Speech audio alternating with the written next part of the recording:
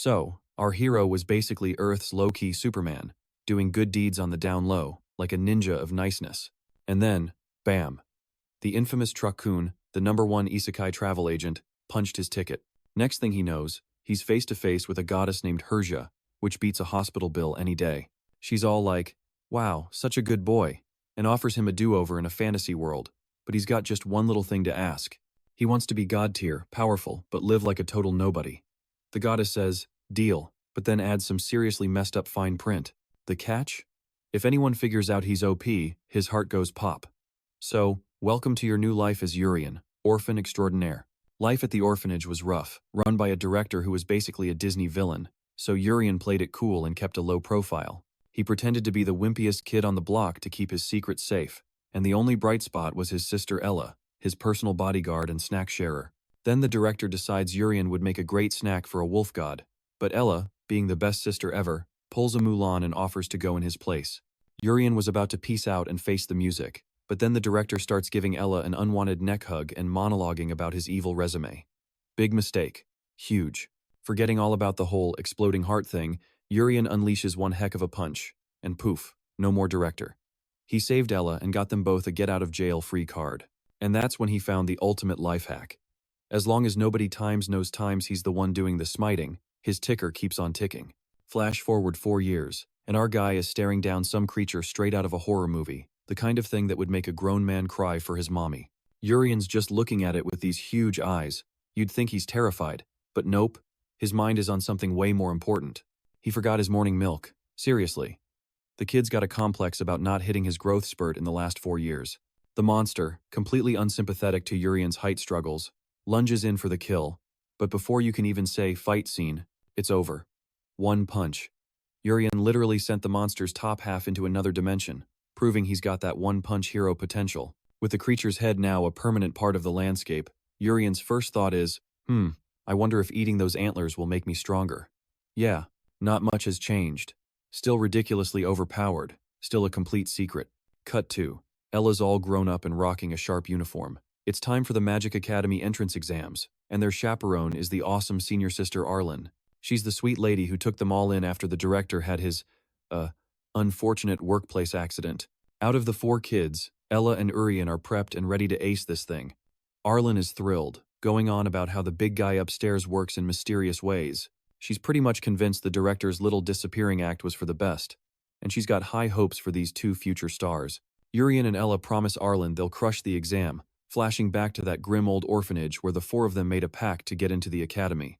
And now, that dream is finally within reach. But wait, there's more. Our boy has been counting the seconds for this. I mean, fighting giant monsters for the past 4 years? That was a cakewalk. But going to the academy? Oh, now that's the real challenge. Urien finally gets to live his ultimate fantasy, being a secret god surrounded by a bunch of talented hotshots who have no clue. This is his jam. He absolutely loves the idea of being the underdog everyone underestimates. The thought of it just makes him giddy with excitement for school to start. So, about this academy. It's the Royal Magic School, a fancy-pants institution set up by the royals to basically create the next generation of superheroes.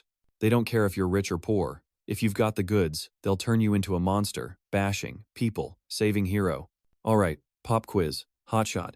It's exam day at the Magic Academy, so let's go check out the snooty rich kids. This blonde dude, Chris, is totally digging the academy's high-class vibe and gives the room a scan like he's judging everyone's tax bracket. He clocks that almost everyone's rocking a blue "I'm better than you" emblem until his eyes lock on a red pin. The guy is absolutely floored he might be up against the actual princess. Suddenly, his designer boots feel a little tight. Just as Chris is realizing this year's competition is going to be brutal, his snob radar pings on a group of commoners off to the side. Chris spots Ella and Urien, who look about as coordinated as a baby deer on ice. It's painfully obvious they didn't come from money. Seizing the chance to feel superior again, our golden boy starts trash-talking the commoners for being totally delusional just for showing up. But he's not flying solo. The rest of the noble clique is throwing shade like it's a 100-degree day. They're all pretty sure Ella and Urien are going to be the first ones kicked to the curb, figuring the school must have a pity charity program.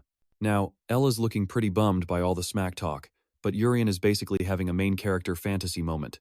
He is absolutely loving that everyone's underestimating him, just like in every story about a hero hiding his power level, except he's got his sister with him. She, on the other hand, is so over it, and is about to walk, not wanting to hear another word from these spoiled brats. Urien tries to stop her, but she schools him, saying these kids only care about looks and status. In the end, our boy decides to follow her lead. Even though he's enjoying the drama, let's cut to the supervisor, who's kicking off the Academy's 29th entrance exam. And the supervisor is none other than the head honcho of the Royal Magic Academy himself, Sir Magus. He tells all the nervous wrecks that the exam is a piece of cake with just one goal: use swords and magic to protect people. Simple, right? Their basic skills with swords and magic are about to be tested, but the nobles still won't give Urien and Ella a break, dissing our boy even during the principal's speech. One of the instructors, who looks like a knockoff Aizawa from My Hero Academia, breaks down the first test. They've got to use a sword to slice a target behind the teacher. Ryumi then dramatically shows them how it's done by dicing a scarecrow. Watching him tear that scarecrow apart with such flawless style is enough to get all the candidates' hearts racing. But okay, the light show's over. The instructor gets down to business and calls out the first candidate's name. Some poor girl gets shoved into the arena and is told to go whenever she's ready, which, by the look on her face, is never. She nervously asks if she'll get the boot for not slicing the scarecrow in one go. The instructor, Ryan B., says nah, they don't actually expect them to be pros yet. They get that these applicants are just a bunch of kids, so instead of trying to be some kind of anime hero, Ryan B. just tells the girl to give it her best shot. With that, she takes a swing and barely even scratches the thing, not even close to halfway. Ryan B. calls up the next contestant, Chris, who at least manages to chop it halfway through. Same deal with a kid named Rashal, who also hits the halfway mark. Finally, Ella's name is called, and the girl looks like she wants to bolt. Right before the test, Urien told her to just aim for the halfway point like everyone else. She's clinging to that advice. Stepping up to the scarecrow, Ella's face is pure determination, basically a silent watch this to all the snooty nobles in the crowd. The rich kids immediately start running their mouths about the farm girl, but she's not even giving their nasty comments the time of day. This girl's got the "I've seen things" look on her face, probably having a flashback to that one time 4 years ago when she epically failed at big sister duty. So, she channels all that angst into one heck of a sword swing, slicing that scarecrow clean in two, leaving the instructor's jaw on the floor. You can just tell Urien is thinking, that's my sis. Suddenly, all the haters are her #1 fans, practically begging to borrow her sword like it's the latest iPhone. And our red-headed hero? Oh, she's loving every second of it. She's just found her new life's mission: protect Urien, who she's always seen as a walking noodle, finally getting a glimpse of the instructor's perspective. Yep, her motivation is now officially Operation Keep Urien from tripping over his own feet, because in her eyes, he's always been hilariously helpless, and now she gets why the instructor was so impressed. And it clicks for Rayonbi why the teacher was so shook. Turns out, some genius rigged the scarecrow with a magic wand inside, which means any normal kid who tries to go all-out Hulk smash on it would just bonk their sword against the wand. The only way to actually slice through this thing is to get all fancy and juice up their weapon with magic, basically turning it into a lightsaber. A move that, by the way, most grown-ups can't even pull off. So the fact this girl did it by accident? Yeah, this little test just proved Ella is basically a prodigy. The talent is off the charts with this one. This whole display gets the instructor to call up the next contestant, her brother Urien, who shuffles onto the stage and squares up, ready to give that dummy what for. The teacher is still reeling from Ella's performance, and now he's super curious to see if talent actually runs in the family. The big moment arrives. Urien swings, and it's a total whiff, disappointing everyone as the kid can't even graze the poor, defenseless puppet. The snooty nobles jump on this immediately, of course, ready to roast the peasant, calling him weak, pathetic, and other mean things you'd hear in a middle school cafeteria. Even Ryung thinks the kid is pretty basic compared to his sister. But let's not forget, our boy Ryung has a weird thing for being underestimated. Like, he gets a crazy kick out of it. Seriously, my dude's face right now looks like he just went Super Saiyan and took down Goku or something. Anyway, on to the next test. A magic off. For this round, their teacher is a gorgeous sorceress named G, who tells them to point their wands and shoot some magic at a target, but one kid immediately raises a major complaint. He whines that he can't do magic, but plot twist, it doesn't matter, because this little gadget is basically a super soaker. It makes water even if you have zero magical talent. So yeah, this means literally anyone can use this thing to hit the target, even if their magic skills are completely non-existent. First up is the resident smug blonde kid, Chris, who confidently aims his little water gun wand and shoots a perfect whirlpool right into the bullseye. Chris's hype squad goes wild, praising him for being so awesome, while G just kinda tells him to go sit down.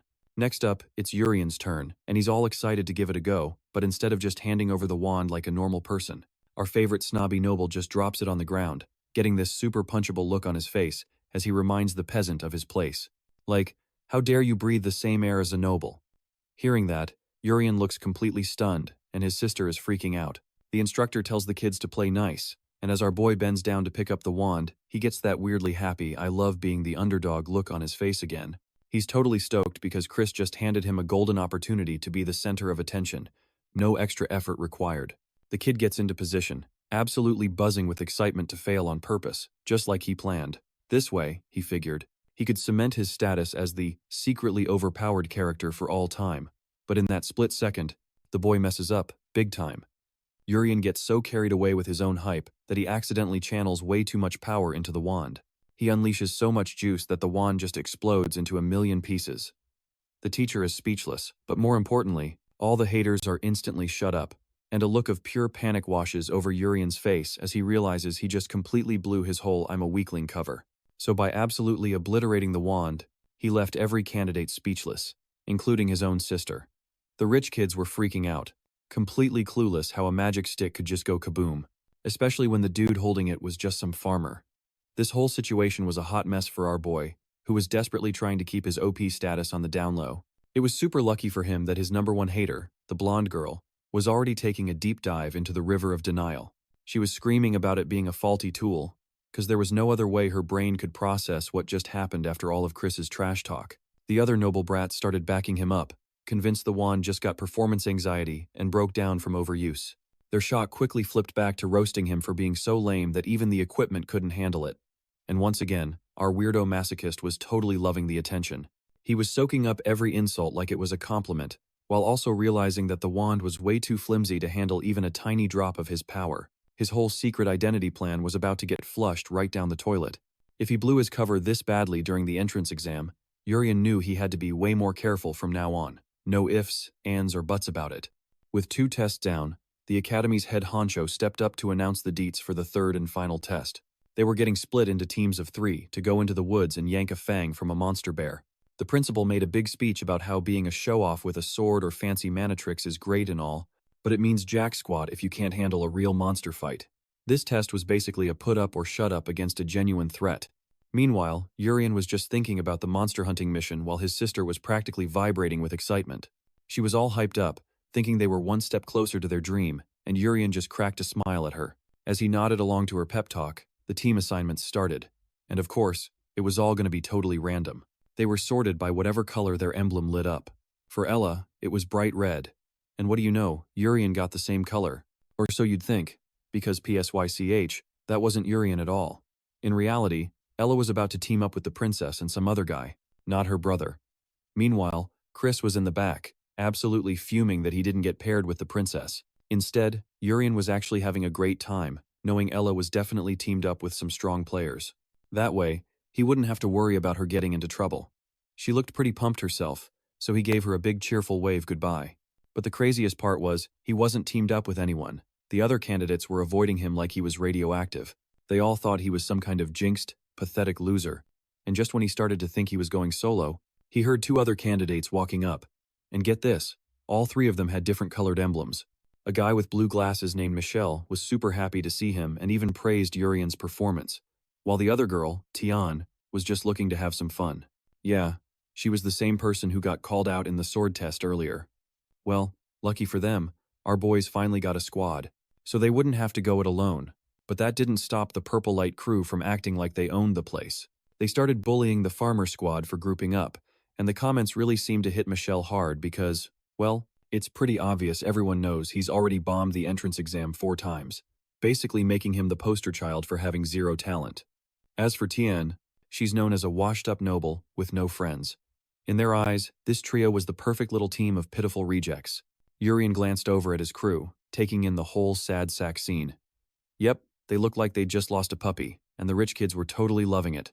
But our boy, ever the optimist, was all like, hey, we can totally bounce back from this and rub it in their stupid faces. And just like that, his little speech flipped a switch. Rohul, especially, was beaming like a maniac, practically glowing as he pointed out how adorably naive Urien was. He was just so impressed that our kid wasn't fazed by a little trash talk from the snooty nobles. Right then and there, Rokul decided he had to pass this exam, if only to see Urien's face at the academy. He was all, let's ace this thing. Even though, let's be real, their confidence was a little questionable. Meanwhile, Tianne was practically sweating bullets. Having already bombed the previous 2 tests, she knew their report card was looking pretty grim. It took Urien a hot second for the reality to sink in, and then bam, his soul shriveled up like a raisin.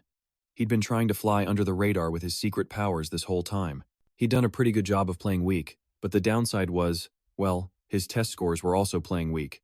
The kid was starting to realize he was in deep doo-doo, and his dream of getting into the academy was circling the drain.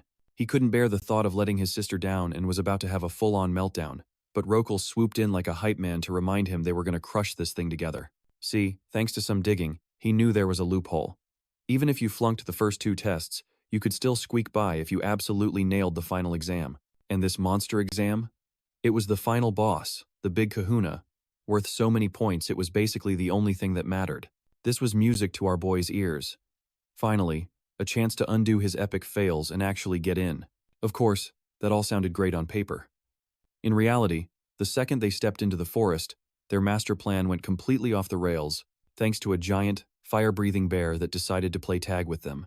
The 3 of them were about as useful as a screen door on a submarine, so they did the only thing they could, run for their lives.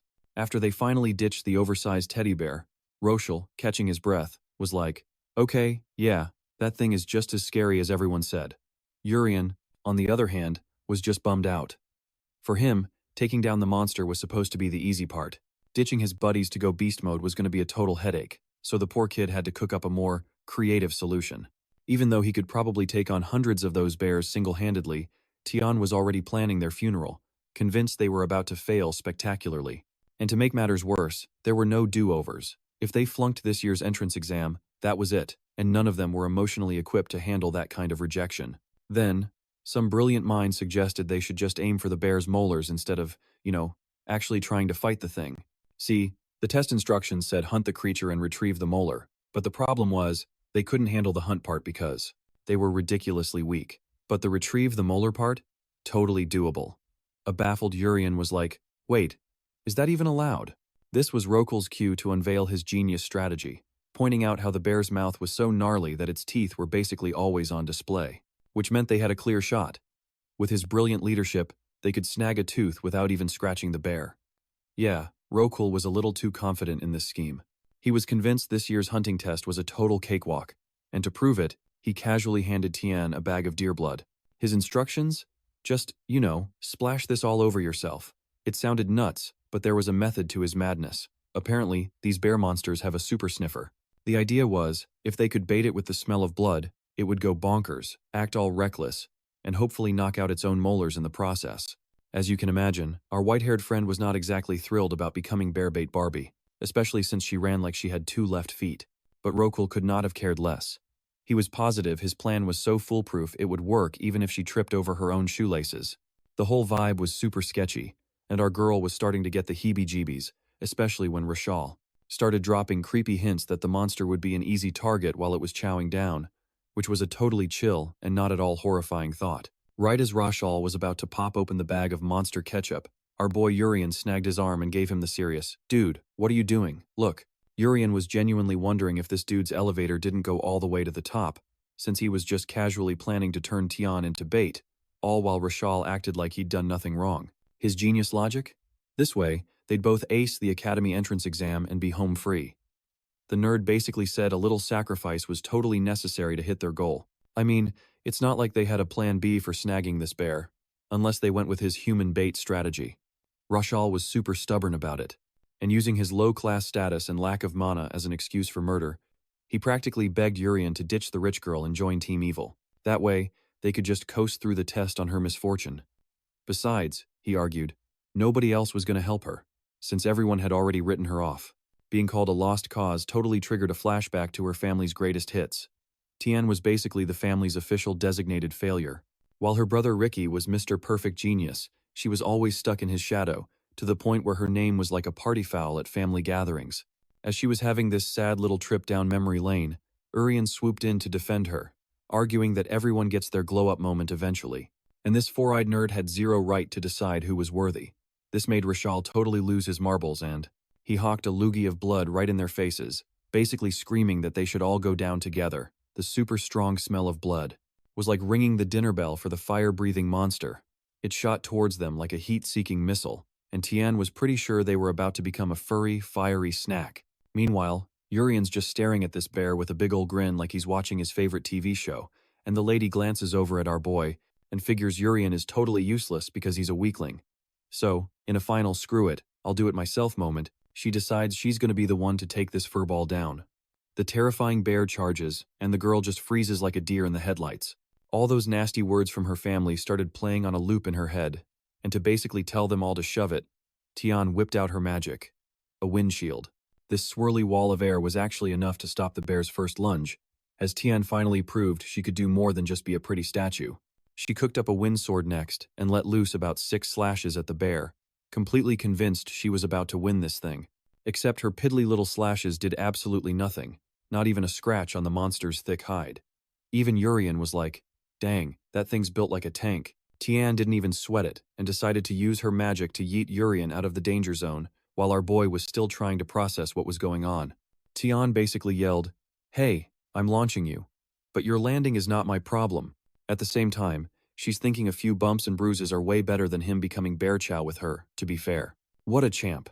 Seriously, I'm impressed. She's not your typical, "oh please save me" side character you see all the time. Tianne gives her wand a flick, there's a flash of light, and Urien goes flying into the stratosphere. His encouraging words echoed in her head like a feel-good memory. For the first time ever, someone actually had her back and told her to go for it. But, what good is all that bravery when she's about to get totally pancaked by the bear's attack?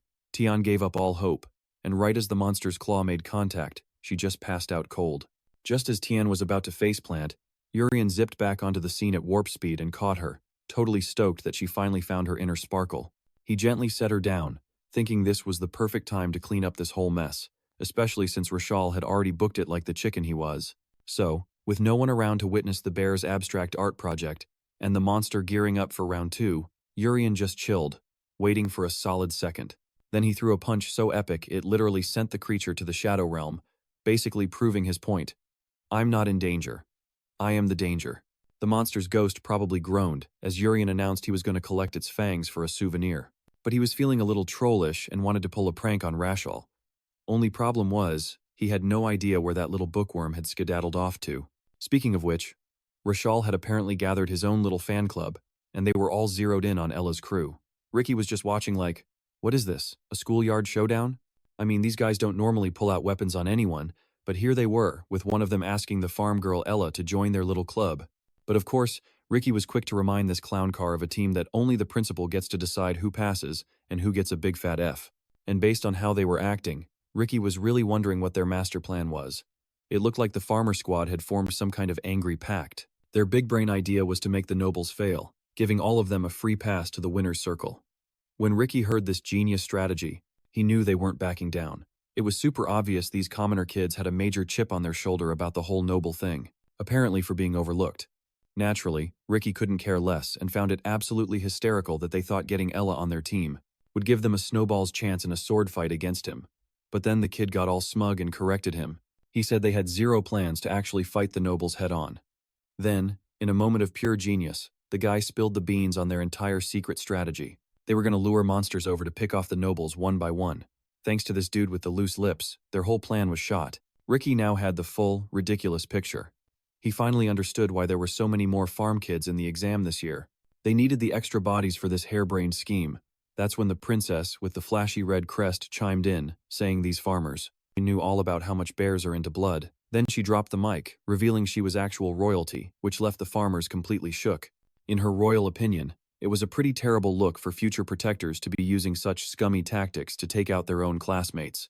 She gave the official order for Ricky to basically dismantle every single one of them and put them in timeout.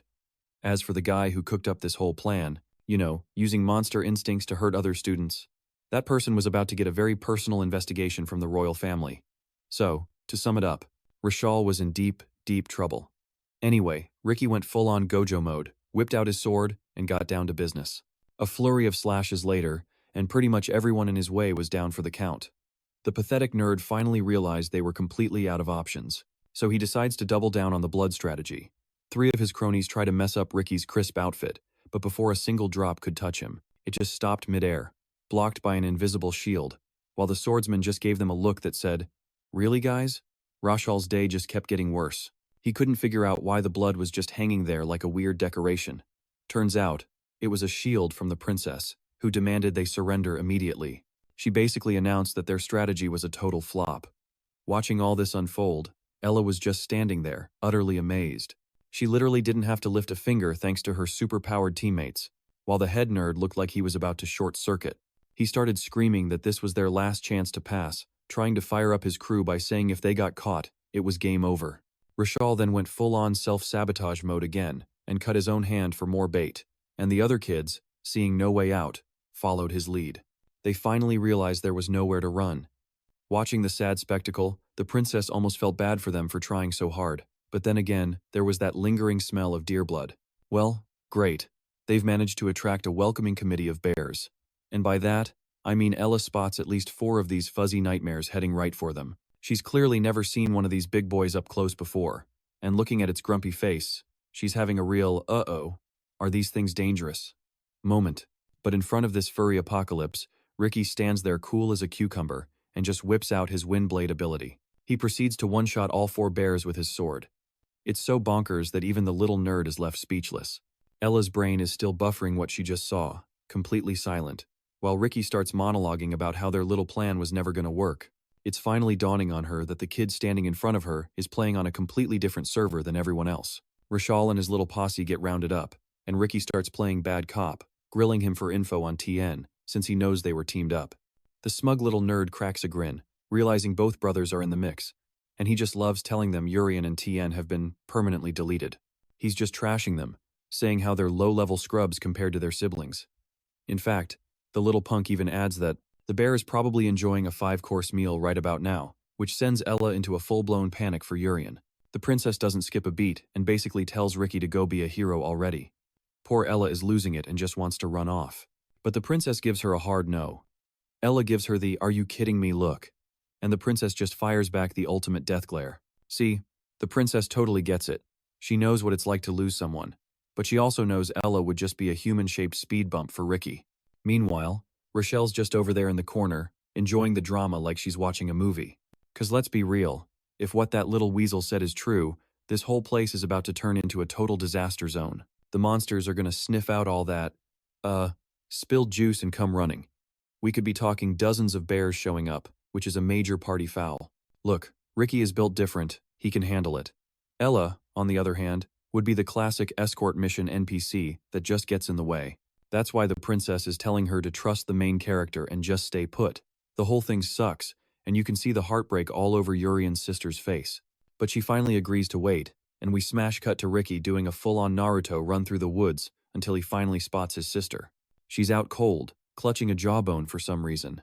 Then, Ricky sees some other guy and slams on the brakes. It's him, but he's rocking a helmet.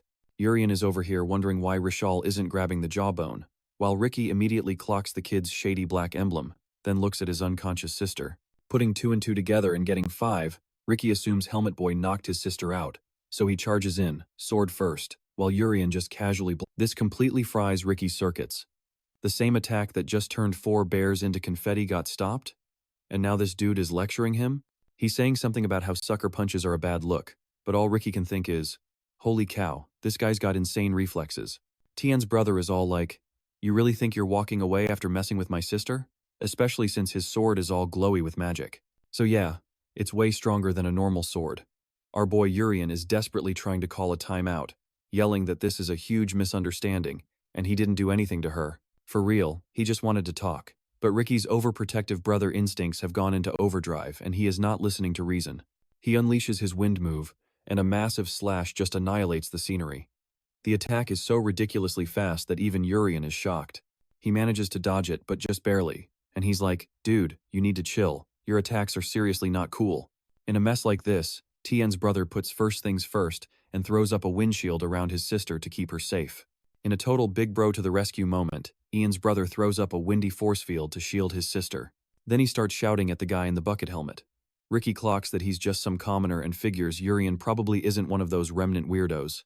Still, our boy Matrix dodging 2 of his attacks is so impressive that Ricky actually decides to share his name. He puffs out his chest, announcing he's the eldest son of the Count's family, and brags about having a wind spirit on his payroll. You know, really trying to sell the whole main character vibe. Urien is just dying of secondhand embarrassment from that cringy intro. It's so bad he totally blanks on his own secret identity for a second. And he accidentally introduces himself as Yuri Sungung, and get this, Ricky says the ridiculous name like it's real, and then asks one final question. Putting on his scariest "I'm gonna mess you up" face, the swordsman demands to know who dared to mess with his precious little sister. Our hero is getting real tired of all this wind magic, and as he thinks back, he realizes, yeah, a bear definitely wasn't what knocked her out. It was Urien himself. And the problem is, confessing this to her super angry brother, who's looking for any excuse to go medieval on someone, is a terrible idea. Naturally, this just makes Ricky even more furious, so he whips up a mini tornado and coldly promises to turn that helmet into a tin can. At this point, Urien realizes he just poured gasoline on the fire instead of putting it out, but honestly, he doesn't have time for this drama. He's on a mission for some monster teeth, so he tries to call a truce, basically yelling, "Let's chat later," as he makes a run for it. Watching him peel out at superhuman speed has Ricky's jaw on the floor, making him wonder if he's fighting an actual mid-level knight. Or maybe someone even tougher, not that it matters, because Ricky's convinced he's already figured out the guy's entire fighting style, so he zips in for what he thinks is the final blow. His sword, a blur of motion, just inches away from bonking Urien right on the helmet. Ricky's feeling pretty smug, with the god-tier confidence of a guy who's absolutely certain there's no way in heck his opponent can dodge this. But plot twist. Urien just pulls a Houdini and vanishes into thin air. Poof, gone. Ricky's standing there looking totally baffled, and just as he's thinking, where'd he go? Our boy sneaks up and delivers a classic karate chop to the back of his neck. He drops him in one hit, then leans in to reveal he's been playing Ricky the whole time, with some mind-bending illusions. He basically made him fight his own shadow. Anyway, hard cut. We're back at the academy. The entrance exam is finally over, and they're making an announcement about the unfortunate incident where a few students got, totally sabotaged. Turns out they were set up with monsters. But thankfully, the princess stepped in and promised to bring the hammer down on the culprits. The royal family is now on the case, and the principal has rounded up all the teachers for a little what the heck happened meeting. He's giving them all a pat on the back, and most of the teachers are pretty jazzed about the talent pool in this year's exam. But of course, there's always one. This teacher, Jerry, totally rains on G's parade, arguing that the rich kids and the poor kids just can't stop bickering with each other. G thinks Jerry's comment was way out of line. She calls him out for looking down on students from humble beginnings, but this smug dude just shrugs it off like he couldn't care less. Then he spills the tea, saying the school is basically a playground for the nobles to do whatever they want, all because some big-shot sage said so. Hearing her dad's name get dragged into it was the last straw. G absolutely loses it on him until the principal has to step in and tell them both to chill. He passes the mic to his assistant, who wraps things up by announcing that a grand total of 29 candidates made the cut. And just when the guy was about to drop the top 10 names, bam, we cut to the kids, all staring at the results board like their lives depended on it. Big surprise, number 1 went to the shiniest person in the room, Princess Saruti, while second place was snagged by Ricky from the Wind Tribe, who was totally bummed his buddy Yuri Sungsun didn't make the cut. And third place went to some wildcard named Jade, a so-called magical swordsman. Tying for 4th and 5th are the twin sisters, Sia and Mu, who are looking way too smug. Probably thought they had first place in the bag. Rolling into 6th place is Ella, our favorite red-headed commoner, who looks like she just won the lottery for even getting on the list. At the same time, she's freaking out about where Urien vanished to, while 7th place went to that world-class jerk, Chris, who was absolutely fuming that a peasant outscored him. My man's ego is so fragile, he immediately jumped to, she must have cheated. Anyway, 8th place belongs to some tough-looking character named Rizzo, who looks seriously ticked off just for being there. In 9th, we have Princess Saruti's number 1 fangirl, Hina, and finally, 10th place goes to Emo Hair Guy, also known as Goliath, which, let's be real, is a million times cooler than a name like Chris. Now for the honorable mentions who didn't crack the top 10. Coming in at 24th is Tianne, who's just happy to be here, folks, even while cheering on her bro for snagging 2nd. But she was seriously stressed about Urien. And speak of the devil, we finally find our little murder hobo, sweating buckets and realizing he completely bombed it. You heard that right. He didn't just fail, he failed spectacularly, after all that talk about how he was a shoo-in. Guess his performance in the first 2 tests really came back to bite him. Anyway, Ella immediately scrambles over to his side. After hearing he got tangled up in some kind of trap, she wanted to chase after him, but then things got complicated. Her little bro plays it cool, telling her he's fine, and totally deflects by putting the spotlight back on his big sis. He's all hyped up about her landing in 6th, especially since a top 10 spot comes with some seriously sweet perks. Ella's thrilled, but she's convinced it was just a fluke and then drops a bombshell. She's not going to enroll. Urien's jaw hits the floor when she suggests they just try again next year. Since their whole deal was all or nothing, we enroll together. And this sweet sibling moment is totally ruined by the sound of Chris's hyena laugh, who is absolutely loving this drama. The doofus just keeps cackling. Even as Urien and Ella stare at him like he's grown a second head, Chris finally stops, and for a second you think, oh, maybe he gets it now. But nope. This clown starts wheezing like a deflating balloon, and 2 seconds later he's laughing so hard, Urien looks like he's about to introduce his fist to Chris's face. But let's zip back to the main office, where G is throwing an absolute fit after seeing the final results. The principal is completely clueless, like, what's the problem? Everything looks fine to me. But the wizard teacher fires back that she couldn't care less about the top 10 list.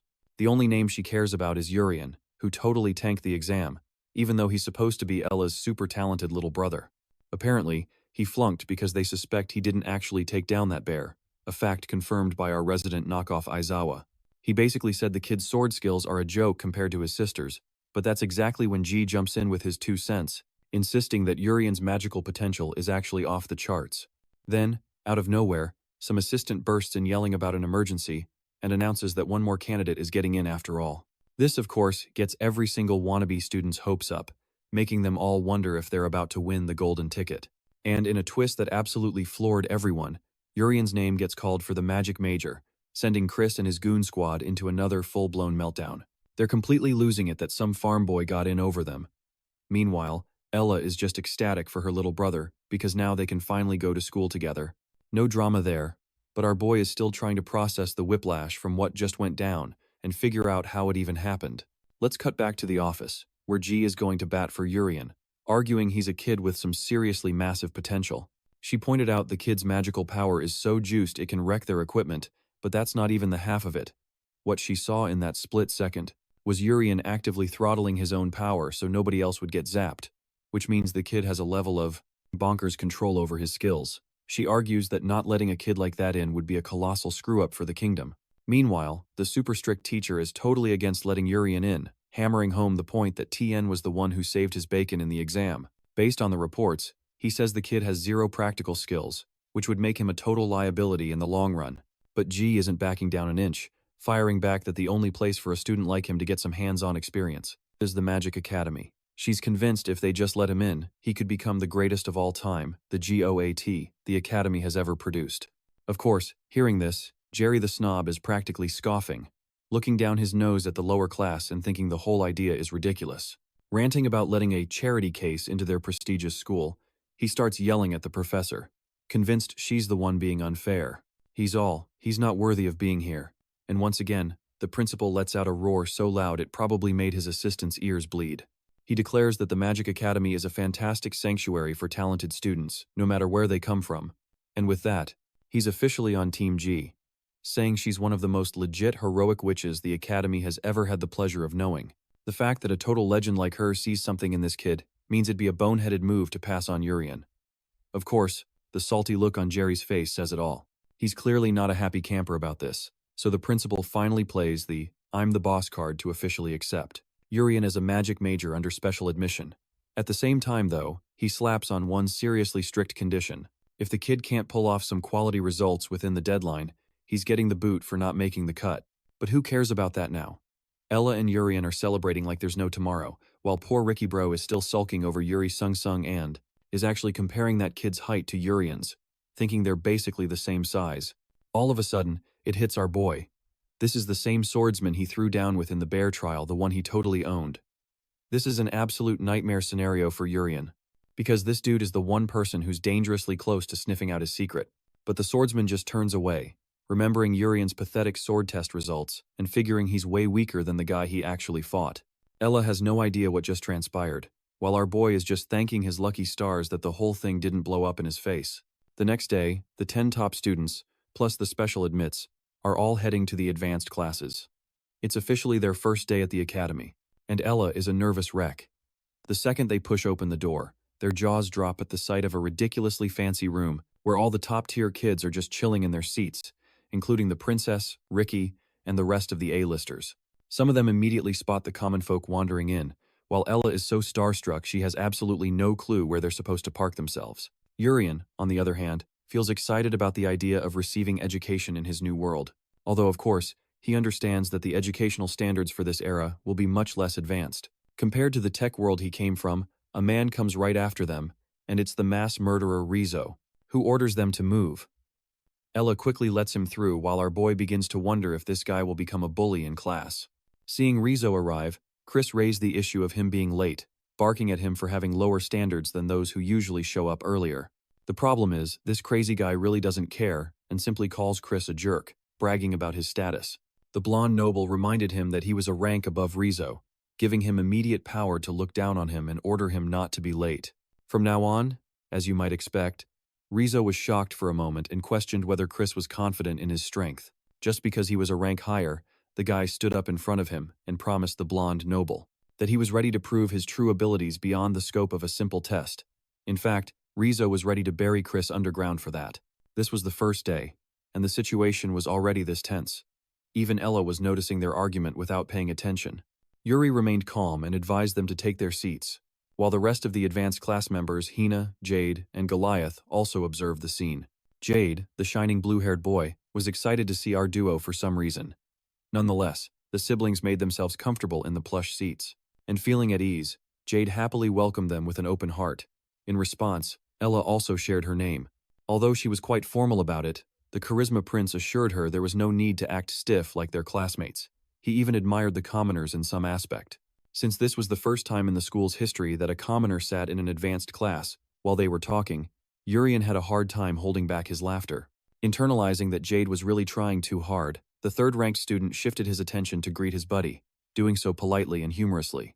Urien gave him a free pass by revealing that he wasn't even Ella's biological brother. For some reason, that remark genuinely angered him, breaking Jade's composure as he clenched his fists and praised Ella for her talent in sword fighting, even though he could admire her. Jade found himself annoyed by Urien's abilities, wondering how the kid could keep up with the advanced class. Our buddy just smiled back at him. At that moment, the entire place was buzzing with heated arguments going on. In the next scene, we see the siblings walking back, talking about how they hardly did anything on their first day. Urien understood that their real classes would start tomorrow, so he was truly looking forward to this experience, while his sister was lost in thought, admiring that they were finally at their dream school. She wanted both of them to share a great time together until their other siblings could catch up. Their sweet conversation was interrupted by a group of upperclassmen bullying, mocking the commoners for being here. I can't imagine how these two got into the school, to the point where those damn nobles wonder if the standards for this year's exam will be lowered, of course, while they're saying this right in front of our buddy. Urien couldn't help but feel satisfied seeing the upperclassmen thugs looking down on the character of hidden strength a second-year student. The thugs remind the freshmen to greet them properly like the upperclassmen do, and Ella appears extremely anxious, trying to greet them while protecting her little brother. But these thugs don't really care about a simple greeting. Instead, they make an unreasonable demand for the girl to strip off her clothes. Because she doesn't deserve noble attire, one of the thugs grabs our buddy, trying his best to intimidate him. But get this, no matter how hard this dude grunts and strains, he can't even budge Urien. The guy's brain is short-circuiting trying to figure out how this little kid is apparently made of lead. Meanwhile, Urien's just staring back with this adorable, totally unbothered smile, like he's watching a puppy try to chew a tire. Just then, Jade comes sprinting in like he's in an action movie. Ella starts laying into these second-year goons, basically telling them this isn't some high school clique and to stop being jerks, all while trying to rescue her brother. Jade, who's clearly enjoying this train wreck a little too much, strolls up to the upperclassmen and puts on his best pretty please face, asking them to let the freshmen go. He tells them they're making the whole academy look bad, which apparently triggers these second years, because the main meathead actually hauls off and smacks Ella right across the face. Jade's jaw hits the floor seeing a girl get hit like that, but for Urien, oh man, that's the switch. You can practically see the smoke coming out of his ears because he just can't process how this pack of losers had the nerve to lay a hand on his sister. And speaking of powerful people, let's cut to a meeting with someone who's basically a final boss. Meet Haiwan, the academy's resident superstar, and the teacher in charge of the advanced class. The principal is basically her #1 fan, super thankful for everything she does. Haiwan's just like, whatever, it's not like I'm busy. And her Ice Queen vibe just makes the principal laugh. He then spills some tea, revealing that this year's advanced class might just be the most legendary batch the school has ever seen. Instantly, our sharp-as-a-tack teacher connects the dots and realizes he's talking about the Wonder Siblings. Naturally, a bunch of snooty nobles threw a fit about it, but the kids got special admission anyway. Ella totally earned her spot. By the way, the girl's a beast with a sword. Turns out, she was subconsciously channeling mana into her blade, which is insane. Of course, if she'd been born with a silver spoon, she'd have gotten in with zero complaints. The principal is all for it. But what really gets Haiwan's attention is the talk about Ella's brother, the one who supposedly has zero potential. Funny enough, G was singing a totally different tune, hyping the kid up but being super vague about his actual skills. And even with that cryptic endorsement, the principal went ahead and gave him special student status anyway, which just screams that he's playing some 4D chess with the academy's future.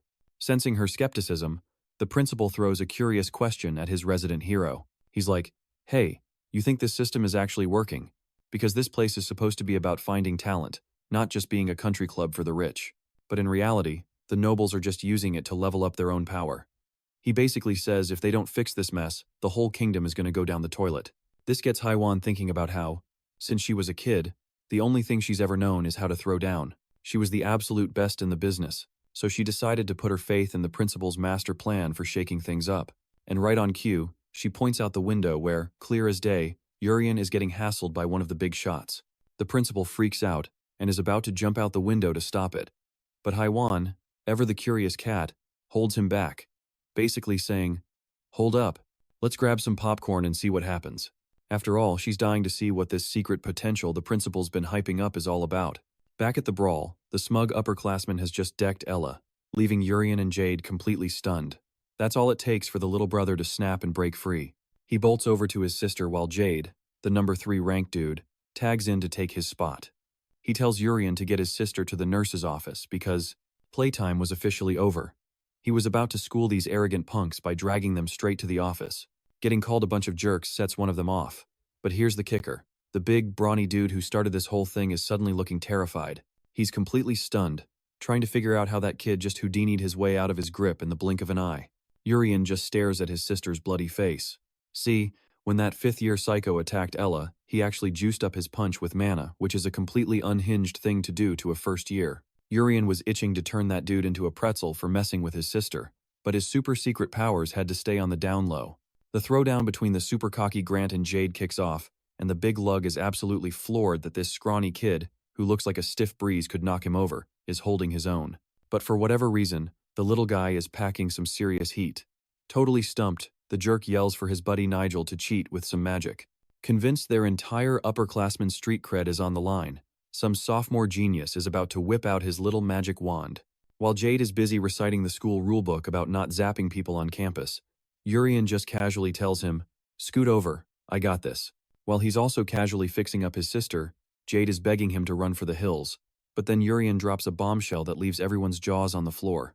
Oh yeah, she's all healed up. So, no biggie, right? Except the word healed just short-circuited everyone's brains, including the principal, who's now doing a fantastic impression of a goldfish. Ella's eyes finally flutter open to her brother saying, "You're good, sis," which, naturally, makes you start wondering, could it be that Urien just pulled off that stunt with zero nasty side effects? To get the inside scoop, let's take a peek inside his brain. Turns out he's got a whole secret technique for hiding his power, which is hilarious because the tough senior students are practically quaking in their boots. The second they saw his magical first aid kit in action, they were ready to throw in the towel. One of them gets curious and asks if the principal is going to snag that kid for some VIP training now that he knows about the healing power, even though we all know that's not even close to the real story. For some reason, our boy can't figure out why everyone is staring at him like he just grew a second head, and Jade is completely speechless. He's stammering, asking how Ella is perfectly fine, and Urien just tries to explain it like, I just fixed her? It's clear he has no idea what a big deal healing magic is here, so let's hit pause for a quick explainer. Healing magic is basically the ultimate way to patch up boo-boos. But here's the catch. Even for the absolute wizards of the craft, it takes at least 5 to 15 minutes to work, even on a good day. They couldn't pull it off in under 5 minutes if their lives depended on it. And then there's Urien, who just demonstrated instant healing. Right in front of a live audience, no less. This is when the uh-oh moment hits him like a ton of bricks. Suddenly, even Nigel is giving Urien an impressed nod while his buddy is fuming.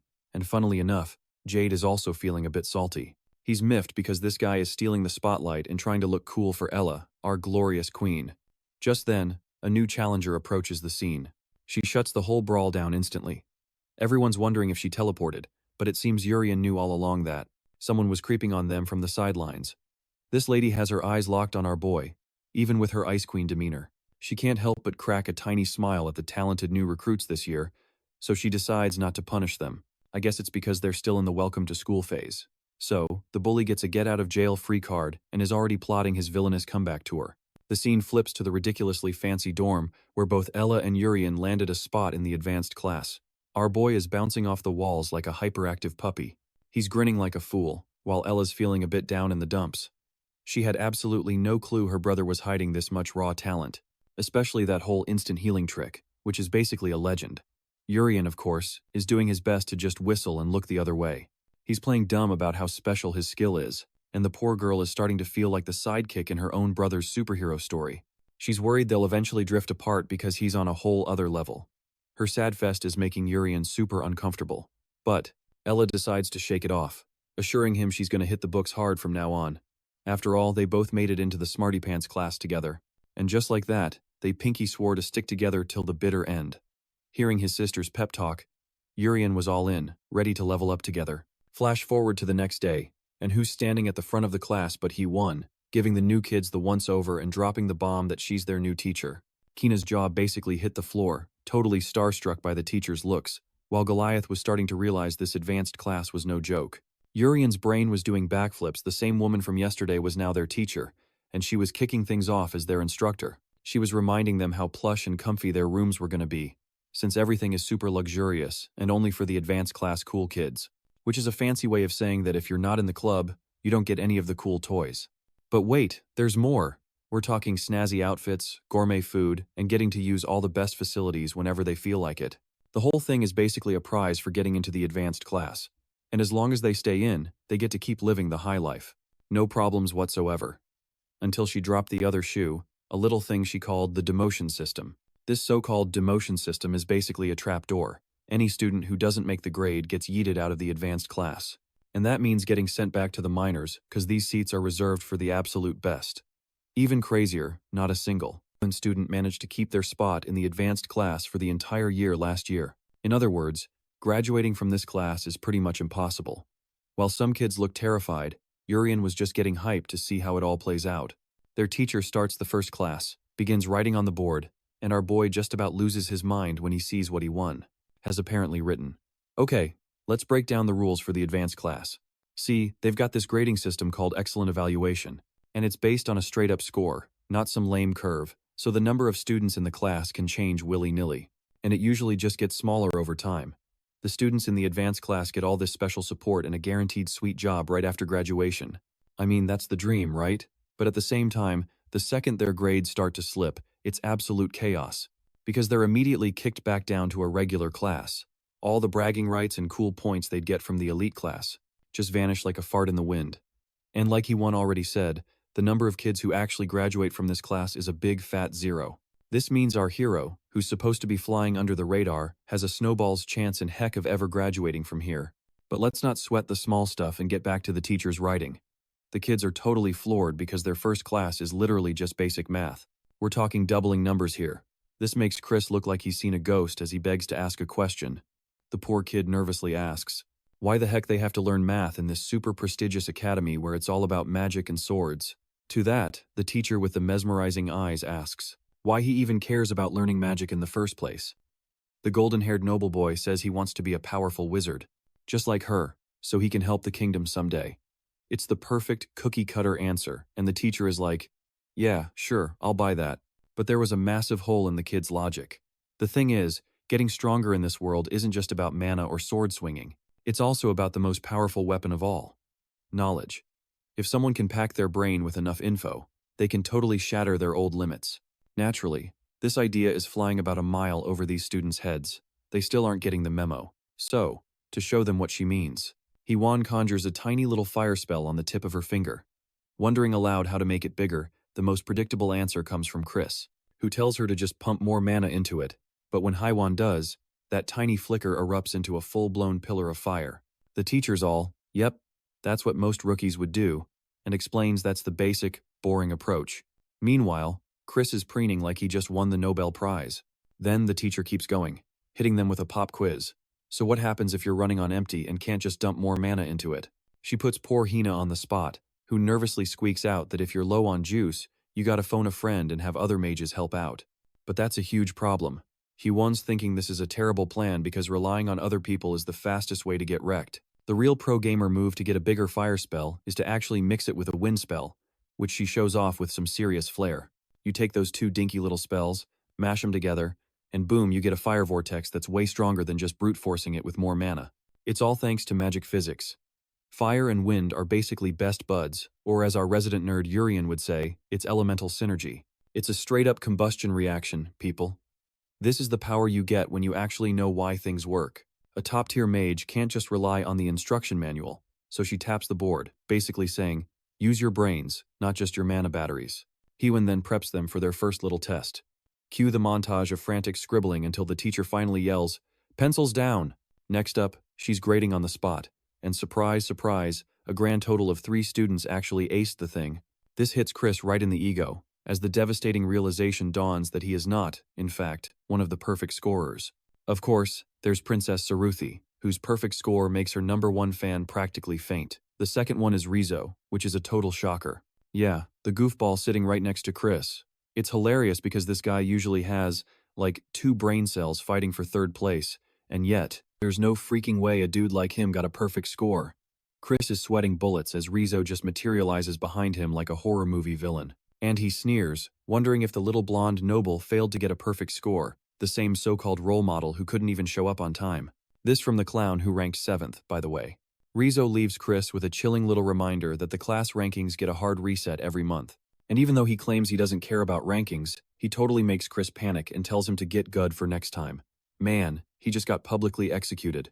Hwon lets the tension simmer for a second before announcing Urien as the final student with a perfect score.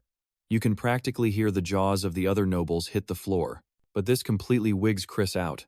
His own sister is floored, while our boy Urien is just sitting there smirking like he's the main villain. He's acting like he just solved quantum mechanics or something, smugly remembering how he was a total brainiac back in his high school days.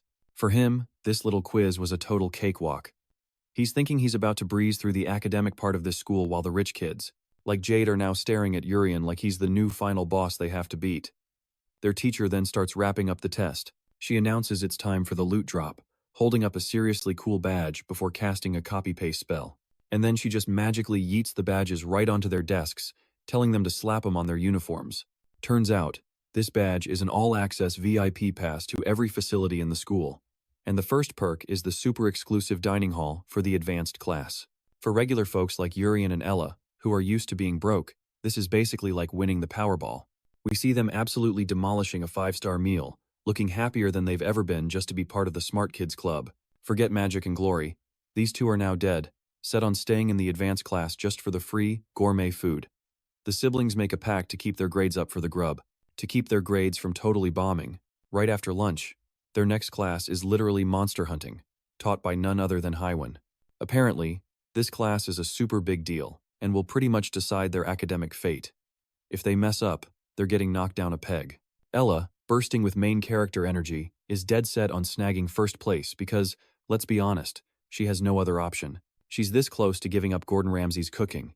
Meanwhile, our hero points out that the first years are way too new at this to be hunting monsters by themselves. So, she brought in some backup in the form of some 5th-year students to help them out on this little field trip. And guess who it is?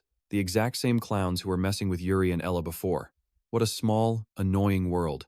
Hwon then explains that teamwork is a huge part of the grade, which is just the worst possible news for Urien.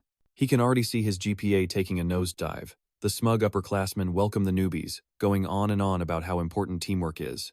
These geniuses also threaten to snitch on the freshmen if they step out of line, which would wreck their scores. It's safe to say our trio is not exactly hyped for this exam.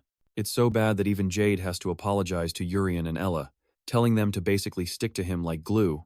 And even though being stuck with these goons feels awful, they have to suck it up to stay in the class. The red-haired girl feels the same way, but she's also giving this terrible duo the side eye. Because it's painfully obvious they're plotting something to ruin their scores.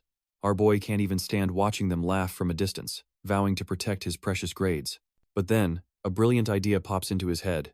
He walks up, calling them his seniors, and casually suggests they make a little bet. This is a pretty gutsy and insulting move from a freshman, and the arrogant upperclassmen think he's a total joke, but Urien just keeps pushing their buttons. He doubles down, promising they're about to show them what they're really made of. Urien is more than ready to put on a performance. One of the seniors, clearly triggered, grabs a barrel of weapons and just chucks it at them, telling them to gear up. Surprise, it's time for a friendly sparring match. And if the freshmen actually manage to beat the upperclassmen, they'll finally get some respect. The intimidating one then tries to scare them, adding that they're using real weapons for this, so if they get a little dinged up, it's totally their own fault. After all, a teacher can't possibly know if a student got hurt by another person or just a random monster, right?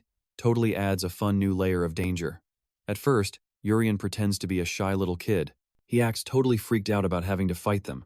Nigel is loving the show, thinking their fear is hilarious. All three first years look absolutely terrified, but it's all an act. This showdown is exactly what they wanted from the very beginning. In reality, Ella is practically buzzing with excitement to grab a sword and get started. Forgetting all their tough guy threats, the upperclassmen realize they've been played and are now so mad they're ready to throw down for real. In the next scene, the fight kicks off between Ella and the same loser who jumped her last time, but plot twist, she's totally holding her own. And it's not just because she can pump her sword full of mana. Urien's sister is just still ticked off that she couldn't protect her brother before. She got too flustered and froze up last time, and that's exactly why she refuses to let herself slip up today. Not happening. Some big dude starts begging Nigel for a protection spell, so the wizard quickly casts something called *** super armor ***. It's basically a massive power-up, but while Nigel is distracted playing support, Jade zips in from behind, and with one clean swing, snaps the magic staff in half. Nigel is just standing there, scared and confused, until he sees Jade pull out this unbelievably cool-looking sword. I'm not kidding, that sword is awesome. The level 3 freshman makes his sword disappear back into the shadows and gives his seniors a little tip. He reminds them that it's probably a good idea to always take out the wizard first in a fight, which means the big ugly dude is now the last one standing and completely cornered. So the big tough guy suddenly got a case of the jitters and tried to take a pot shot at Urien, but the second he moved, Ella was like, "Nope, not today, buddy." This clown comes barreling towards our mysterious kid, who doesn't even flinch, just cracks a smile while Urien lets out this little puff of spooky, dark energy. Which, of course, scared the big lug so bad he froze solid. But plot twist. Before Urien could even enjoy his moment, a giant monster just pops out of nowhere and decides to crash the party, and Urien is completely clueless. The monster's going in for the kill shot on Urien, but right on cue, big sis Ella swoops in to save her little bro from becoming monster chow. Naturally, she takes the hit for him, getting herself seriously messed up. The monster leaves this gnarly gash on her, which really ticked off the rest of the crew. That was Jade's cue to go full-on anime protagonist, whipping out the second form of his demon sword. And let me tell you, that thing morphed into something absolutely nuts. He one-shotted the creature, basically turning its skull into confetti all over the floor, all while Mr. High and Mighty just stood there with his jaw on the ground. The dude just could not compute how some rookie freshman just deleted that monster with a single swing. And just when he thought things couldn't get crazier, he sees the farm girl who was supposedly on death's door getting patched up by her brother, Urien, like he was just slapping on a band-aid. That whole instant heal trick left him absolutely floored. It was at that moment the jerk finally got a taste of what it's like to play in the big leagues. Suddenly all humble, the big oaf admitted he lost the bet and promised they'd stop being such a pain in the neck from now on. But of course, the giant meathead still had beef with Urien, claiming the only reason he's special is because of his magic first aid kit. Then Nigel, not wanting to be left out, chimed in with his own 2 cents, yapping about how the white-haired kid would be totally useless otherwise. All their trash talk was starting to get on Ella's last nerve, but Urien couldn't care less. I mean, hey, progress is progress, right? Meanwhile, let's zip on over to He-1, who's dropping the bomb that this whole test was never supposed to be a team-building exercise. From the get-go, she was basically venting about the sophomore teachers, who were all acting like they ran the whole show. Then, at the last second, Hywin was like, "Oh really? Is that how it works? You guys can just snap your fingers and change things?" Back in the classroom they were all, "Oh, just trust the second years. They'll be a fantastic help to the freshmen, we promise." But she was still mulling it over, because let's be real, a boring theory class suddenly turning into a monster-slaying field trip is just a tad suspicious. And on top of that, These clowns were trying to pull the, "Oh, you're new here" card on her, as if she was born yesterday. Yuran, who saw right through their little game, played along with a big ol' smile, saying how glad she was that her students were totally safe with such reliable upperclassmen. The best they could muster was some super awkward laughter, which pretty much told her everything she needed to know, and she was not a fan. The fact that these bozos were planning to mess with her kids got her thinking about redecorating the room with them, right as Haiwan let just a tiny bit of her power leak out. You know, just enough to own the room and make the other teachers start shaking in their boots. For now, though, Haiwan decided to let it go. She was kinda curious to see how this dumpster fire would play out, and hey, she trusted her kids to handle themselves. Now, back to our regularly scheduled monster hunt. So, the big goon hauls Jade off to meet the head honcho, making sure none of the normies tagged along. Something about this whole thing was giving our demon sword user the creeps. He still had no clue why he got singled out for this private meeting. And sitting there was some smug, weird-looking kid flanked by his personal goon squad. Turns out, this kid is from the advanced sophomore class and is sitting pretty at the top of the leaderboard. Apparently, the entire second-year class is known as the Demon's Den, which is a little extra, if you ask me. And it's mostly because of this one guy, Laurel. He's the top dog who runs the whole show and basically aced the ceremony last year. Flashback to the opening ceremony, where this punk basically treated all the other nobles like they were dirt, telling them exactly how things were going to be this year. So, last year's advanced class was business as usual with the seats, right up until some absolute psycho decided to go all-out WWE on every single one of his classmates. He beat them until they were basically seeing the light. And get this, 3 out of the 9 guys he went after had to tap out but somehow still clung onto their spots in the advanced class. Everyone else got a one-way ticket to the ER, which left a whopping 4 students standing in the second-year class, and surprise, surprise, they're all Laurel's personal goon squad, each one a special kind of nasty. This whole insane story was cooking up the exact question Jade was about to ask, like, why in the world were they all hanging out times here asterisk? But before he could, Larry snapped him back to reality, and then he started spilling the tea, saying he'd already done his homework on Jade's family history before he even showed up the kid from the legendary Demon Sword clan. Apparently, Jade's carrying the weight of the world on his shoulders, because if he flunks out of this advanced class, his entire family is headed for a total, epic, cataclysmic failure. So, let's hit the rewind button and get the juicy backstory on this kid. Turns out, his dad was the type to lose his ever-loving mind at the mere mention of using magic tools instead of a good old demon sword. He absolutely despised anyone who whipped out a mana sword and pranced around like they were hot stuff. But tough luck for him, because magic wands started popping up everywhere like trendy new coffee shops. Suddenly, any Joe Schmo could sling spells with these fancy new toys, and just like that, the demon sword family business started to tank. So, what does Dad do? He dumps all his hopes and dreams right onto his kid's shoulders. He was practically begging Jade to pull this off and graduate, because if he did, it would be like a giant neon sign to the world screaming, "Hey, the demon sword family isn't totally irrelevant yet." Yeah, Dad of the Year over here didn't bother thinking about the crushing pressure. He just shoveled all his issues onto Jade, casually mentioning that, people would probably kick the bucket. If he doesn't graduate, like, right now, it's game over. And somehow, the gossip king Laurel caught wind of all this drama and slid in with an offer to just let Jade graduate. This was a deal that sounded way too good to be true, and the kid was totally baffled. So, to clear things up, Laurel started laying out the fine print. He said the advanced class is basically a reality show for some folks with bottomless pockets and crazy power, and these mystery billionaires are actually giving this kid a special little assignment. The mission, should he choose to accept it, make sure Larry graduates. Just do that one little thing, and these shadowy puppet masters, who are so powerful they could probably sneeze and change the weather, will handle the rest. I mean, for them, helping some kid graduate is like us deciding what to have for lunch, a total non-issue.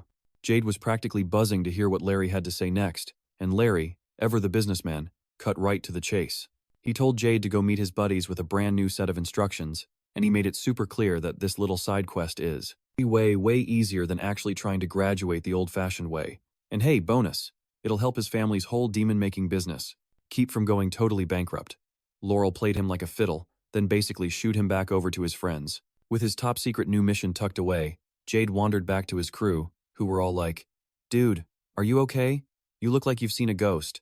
They were busy wondering where all the upperclassmen vanished to, completely clueless that Jade was secretly cooking up some hocus-pocus while Ella was looking the other way. And then bam, Jade whips out his demon sword and goes straight for her. Luckily, big bro Urien jumped in like a superhero at the last second to save his sister. Urien was like, dude, what the heck? Bad joke. But then he realized, oh wait, Jade had just trapped them in a super cool, super deadly cage made of his own swords. He then warned Urien not to get any bright ideas, because those demon blades were humming with enough juice to give you a very bad hair day. Yeah, apparently a little boop from one of those would give you a souvenir scar for life. Urien was totally floored, and even a little impressed, thinking, okay, the guy's got skills, I'll give him that. Then the kid turns to the brother-sister duo and gives them this fake apology, begging them to just freeze for a sec, because, you see, his new pals just told him he could totally yoink all their points for himself. And just like that, Jade's desperation and greed went into overdrive. He was absolutely not getting kicked out of the fancy class. And in his mind, it wasn't a huge deal for a couple of commoners, pick them to have to drop out. In fact, he even promised he'd totally come back and save them right after the hunting event was over. Pinky swear. All the while, Urien was staring him down, trying to figure out what in the world was happening. And now, let's cut back to Laurel and see what kind of chaos he was cooking up. So this guy was basically giving Jade a beatdown for not following the company memo. You see, the order was to, remove all their limbs. But instead, our boy just locked him in a room and peaced out. Laurel had given him a serious knuckle sandwich and was wondering if Jade was just allergic to taking orders from the boss. Anyway, let's hit rewind for a sec. When Jade first got the assignment from Laurel, who told him to play surgeon on the new kid's arms and legs, the whole idea, understandably, freaked the kid out. But Laurel was all like, dude, relax. The seniors just really don't vibe with commoners at our school, so this is, like, a super important team-building exercise. The only job they'd gotten so far was to basically delete the commoners from the advanced class. Oh, and here's the kicker. The teachers couldn't even step in to help, because the seniors had conveniently gathered them all in another location for a teacher appreciation day. All just to pull off this psycho mission. Bottom line, Laurel wanted to get an A+ on this project, which is why he dumped the gnarliest part on Jade. The kid's got to impress the higher-ups to save his family, so you know, the pressure's on like a ton of bricks. Which brings us back to the present, where our boy is getting pummeled for saying no thanks to his very first work order. Laurel just could not wrap his head around the freshman's feelings, wondering if he even wanted to graduate from the cool kids club. I mean, come on, he's pulling out all the stops just to save a couple of nobodies from a farm. It's so frustrating. Finally, Jade found his voice and screamed at this jerk that they weren't just farmers, they were his friends. And he gave him the full-on anime death stare. Laurel reminded him it had only been 2 days since they met, so it's not like they were braiding each other's hair or anything. At this, our edgy swordsman totally snapped, yelling that he wasn't doing it because they were best buds. It was because Ella's sword skills are absolutely insane and she totally deserves to be in the class. And as for her brother, yeah, he was kinda clumsy with a sword and magic, but one thing was obvious. The kid was wicked smart, even then. Jade was basically predicting the kid would grow up to be some kind of big-shot leader, not to mention he had that instant healing superpower. That's bound to get you some major brownie points with all the injured people in the kingdom. Honestly, Jade is a total legend in my book for being such a good hype man for his friends. He's convinced they're the future of the academy, and way more important than any noble just trying to flex their family's cash. Hearing that, Laurel actually had a split second where he thought, huh, the kid's got a point, before immediately going back to being a total schmuck. And he promised the kid that his family's future would be nothing but doom and gloom if he kept this up, because, you know, you don't just ghost an order from a noble like him. Jade's family would be headed straight for a total meltdown. That goes for Jade's sweet little siblings too, who were putting all their chips on their big bro's success. I gotta say, I am loving this drama. The whole I have to win for my family but I also want to be a good person thing? It's primo stuff.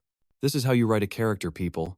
He started having flashbacks of his siblings, who just wanted to see their dad smile again. Now that Jade's off to wizarding school, their awesome older brother told them they just had to hang in there. He told them to trust him, promising he'd graduate from the elite class. All these thoughts about his family were flooding his brain, all while Laurel was using the kid's guilt trip against him, basically pulling a join me, and together we can rule the galaxy speech for this mission.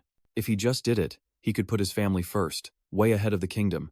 I mean, his little siblings didn't deserve a crummy ending, right? In the end, Laurel laid it out plain and simple. The commoners were gonna get got one way or another, and no teachers were coming to the rescue. So, really, what was the point in fighting it? If he could just go take care of his friends, Laurel promised he'd handle the rest of the messy details. He even held out a hand to the poor kid, pitching this whole "we'll be rich and famous" fantasy like a late-night infomercial. For a hot second, it looked like Jade was gonna take the deal, but then bam! Our Giga Chad hero slaps that hand away, telling that creep to take a hike because he'd never betray his crew. Dude basically said his friends are his family. End of story. And Laurel's face was priceless, totally shook that someone actually had a spine. So, you declared Jade would regret messing with you, huh? Alright. Let's roll the tape and see how that's working out for you. These second-year wannabe assassins showed up to bully some folks and, whoops, found out that Jade is basically a human bounce-back toy. But let's be real. Even Jade knows this senior is a high-level boss, and he's kinda underleveled for this fight.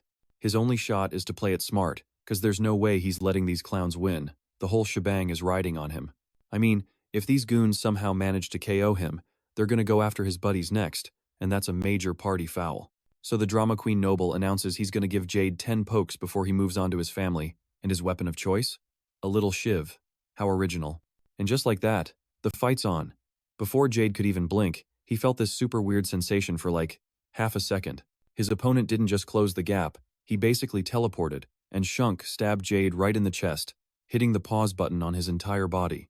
Meanwhile, Laurel's over there monologuing, swords are cool I guess, but daggers are way more fun for, you know, making people into people kebabs. With the first poke delivered, he just yeets the freshman aside and chirps, "Hey, just 9 more to go, buddy." His goons in the background are totally geeking out, whispering about Laurel's totally OP stunlock ability. Apparently, that's his secret sauce for wrecking all the other students who wouldn't just roll over for him. Yeah, they all got totally owned. With Laurel, it's not even a fight, it's just a one-sided curb stomp session every single time. And just to be extra psycho about it, Laurel starts a 10-second countdown for the next stab, probably tapping his foot to the beat. Jade's over there trying to process that human statue feeling he got, all while the world's most stressful game show timer is ticking down. Seeing his chance, Jade pops his special move, fourth form, asterisk asterisk shadow whip asterisk asterisk. He tries to Indiana Jones the guy, but Laurel just parries it like he's swatting a fly. As the countdown hit 0, Laurel tried to pull that freeze frame trick on Jade again, landing the next stab right as he popped up from behind. He sticks him right in the upper back, and the look of pure ouch on Jade's face is apparently comedy gold for this absolute nutjob. So what's his encore? He starts another countdown while our boy is practically vibrating with pain, with the clock already near the end. This time, Jade unleashes his third form, called asterisk asterisk spear asterisk asterisk, basically trying to win by spamming a bunch of pointy things at the guy. Even Laurel's fan club had to admit, the spears looked pretty sick. They were all like, whoa, this rookie's got some serious skills. But, spoiler alert, it didn't work.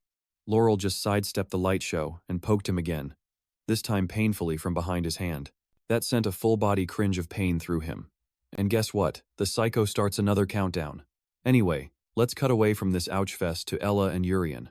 Those two are still stuck in that electric sword cage, and they've both concluded that the whole exclusive points thing was total baloney. Ella's freaking out about Jade, knowing those upperclassmen are up to no good, but her brother Urien is playing it all cool. He's thinking Jade could totally handle it if it were just those same two clowns from before, but deep down, he's starting to get a feeling, a really, really bad vibe about this whole thing. And cut back to the main event. Our poor hero is on his knees, looking pretty wrecked, got turned into a human pincushion and flopped to the ground. And the sight was so gnarly that even the big dude was like, whoa, maybe dial it back a notch? So Larry struts over to Captain Chickenheart and is all, dude, if you're gonna keep whimpering in the corner, you can't sit with us. I mean, their whole job description was to make people unalive. So the guy starts shaking like a leaf and apologizes profusely.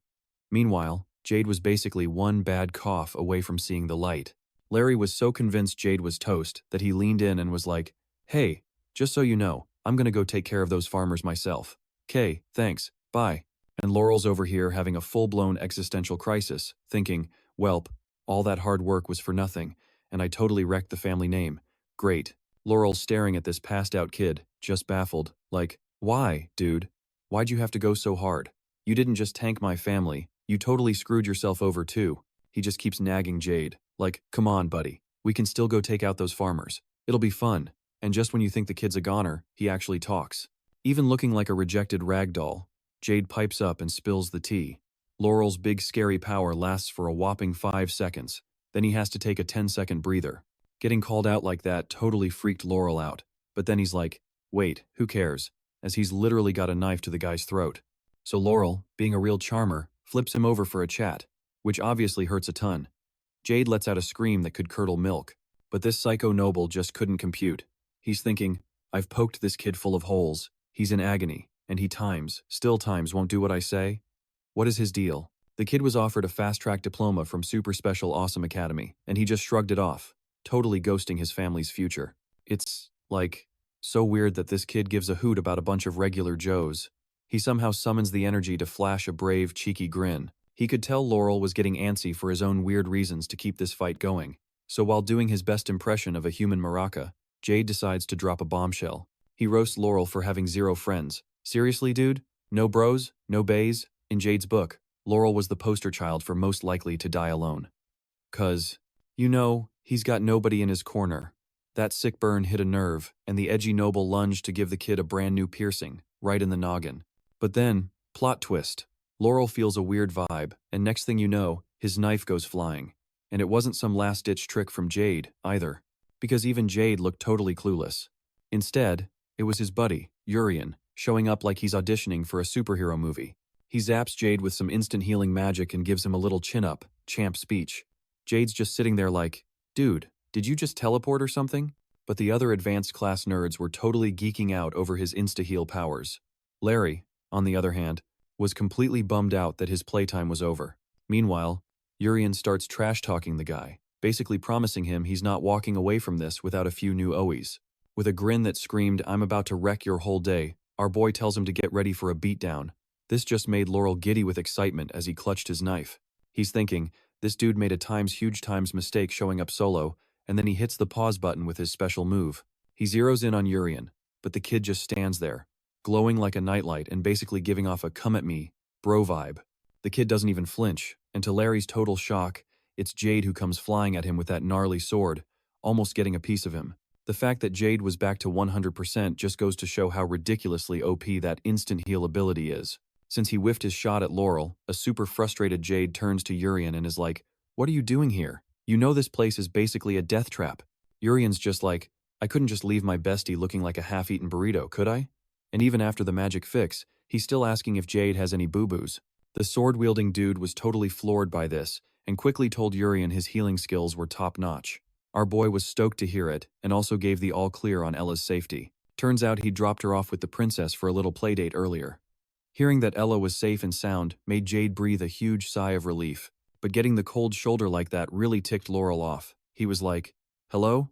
I'm over here being all lonely," which is hilarious considering Jade was about to wet his pants in fear.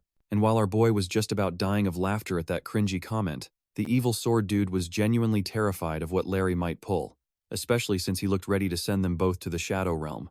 In his head, the smartest play was the nope out of here special instead of a head-on fight. He even tried to warn Urien that this guy was way out of their league. This was a total buzzkill for our boy, who had just gotten his popcorn ready for a good show. But of course, Mr. Scary Noble had to go and announce that nobody was leaving the party. And just like that, he pulled that weird blurry motion trick again, leaving Jade guessing which one of them was about to get tagged as Larry closed in. So, it was a game of eeny, meeny, miny, mo, but with more stabbing. Desperate times call for desperate measures, which is why Jade busted out the Wicked Sword's form number 8. He whipped it up into a shield and, boom, totally stuffed Laurel's attack. It was pretty obvious the guy was just trying to pin Jade down. That was the gamble he took. And getting blocked like that totally cheesed off the noble, while Urien was over there like, not bad at all. See, because that demon sword is so unpredictable, Larry's grand plan was to trap Jade first, then go after Urien when he inevitably tried to play hero. So, Jade played him like a fiddle and made himself the bait.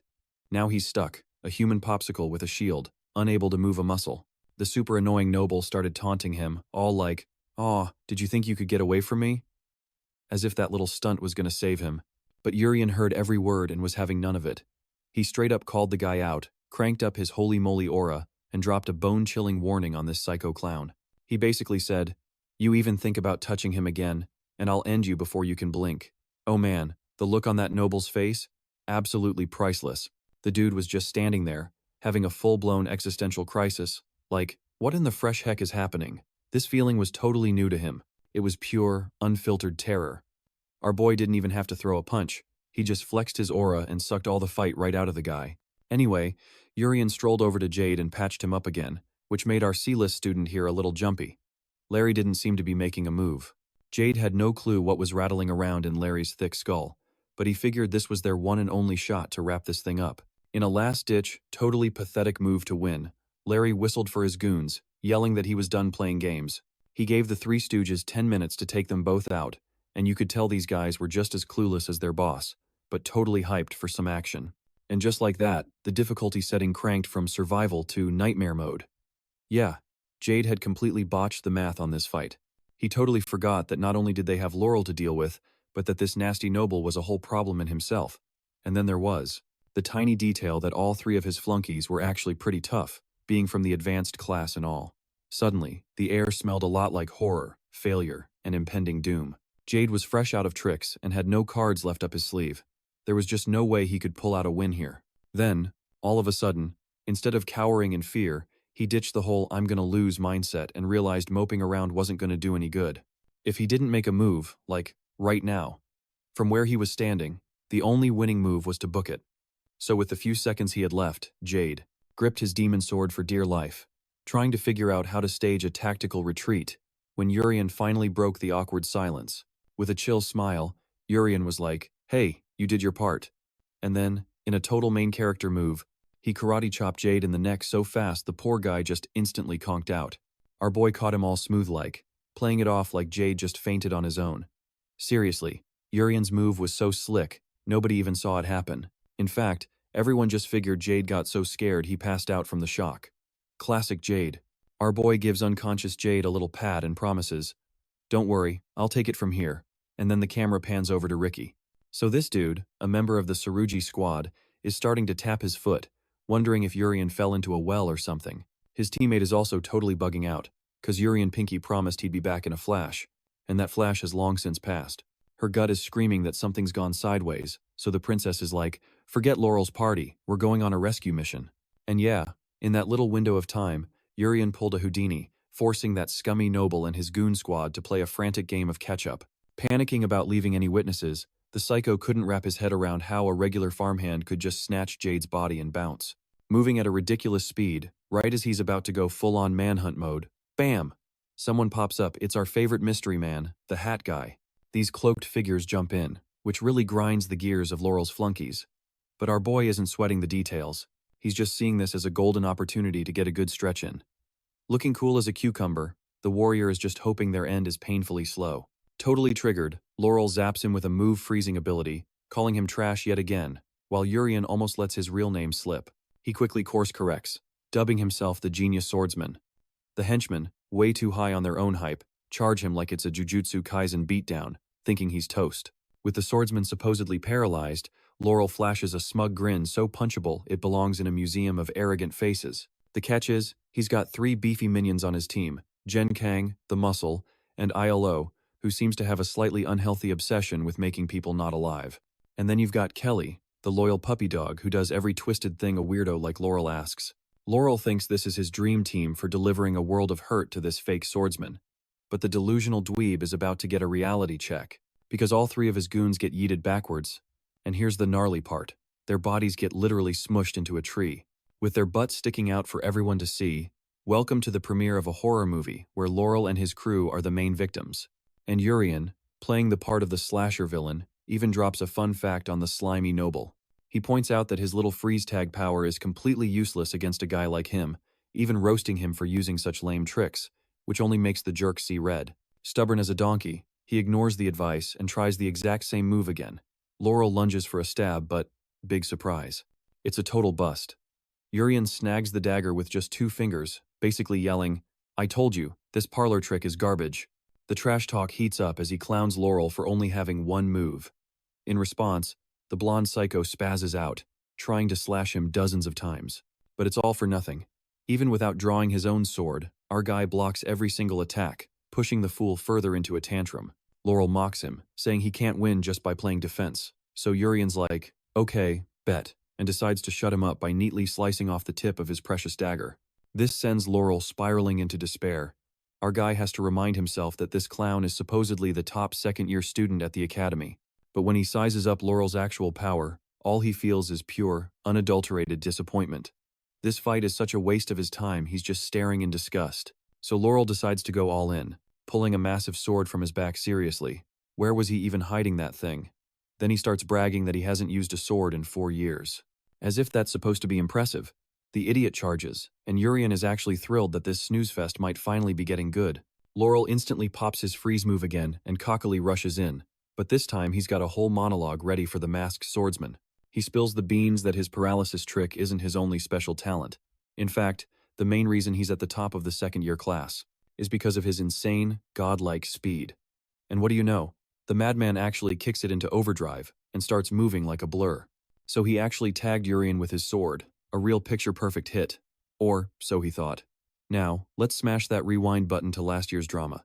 You see, while this psycho was busy giving his classmates a one-way ticket to the emergency room, the school basically looked the other way for one massive reason. It's because his talent was so off the charts ridiculous it basically slapped a get-out-of-jail-free card on all his, extracurricular activities. The school figured a guy this good was unexpellable. Apparently, he's the kingdom's golden goose, which is the only reason this goon is still breathing our air.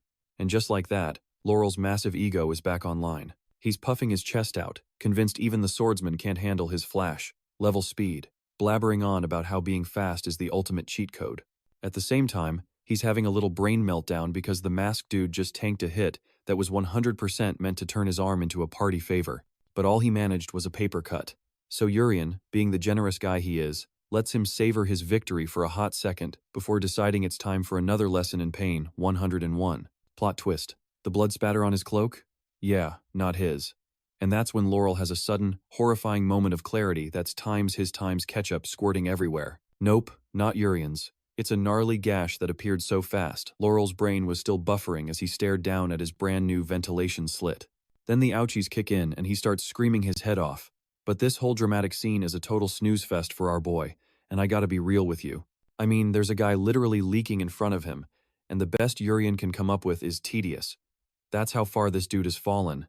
Laurel starts whining that his talent is, like, super duper important for the kingdom, and that roughing him up is basically treason.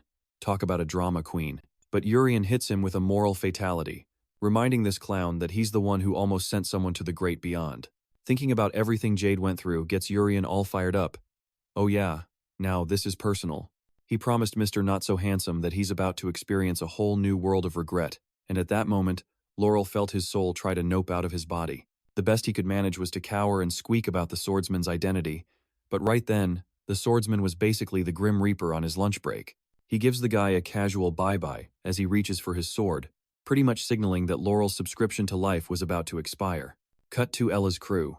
All three of them suddenly feel a major disturbance in the force, but only Ricky knew it was the one and only swordsman, Yuri Sung. Having already gotten his butt kicked by him once, the princess pieces together the name from their last exam while Ricky bravely powers up, using his wind magic to chase down the creepy energy source. Saruti is yelling for them to follow, but the camera is all about Ricky's gotta go fast moment. When he screeches to a halt, he finds Laurel's unconscious, bleeding body, with Yuri Sung standing over him, the very same swordsman who handed him his last L. That name was getting so annoying that even the swordsman was thinking, for real, just call me Yuri next time, my dude. Hilariously, Ricky completely ignores this thought, and still shouts the whole long-winded name. Tianne's brother could now see for himself that even Laurel wasn't a match for this guy, which made him wonder why the mysterious swordsman hadn't just, permanently deleted the students yet. The swordsman clarified that he hadn't actually unalived anyone, but Ricky just heard, I'm totally trying to hide my evil deeds. So, naturally, the Windmaster whips out his blade.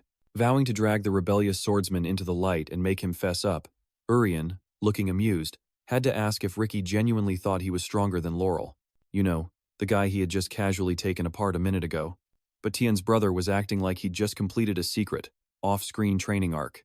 He was so pumped up with newfound confidence that this time, Ricky was dead set on unleashing the full power of the great wind spirit.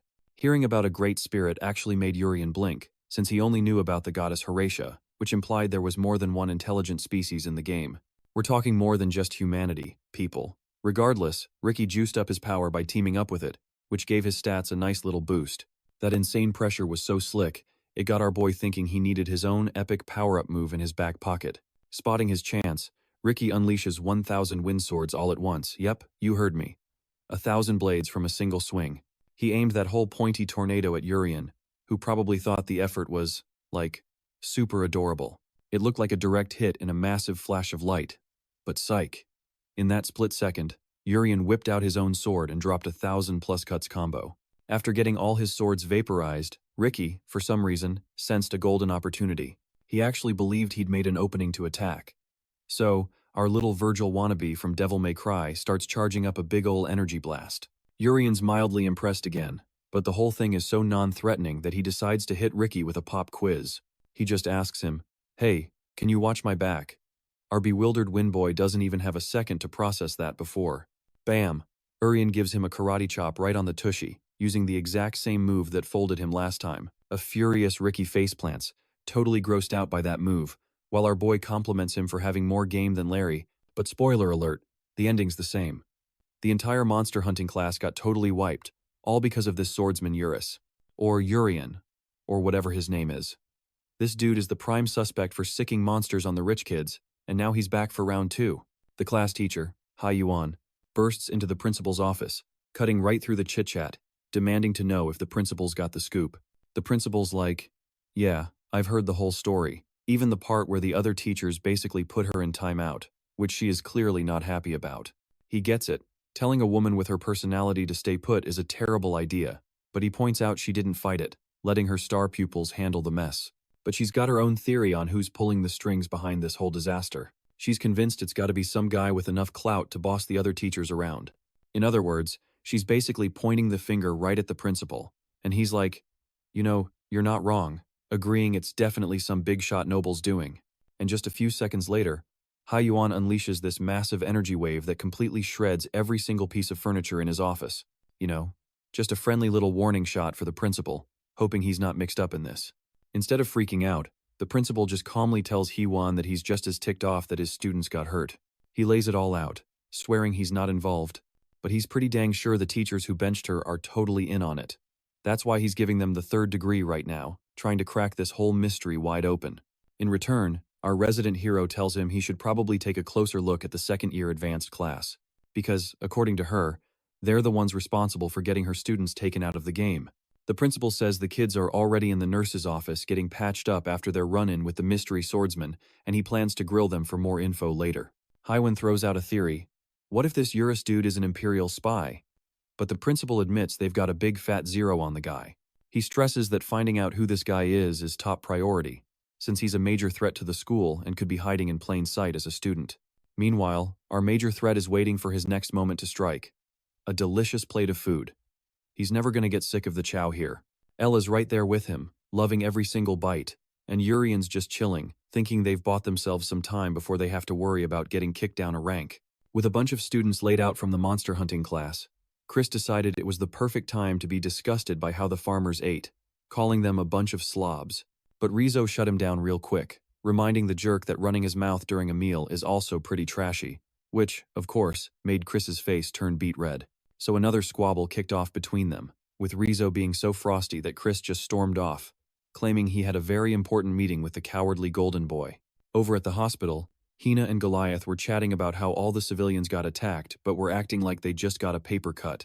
Turns out, it was all thanks to some instant healing magic.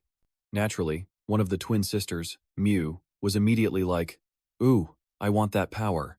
Jade popped in, happy as a clam to see the two brothers were in one piece.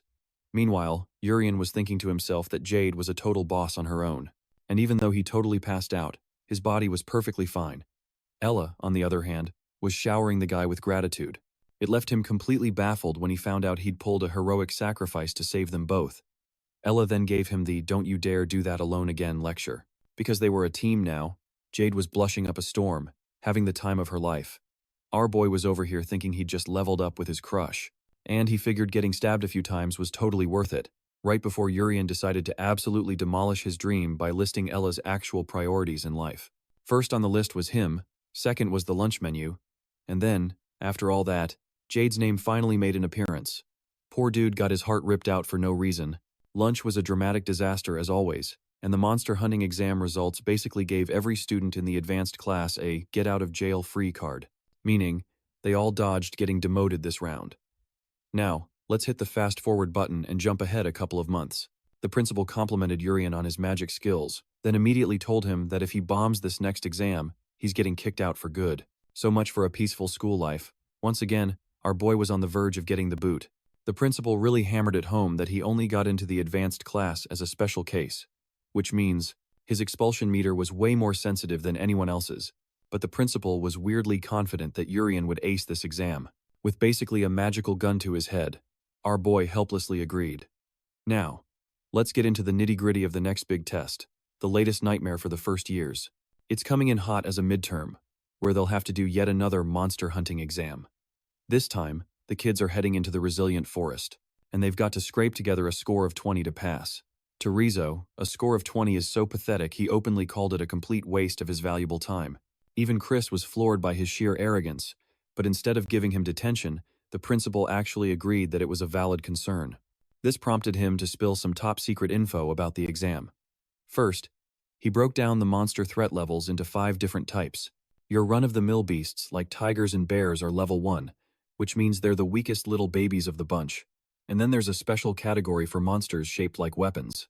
These annoying swords, bows, and axes are considered level 2, and coming in at 3rd place are actual natural disasters, which are classified as level 3. We're talking earthquakes, torrential downpours, and wicked storms. The 4th type is a disease or a mental condition like depression. And finally, the 5th category has just one thing in it. The strongest of them all, the living embodiment of time itself.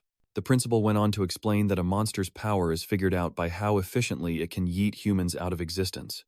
It's a bizarre idea that nobody really gets, but one thing is crystal clear. Every single type of monster is an enemy of mankind. Urien is totally nerding out over this new world lore, and as a side note, I gotta admit this original idea is pretty slick. Using abstract and inanimate objects as the villains is pretty awesome, but Rizzo is seriously ticked off because even after that whole big speech, the principal still hadn't dropped the bomb about needing 20 points, and Urien's sassy tone didn't even faze the head honcho. Matter of fact, he actually praised the kid for asking another killer question. The principal then spilled the beans that each level dishes out different points. Level 1 gets you a measly 2 points. Level 2 is worth a solid 5 points, and the rest are a mystery for now, mostly, because there's zero chance you scrubs will run into anything tougher during this test. So, the long and short of it is, you gotta hunt monsters until you rack up 20 points. You've got 5 whole days, and this exam, unlike your usual pop quiz, is a personal gut check to prove you belong in the advanced class. And over here, Chris is snickering like a total goon, thinking Urien is about to get absolutely steamrolled, while our boy is on a whole other wavelength, trying to figure out how to clap these monsters without blowing his secret identity. The nosy girls ask what a level 3 is worth, and the principal proudly announces that Mew is the 3rd genius to ask such a crucial question. He lays it down that a level 3 monster is worth a jackpot of 20 points, but in your case, you're better off running for your lives than trying to fight something way out of your league. Butting into the conversation, the martial arts teacher pops in to announce that, yeah, there's no way students are taking down critters like that. Instead, G and the dollar store Aizawa will be on cleanup duty, making sure those big baddies are handled for you. During the exam, Hai Nguyen also shows up, guaranteeing there'll be no funny business, not even from that shady swordsman. After all, she's making it her personal mission to spectate, basically telling her students to go out there and not screw up. Meanwhile, the plot thickens for Urien, who's actually hyped because this means he has to cook up a brand new strategy. To pass this thing while keeping his powers on the down low, he's thinking this exam is actually a piece of cake. The only problem is he's got 3 glorified babysitters watching his every move, and the most dangerous one is definitely Hei 1. Chris decides to stick his nose where it doesn't belong, reminding Urien he's gonna get clobbered since, aside from his freaky healing factor, he's got absolutely nothing to fight with, all while the class clown heckles him just as Ella rushes in. She promises her big bro she'll give it her all to help him. If anything, Urien's kinda stoked to get this little pep talk and starts wondering if things might actually go his way. In the next scene, Budget Aizawa zips back in with an announcement, having teleported all the students to their starting points while G seems to be using his magic crystal ball to spy on every last one of them. Thanks to some magical tech, they can keep an eye on every student, which is kinda creepy. Urien better have some 1 to 1000 IQ galaxy brain plan, or his cover is blown instantly. The principal is getting into it now, wondering who's going to be the first to crush this exam. Obviously, all bets are on the princess, who's packing some ridiculous power. The sword teacher puts his money on Ricky, who's in a whole different league. G agrees that all the first years have some serious potential. This leads them to start guessing what'll happen to the special kid, Urien, with his smart aleck attitude. Jerry butts in, convinced there's a snowball's chance in heck that Urien could take first, or even pass. In fact, Jerry's laughing his head off, thinking the farmer is about to get expelled, which has G all kinds of concerned. who keeps pointing out how crucial Urien is for the academy, especially with his instant heal cheat code. Hai Nguyen, however, stays neutral, thinking they'll see soon enough whether the kid can actually pull it off or not. The scene flips back to Urien, who's feeling super weird about being watched this closely. So, here's the pickle. If he bombs this test, he's getting kicked out, but he's also not allowed to flex his real powers in public. This has our boy deep in thought, trying to figure out what the power level curve is in this world. Because let's be real, when it comes to his instant healing trick, it's basically a cheat code. Now he's got to brainstorm what kind of school-approved powers he can use without getting busted. And just as he's having this big brain moment, a freaking giant rat pops up from the ground, ready for lunch. Urien is clearly not a fan of this ugly mug. The monster lets out a screech right in his face, but whoops, our boy's got an audience, so he decides to stick with the powers that are on his official school record. He whips out his wand and proceeds to take down the creature with a water attack. G is looking on like a proud grandpa. Jerry's starting to show some respect, and even the sword instructor and Haiwan seem pretty happy with the show. But, plot twist. Despite having a mana pool the size of the ocean, his attack was so weak it did 0 damage. He literally just gave the rat a bath. Urien, for one, is getting a real kick out of this, even though he accomplished nothing. In his head, he's like, hey, using a teensy bit of power didn't make my heart do the cha-cha of death. Before, even a smidgen of strength would have felt like a full-blown heart attack. Turns out, the only reason it hurt so bad back then was because he was trying to channel way too much juice at once. This means our boy Urien just found a life hack for his own body. All he has to do is dial it back and not go full throttle. This little trick would keep his ticker from going kaput. But the situation immediately got worse when 2 more giant rats decided to crash the party. They've got him surrounded, but Urien's still lost in his own world, wondering just how far he can push this loophole, when suddenly he spots something off in the distance. That shiny thing is a sword beast, a level 2 creature, which is basically a mystical being that's gleefully hunting down these monster mice for sport. It's slicing them to ribbons, and Urien is just standing there, amazed that the sword beast is handling these things like it's just another Tuesday. This is making the teacher sweat, thinking the kid is about to be turned into a shish kebab. But as the smoke clears, Urien is standing there perfectly fine, not a scratch on him. Thanks to his broken regeneration power, even Jerry can't help but admit that the kid somehow survived a hit that should have turned him into paste. Totally uninjured, thanks to his healing factor, Urien gets all excited because this new monster is worth a cool 5 points. And then he randomly starts wondering how his sister is doing. And speaking of sis, Ella and Jade are currently in a tag team match against a giant axe monster. I gotta admit, the monster designs in this exam are pretty awesome.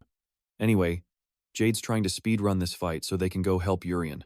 They're both convinced that poor Urien is in way over his head. Guys? Maybe you should stop worrying about him and focus on the giant monster.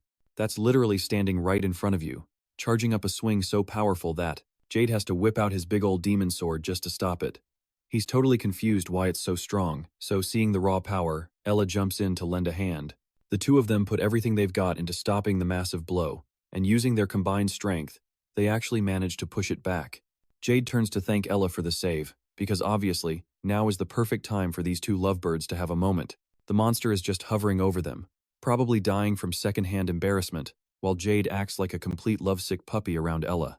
Ella, on the other hand, is so shaken up from that last hit that her hands won't stop trembling.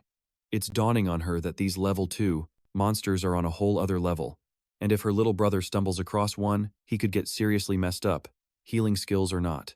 That thought just steals her resolve.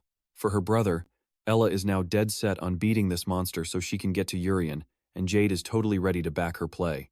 Alright, round 2. The dynamic duo squares up against a big, bad level 2 monster, feeling pretty cocky about their chances. They were already planning their victory speeches, but unfortunately, reality decided to drop a big ol' nope right on their parade, in the form of another creature. This thing that just crashed the party from the sky made the level 2 monster look like a fluffy kitten. We're talking a ginormous, I eat lumbering monsters for breakfast storm beast. Meanwhile, back in the teacher's lounge, everyone's glued to the magic TV, super into the show. Then the screen cracks, and it's not a technical difficulty, leaving everyone going, huh? Even G, the guy who's supposed to know everything about magic, is completely gobsmacked. You know it's bad when the principal's just staring blankly, with the little loading circle spinning in his brain. A cracked orb can only mean one thing, and it's not time for a new orb. A level 3 baddie just poofed into existence. And the universe said, you know what's better than 1? 3 of them. The principal is just sitting there, completely baffled by this pop-up monster party. He's thinking, I could have sworn the brochure said level 1 and 2 monsters only. This forest was supposed to be the kiddie pool of exams, minimal risk of getting vaporized. And now there's a level 3 monster crashing the freshman mixer. The principal finally snaps out of it, hits the panic button, and tells Jerry, Ryan, and BH to get moving. And Huan too. Go put out the fires, literally. Their number one job is to keep the students from becoming monster chow, because that would be a PR nightmare. Jeopardizing the whole future of the kingdom and all that jazz. Cut back to the action, where the giant storm thing is on an all-you-can-eat buffet of the landscape. Ella sees this absolute unit of a creature and is basically frozen, completely speechless. The sheer I'm about to die vibe confirmed this was a level 3, no doubt about it, which brought up the tiny little question of, how in the world do we fight that thing? A stark contrast to Ella's current state of, I want my mommy. But Jade, cool as a cucumber, was like, chill out. The teachers are totally on their way. Probably. I mean, they have to be, right? He told her. Job number 1, don't die. This gave Ella a tiny sliver of hope, even though she was still freaking out about her brother's condition. Then, out of nowhere, the wind cranked up to industrial vacuum cleaner mode and started sucking Ella towards the monster, while Jade somehow stayed put. Thanks to his ridiculously cool sword acting like an anchor, he made a desperate grab for the flying redhead. And thank goodness, they managed to link up. Jade's powering up his spooky sword, yelling, don't let go, all while his arm muscles are screaming for mercy. He was so focused on not playing human kite that he totally forgot about the other monster with the axe, which, by the way, just tried to turn them into a duo kebab, missing by a hair. Another near-death experience, check. Jade and Ella didn't even have a second to breathe before realizing how screwed they were. A fact Jade accepted with a nervous gulp. So, here they were, facing 2 monsters way, way out of their league. But hey, what are you gonna do? They both gripped their weapons, ready to go down swinging. With a, here goes nothing, attitude, Ella and Jade charged, deciding to focus on the axe-wielding freak first. One problem at a time, right? So our demonic sword dude cleverly morphed his weapon into a shield and blocked the first hit. Suddenly, the kid's feeling like a total boss. Even better, this little stunt gave Ella the perfect opening to sneak in and deliver a nasty overhead chop that landed right on the money. She carved it up like a Thanksgiving turkey, but whoops, this thing was apparently just a flesh wound. She only managed to take off a chunk of it. Still, progress is progress. The second her sword was clear, Jade jumped in for his turn. And cue the dramatic flashback to a heart-to-heart he had with his mom before he left on family business. The poor kid was making her all worried about the heavy stuff on his shoulders. But Jade was all like, don't worry, Mom, I got this. I'm ready to be the family's go-to guy for everything. His mom, however, gently told him he wasn't just some tool for the family to use. She was like, honey, you need to use that power to look out for number 1, too. And, help out the people around you. That was the whole point of having this spooky sword in the first place. And those words were now playing on a loop in his head. Then he had a flashback to his throwdown with Laurel, where he totally sandbagged it, worried that some big shots would come after his folks. It was a real pickle. If he botched their mission, or worse, let Larry just waltz away, his buddies would be in deep trouble. So, the game plan wasn't about winning. It was about playing the hero and taking one for the team so his friends could book it. He got all misty-eyed thinking about his friends and family one last time, right before Jade absolutely vaporized the axe-loving freak with the super-duper first stage of his demon sword. Ella's jaw basically hit the floor. That kind of move was insane, leaving her completely stunned and thinking, what in the world did my friend just do? Jade's little stunt totally baffled her, because even though they iced their first level 2 baddie, it didn't exactly mean it was time for a victory dance. The storm monster was still hanging around, and this time it had its eyes on a wide-open Ella, and next thing you know, both of them got launched. 1 second they're on the ground, the next they're human kites. Jade and Ella barely had a second to even think, hey, what just happened? Getting yeeted into the stratosphere like that was bad, like really, really bad. From this high up, they were basically looking at becoming a pancake. You could see the pure, unadulterated, I'm so screwed look in Ella's eyes. All she wanted was to see her brother again. And what do you know, Urien shows up right on cue. And while he gave his sister the whole damsel in distress's princess landing, he just kinda let Jade keep plummeting, leaving the poor guy's face a mask of pure astonishment. Somehow getting over his near-death experience, Jade was actually pumped to see a level 3 monster and was like, hey, glad you're not dead, man. He even gave Urien the scoop that the teachers were on the move, so they just had to stall and not die. But Urien? Nah, he was ready for a quick and dirty boss fight right now.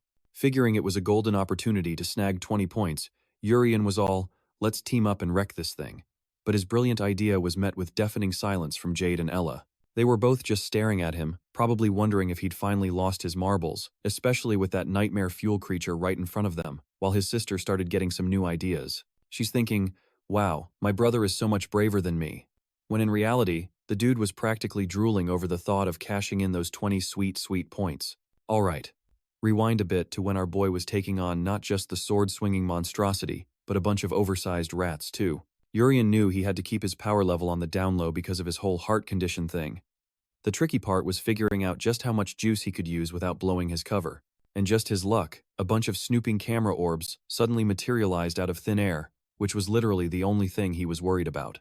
With those pesky things gone, it wasn't his problem anymore, and thanks to that, he could finally let loose without having to babysit. Some gross rat tried to get the drop on him from behind, but Urien just casually backhanded the thing, clearly annoyed it had the nerve to interrupt his monologue. Meanwhile, the sword monster was having a full-on existential crisis, wondering how this kid was so OP, while Urien was just thrilled that the training wheels were finally off. Now that the cameras were offline, it was a real bummer he couldn't get a good baseline reading on his normal power levels at the same time. But hey, no cameras also meant he didn't have to bother keeping any of these monster dorks alive anymore. And get this, while he was having this little internal chat, the one-sided beatdown was already over. The sword, swinging baddie was officially turned into dust. Just as Urien was giving his little victory speech, totally soaking in the glory of his own power, he suddenly heard his sister screaming her lungs out. That, of course, sent him sprinting off to play hero. Now, let's cut back to G, who's desperately trying to put the broken crystal balls back together. Even as the principal was stressing how critical this was, the whole situation was blowing her mind, especially since a ton of their spy gear just up and died all at once. This was definitely not in the normal playbook, not even with a level 3 monster on the loose, and to top it off, fixing these orbs was being a real pain in the neck. It just made her wonder what the heck was really going on behind the curtain. Anyway, back to Urien versus the walking catastrophe, where our boy suggests they all jump the creature together. But right then, the storm monster took a huge gulp of air like it was about to blow out birthday candles and then unleashed a massive push. It was so gnarly, it basically yeeted Jade to the next zip code. Bro slammed into a tree so hard, I'd be shocked if his spine wasn't turned into a million-piece jigsaw puzzle after that. I mean, seriously surprised. Ella was totally freaking out over his new tree-shaped dent, but before anything worse could happen, Urien's insta-heal magic kicked right in. Poof, all the damage was gone. Jade was actually super stoked, probably because he knew they were going to need a whole lot more of that magical juice, especially if they wanted to have a prayer of beating a level 3 monster. Thank goodness, he finally got the memo on Urien's master plan. Their mission wasn't to actually unalive the creature. With that little epiphany, Jade zoomed forward like he was shot out of a cannon. Ella jumped right in to back him up. Their main goal was basically to annoy and neutralize this thing as much as humanly possible. If they tried to peace out, it would be a total catastrophe just like last time, since dipping on a level 3 monster is pretty much impossible. The smart play is to just go on the offense, keeping it busy with a ton of hits like they're doing now while making sure to cover each other's 6. That was the goal, anyway. But ironically, Urien started realizing his perfect plan might have a few, minor holes in it. Mostly because Ella and Jade were the ones who had to get smacked around while trying to rack up 20 points for themselves. If only they could have just bailed, Urien could have sneakily snagged the kill and hogged all the points. Oh well, both of them were wailing on that monster with everything they had while Urien was just spacing out, having an existential crisis about how he could actually help. Luckily, Ricky, the resident wildcard, decided to pop in and cast a spell. He used the power of wind spirits to whip up a colossal sword spell, then launched that sucker at warp speed, skewering the storm creature as it zipped through the air. While Jade and Ella were standing there with their jaws on the floor, Ricky started patting them on the back for being so brave against a level 3 monster all by themselves. He was calling them brave knights and everything, which only made our boy even more ticked off that Ricky just strolled in and soloed the level 3 beast. And, of course, cashed in on all the points. Jade was not a happy camper either, since he thought they were actually getting somewhere with the thing. So yeah, it was a total party foul for Ricky to butt in. And hilariously, Urien totally agreed with Jade and started complaining too. Tianne's brother just completely wrecked the whole strategy they had going.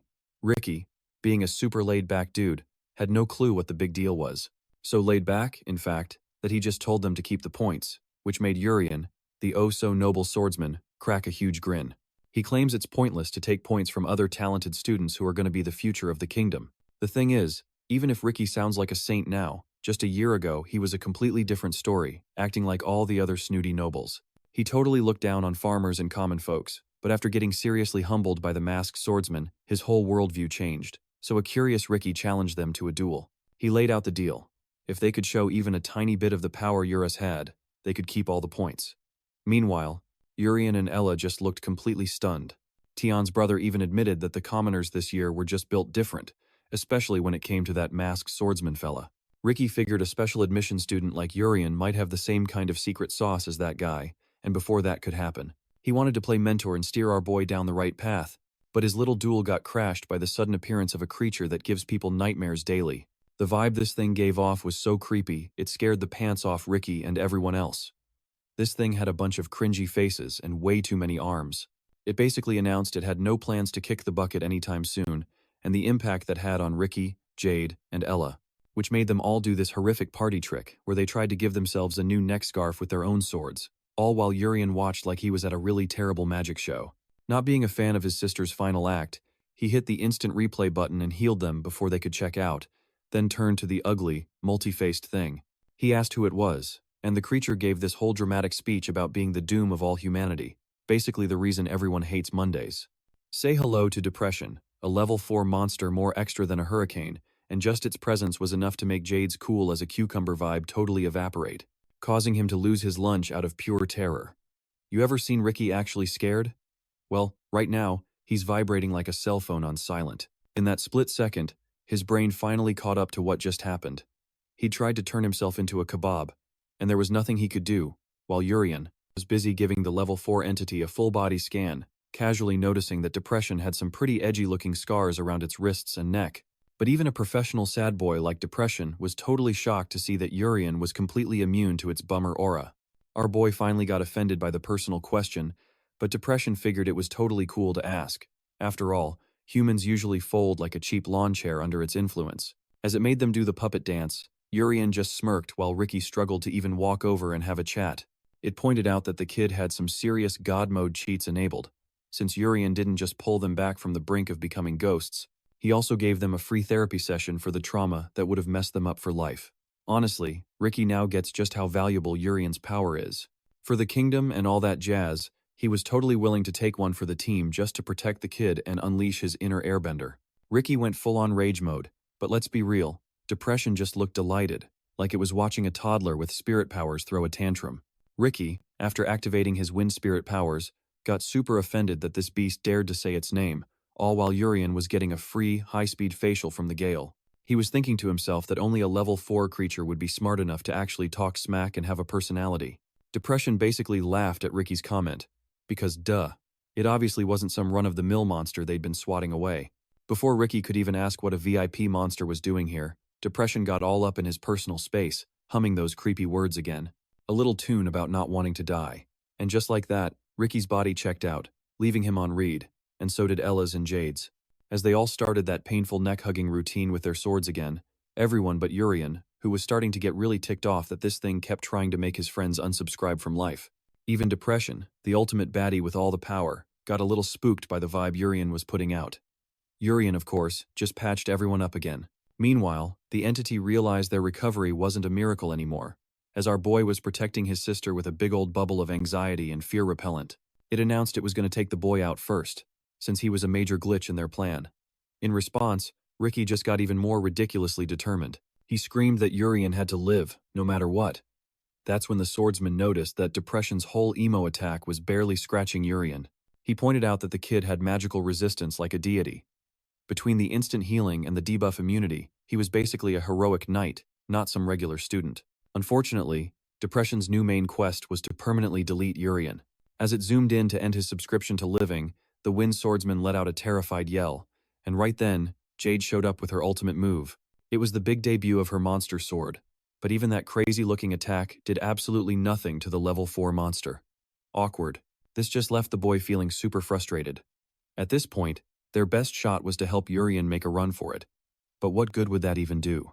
When Depression was about to deliver the final blow, Ricky realized he had to fly solo and started messing with the wind. And just like that, he yeeted all 3 of them into the air, making them float away. Urien was already getting super bored with Ricky's pathetic little struggle. And that's when it hits you. Ricky is Tianne's brother, and Tianne pulled the exact same "get out of here, I'll hold him off" stunt to save you. Both brothers had the same genius strategy: get themselves offed. All it did was make Depression start window shopping for its next victim. Totally frustrated, he's like, "Dude, why won't you just run?" Ricky just lets out this sad laugh, admitting nobody's outrunning this thing. So, for his big last stand, his plan is to be a human speed bump for the level 4 monster for as long as he can.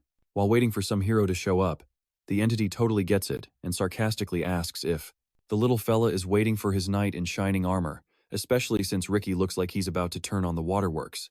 I'm not even kidding. I know, Ricky is supposed to be the cool sidekick, but having him this terrified is the perfect way to show how much of a nightmare his opponent is. Even though he's shaking like a leaf, the kid is desperately begging his own body to just hang on for at least 3 seconds. And in those 3 crazy important seconds, he taps into the strong wind spirit and summons a roaring dragon right out of the sky. It seriously gives me flashbacks to Sasuke's big lightning attack against Itachi. Anyway, the level 4 monster totally didn't see that dragon coming. But even after taking a dragon to the face, the terrifying creature just calmly noted how completely screwed Ricky was, especially since the thing hadn't even thrown a real punch yet. Deep down, Ricky knows he's toast, like 0 chance of survival. Or so he thought. Because right then, Ryan B appeared in a flash, instantly realizing they were up against something way out of their league. This thing made a regular level 3 monster look like a puppy. Depression couldn't be bothered with introductions while the sword teacher was winding up his first attack. Meanwhile, Jade and Ella are just waking up from their nap, and our big bad is just casually floating in the air, watching the whole thing like some kind of god. It's a clear threat to every single student there, and realizing this is a full-blown emergency, the swordsman unleashes a magic technique. He creates these giant butterfly wings of wind that let out a deafening blast, a gust so insane that Ricky can barely stand up. For the level 4 monster, it's just a little annoying. The real issue is that ear-splitting sound was actually a signal. All the way in the principal's office, he recognizes the signal from the sword teacher, right as G gives him a call. She's calling to tell him she found something huge. She explains that things are getting way worse, and even if this thing was supposed to be a level 3 monster, it shouldn't be able to cause this much chaos. She's got a hunch. This entity is also the one who cut off all communications. The second he hears this, the principal immediately tries to call Haiwan, praying she picks up. After getting ghosted by Haiwan, the principal starts putting the pieces together. It's not just a random level 3 creature popping up, but all the surveillance orbs were completely smashed. With this much evidence, the principal figures you'd have to be an idiot to think this was all just one big coincidence. Only a level 4 monster could be this much of a threat to everyone, but that just makes him wonder what its goal is. There's absolutely no reason for a creature that powerful to crash a midterm exam. Anyway, the principal is absolutely furious and starts glowing with his golden aura. He decides to drag GE along with him. They're going to rescue the kids before the Royal Knights even get their boots on, and in a worst-case scenario, the principal is just hoping Riwambi can keep from getting squashed for as long as possible. Back on the battlefield, the very serious swordmaster is trying to throw down with the entity. Depression is literally laughing, like, "Aw, cute. You really think you're a threat to me, little guy?" For real, the sword teacher is basically a fly on its windshield, and the creature is reaching out to give him a big ol' high five to the face. Ricky's over there screaming his teacher's name like he's at a rock concert, while the man himself just digs in his heels and zooms forward like a cartoon character. Whipping out his windsword, Butterfly Man tries to pull off a super cool slash, but right as he's about to do his thing, Depression is like, too slow, and smushes him into dust. But P-Psych, the real swordsman pops up from behind, totally fine. He goes for another attack, but Depression just angrily swats him away with its giant hand. So Ryan pulls a fast one and teleports to another spot. Then he starts trash-talking the level 4 monster, calling it slow and pathetic. From where Ricky's standing, his teacher is moving so fast he's just a blur. The kid can barely even see him, and for a hot second, he's thinking, heck yeah, my teacher's totally gonna win this. But right as Ryan P's blade gets just inches away from landing the final hit, a massive wave of, "Oh, this is bad," hits him like a truck. Depression just used that same stop hitting yourself spell from before. Ricky knew it was game over when the swordsman suddenly stabbed his own leg. It's only after he's already done it that he figures out what happened. That's the real power of its mind control. It can just hijack your brain and make you, do the monster's dirty work for it. Now the teacher's on his knees, and Depression is just mocking him. It's all, what happened to all that big talk from a minute ago? By now, even the sword teacher's confidence has completely left the building. The guy is utterly terrified, realizing this thing is way, way out of his league, and he's totally powerless. Still, Ryunbi gets his act together and limps back to his feet, trying to stall by asking the monster what it even wants. Level 4 creatures are supposed to be super rare, so one just showing up probably means it's here for a big reason.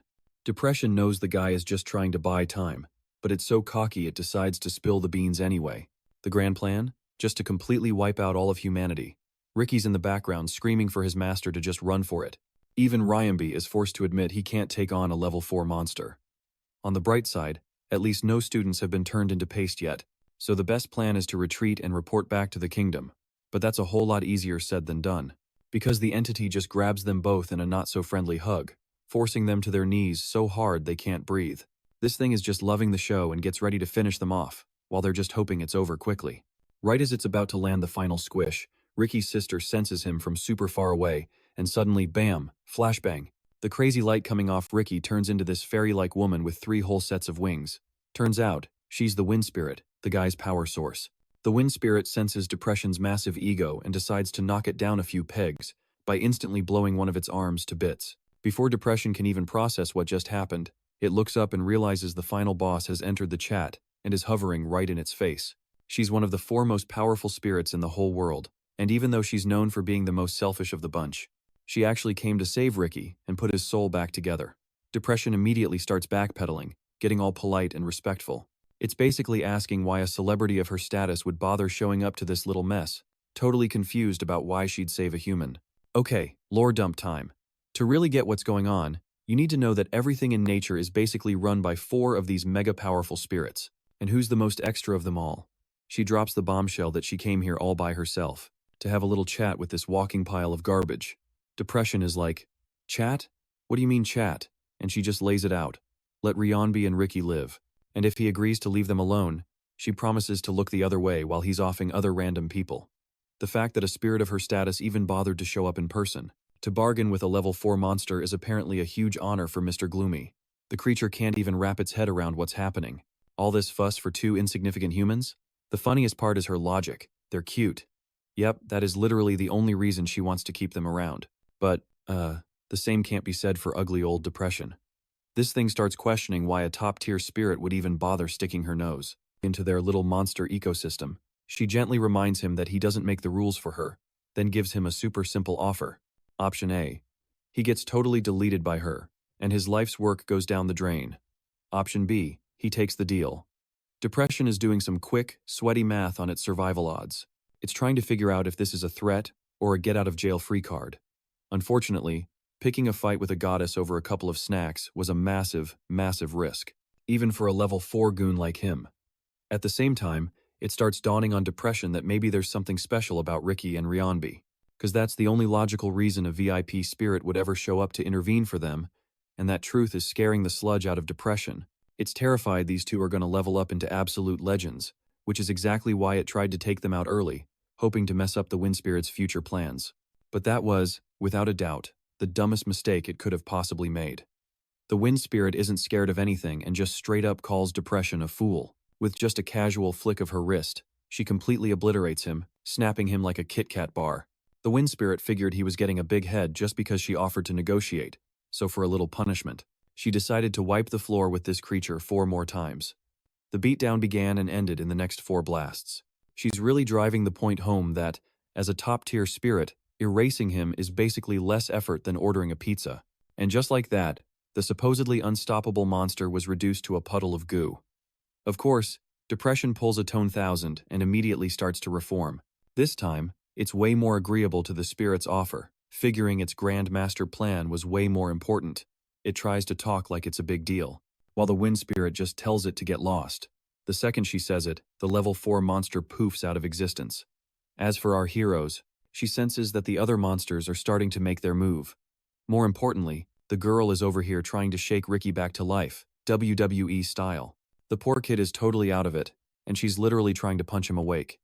Hey, at least we're just happy to see he's not dead. The fairy then glances over at the sword instructor, who looks like a total wreck from getting knocked out.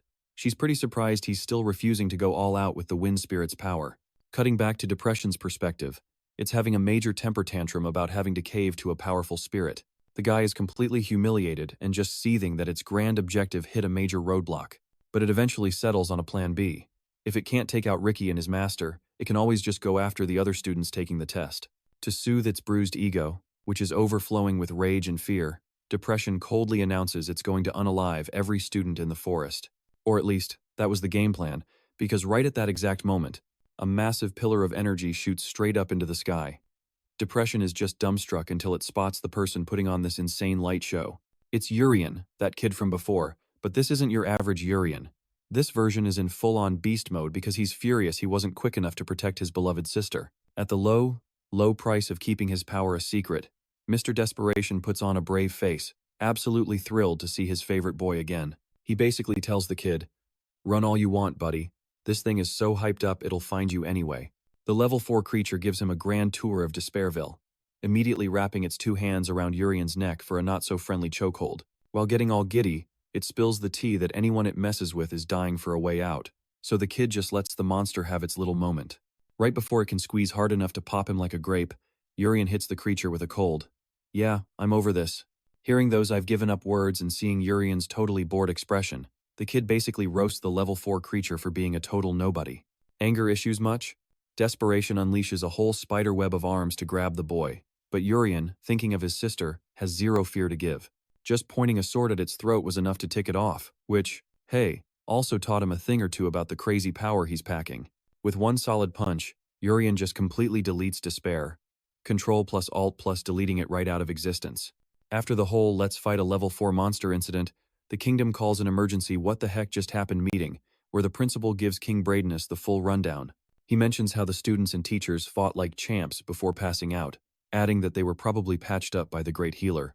Count Dre chimes in that he probably tangoed with a level 4, since the forest looks like someone dropped a nuke on it, and Count Ray's is like, "Yep, sounds about right." He also points out that the monsters have been hitting the gym and getting way stronger, which sends the nobles into a full-blown panic because if the big-shot spirits are struggling, they're all convinced they're totally screwed. But then Xerxes tells them to stop whining like toddlers and remember they're in front of the king, for crying out loud. A guy with hair so perfect he looks like he just walked out of a shampoo commercial pops up and declares humanity has also been leveling up, thanks to some system upgrades. And now the knights are beefier than ever.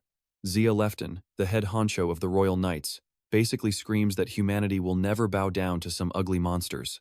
The king backs him up, saying humans are ridiculously tough, and tells the principal to lock down any secret tunnel the monster might have used. He then orders the knights and nobles to get ready to protect the regular folks, which is when the mayors stand up to bring up another problem. The king gives him the floor, and the principal says that even though the yearly friendly throwdown is coming up, they should probably just cancel it this year. The king cracks a smile and asks, "You mean the one where our kids beat up the Empire's kids for bragging rights?"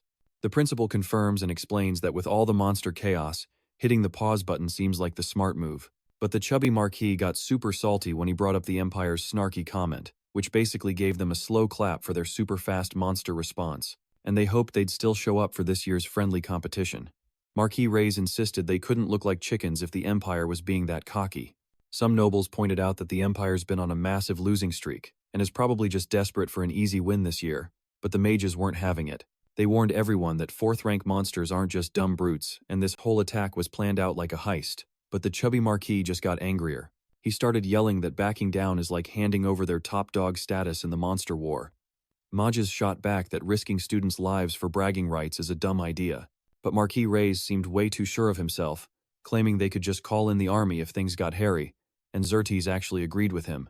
He said no monster would be dumb enough to attack with knights around, but Mages reminded them about, what just happened, and asked if they really wanted a repeat. The chubby noble just laughed in his face and asked if Magus was calling the Empire a bunch of wimps. That's when the king silenced the whole room with a, "Shut your pie holes, please." He agreed it was way too risky to move forward without knowing what the monsters were up to. But if they bailed, the Empire would start a whole new political drama. With every other nation basically breathing down their necks, King Briadina admitted they were totally stuck.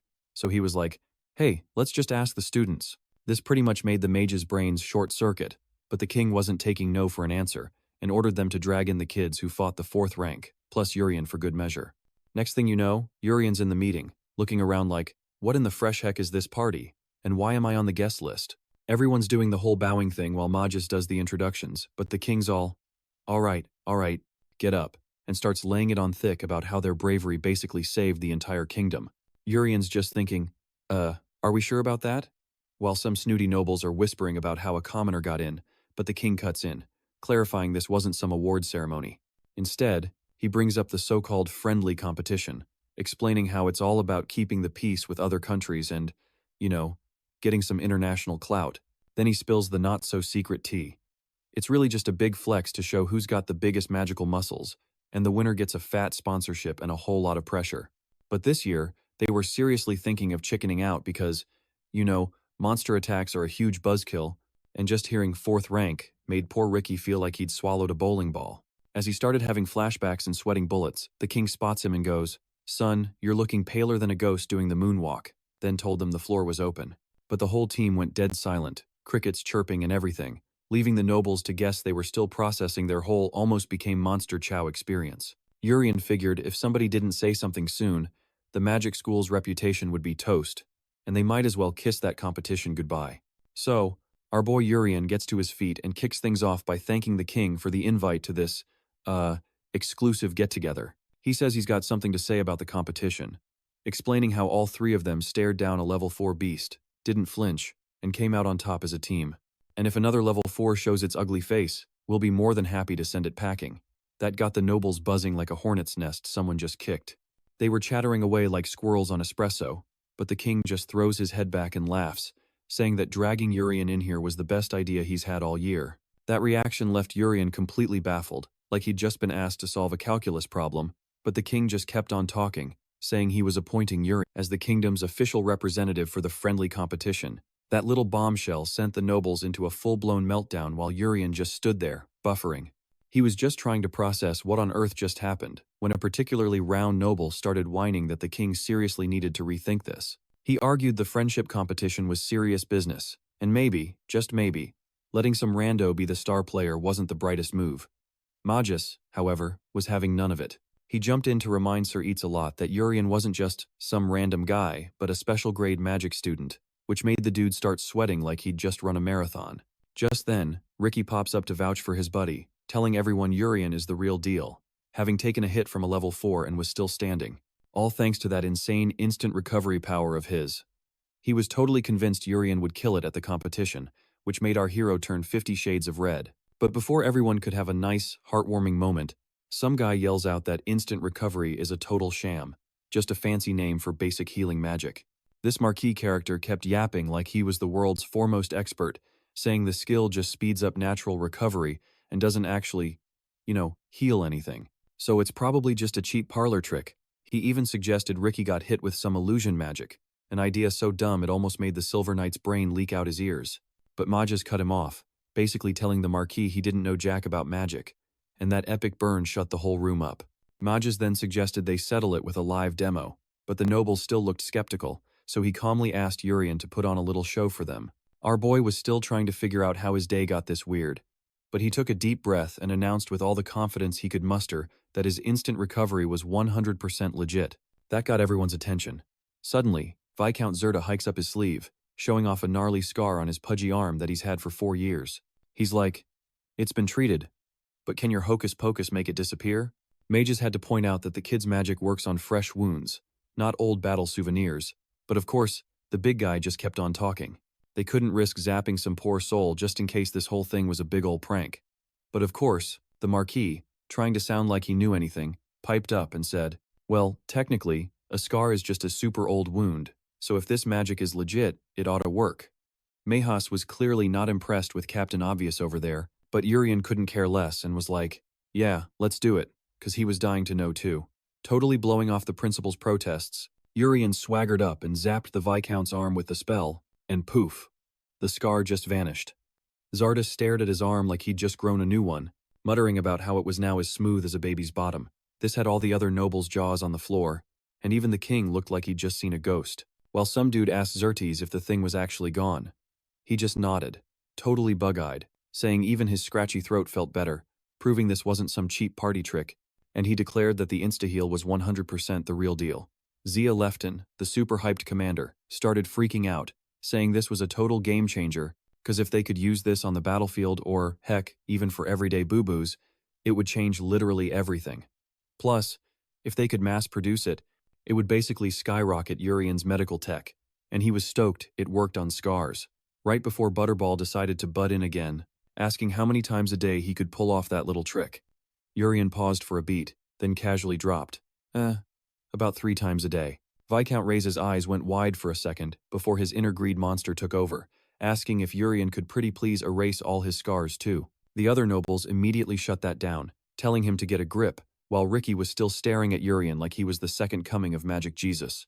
The king shut everyone up again and announced that since Urien's magic was officially legit, nobody better have a problem with him being the representative. He basically said, "I've got your back, Urien," and promised he'd graduate from magic school, even if the principal had to personally carry him across the stage.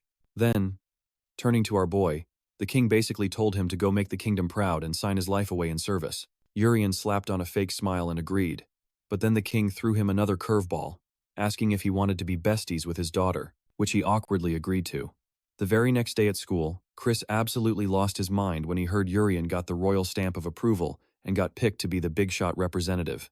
Ella and Jade heard the news and were floored, while Chris looked like he was sitting on a cactus. He was stomping around, ranting that the nobles would never see his true genius, and demanded a throwdown to prove it, but Jade had to remind him, "Dude, the king himself picked Urien." But Urien, cool as a cucumber, just shrugged and agreed to the fight, leaving his classmates totally gobsmacked as they got ready for a duel, just like Chris wanted. Chris, who was practically turning green with jealousy, demanded that our boy hand over the representative title if he lost the duel. Everyone was buzzing as this pop-up fight went down, and Rizzo just casually whipped out some popcorn like he was at the premiere of a blockbuster movie. Jade and Ella were going wild, while Hina was pretending to think about stopping it but was secretly way too hyped to see what would happen, especially since she was standing right next to Princess Surti, pointing out that the fight might as well happen since the teachers were already there. And Huan just calmly started her ref duties like this was just another boring Tuesday at the office. Urien was wondering if it was cool for the teachers to be so chill, especially with Princess Surti staring a hole through him, since her dad personally handpicked him for the gig. Huan calmly laid down the law, making it crystal clear that the match had to be a no-ouchie zone. She asked if both sides were good with that, and while Chris nodded, he muttered that there'd be some snapped bones if the teachers weren't around. This just made Urien call out his weird obsession, right as Haiwan poofed a table into existence and announced the winner would be decided by a coin toss, which, naturally, confused the heck out of both of them. She explained that whoever could shove the coin over to the other guy's side and hold it there for 5 whole seconds would be the winner. But here's the catch. You can only move it with magic, and if that sucker flies off the table, you're immediately disqualified. Goliath's like, why do these rules sound like they're for a kindergarten class? While Rizzo shoots back that it only looks simple but is actually a beast to play. Mew chimes in to clarify. Basically, you just have to overpower the other guy's brain to get control of the coin. And Sia adds, "Yeah, but if you go too hard, the coin yeets itself into the next county, and you lose." Jade piles on, saying you can even fake being weak to trick your opponent into messing up, and it finally clicks for Sturdy that this is all about mind games, not just a magic flexing contest. This whole conversation immediately gives Ella a panic attack, while Chris gets all smug, saying he's always wanted to demolish our boy, who just smiles and says, "Talk is cheap, dude. Let's see it." He even thanks them for the match, calling it a free test run for his midterm experiments. Right before the round kicks off, Chris is quietly muttering his brilliant plan to trap the coin inside his own little magic force field. His master plan is to lock it on our boy's side, watch him freak out, and then just kick back and enjoy the show as Urien completely falls apart. So, the match is about to start. Both guys get into position, and the second it begins, Chris wastes 0 time, unleashing a massive spell while telling the normals to stay in their lane, which makes Goliath's jaw drop at how fast things just went from 0 to 100. Rizzo figures any sane person would try the same move, since normals are supposed to have weak sauce magic, but the very next second, Chris is looking completely flabbergasted when he finds out. The coin is just chilling right in the middle of his times formation. Urien's standing there looking totally unfazed while Haiwan starts the countdown. Mew comments that our boy's quick and precise control is pretty slick, and Sia has to admit it's not on her sister's level, but it's still not half bad. Chris starts sweating buckets, wondering why this tiny coin suddenly feels like he's trying to bench press a mountain. He's having flashbacks to that insane magic from the entrance exam, straining with all his might to push the coin. The crowd is leaning in as the coin finally, slowly, begins to move. But all that tension just pops when Ricky points out that Urien is just toying with him, pulling it slowly to mess with Chris's head. Chris is just spaced out, trying to figure out what kind of black magic this normal is using as the coin morphs into a giant letter T. He's totally convinced it's some kind of secret message, while our boy can't stop laughing his head off because it's completely random. The countdown resets without even giving Chris a chance to breathe. He grits his teeth and channels every last drop of his power to shove that coin. But Rizzo sees it right away. The guy is totally losing control and has just triggered what Hina calls a full-blown magical rage. Jade screams at Ella to get behind him. Even he's on high alert, warning everyone to be careful because the whole place could go boom at any second. Urien, as usual, looks like he's waiting for a bus. He even praises Chris's spirit, saying the guy really knows how to go all out. Then he just raises his hand and makes a fist. And just like that, all the wild magic in the arena just drops to zero. Everyone is frozen in shock as the chaos just vanishes, while Lady Hersia looks seriously impressed. Our hero finally gets what she meant when she was talking about the true limits of his power. Goliath is nervously whispering, what in the world just happened? Meanwhile, Rizzo is happily munching on popcorn, soaking up the drama, and wondering if Chris planned to have a public meltdown. Turns out, our boy just casually contained the entire explosion. Hina finds this totally unbelievable, considering how insane and unstable a magical rage is supposed to be. But when she spots that smug little smile on his face, she starts to wonder if it really was impossible. While Urien remembers the entrance exam where he couldn't control his own power. Even back then, when someone saw through his hidden power, his heart didn't explode. The exact same thing just happened again, all because Haiwan knew exactly what he just did. Urien recalled that time at the orphanage. If he ever used too much power, his heart felt like it was about to burst. So, the rule was super simple. Show off your powers, and poof, you're a goner. But then it hit him nobody ever actually defined what too powerful meant. Talk about a major loophole. He just stared at the ceiling like, yo, Herja, are we talking about, like, actual heroes in heaven level of power here? And you know what? Herja finally cracked a smile. She was totally chuffed that our boy finally connected the dots, confirming his genius theory that her little rule meant if anyone went full-on superhero plus, their ticker would go kaboom. But see, this world was already a hot mess, a total grab bag of humans and every non-human thingamajig you can imagine. The cosmic Jenga tower holding it all together was super wobbly. If Team Human suddenly got a massive power-up, the whole shebang could come crashing down. Her face got all soft as she was like, but Urien? He's gonna bring peace to this crazy place. Using that same insane power, no less. She silently hoped he'd find his zen on his lonely warrior road trip. Meanwhile, back in class, our boy is zapping the noble with some healing magic. The dude literally sneezed himself back to life, looking around all dazed like, what in the heck just happened to me? Then he mumbles, so, do I have to tap out? All this time, Rizzo's just chilling on the side with the smuggest grin ever, totally roasting the guy. The noble's brain finally rebooted, and he remembered getting into a throwdown before his little nap. Then he glances over and sees Urien getting a full-on hero's welcome from the class. And oh man, you could practically see the jealousy fumes coming out of his ears. He slams his fist on the floor, yelling that this friendship competition is a huge deal, like, for the kingdom's street cred and everything. That's why winning was more important than who's who. So, choking back his massive ego, the formerly snooty noble actually admitted Urien beat him. Hwan just beamed, telling him that learning how to take an L is a big part of leveling up, and gave him a verbal pat on the back for a job well done. Urien shot him a look, silently thanking him for the beatdown that helped him figure out his own power level. Then Haiwan switched right back into full-on teacher mode.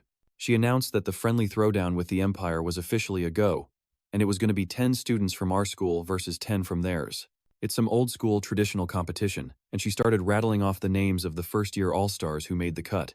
Kicking things off with a bang, Urien, who was handpicked by the king himself. She gushed about his top-tier healing skills. Apparently, he's the team's designated medic.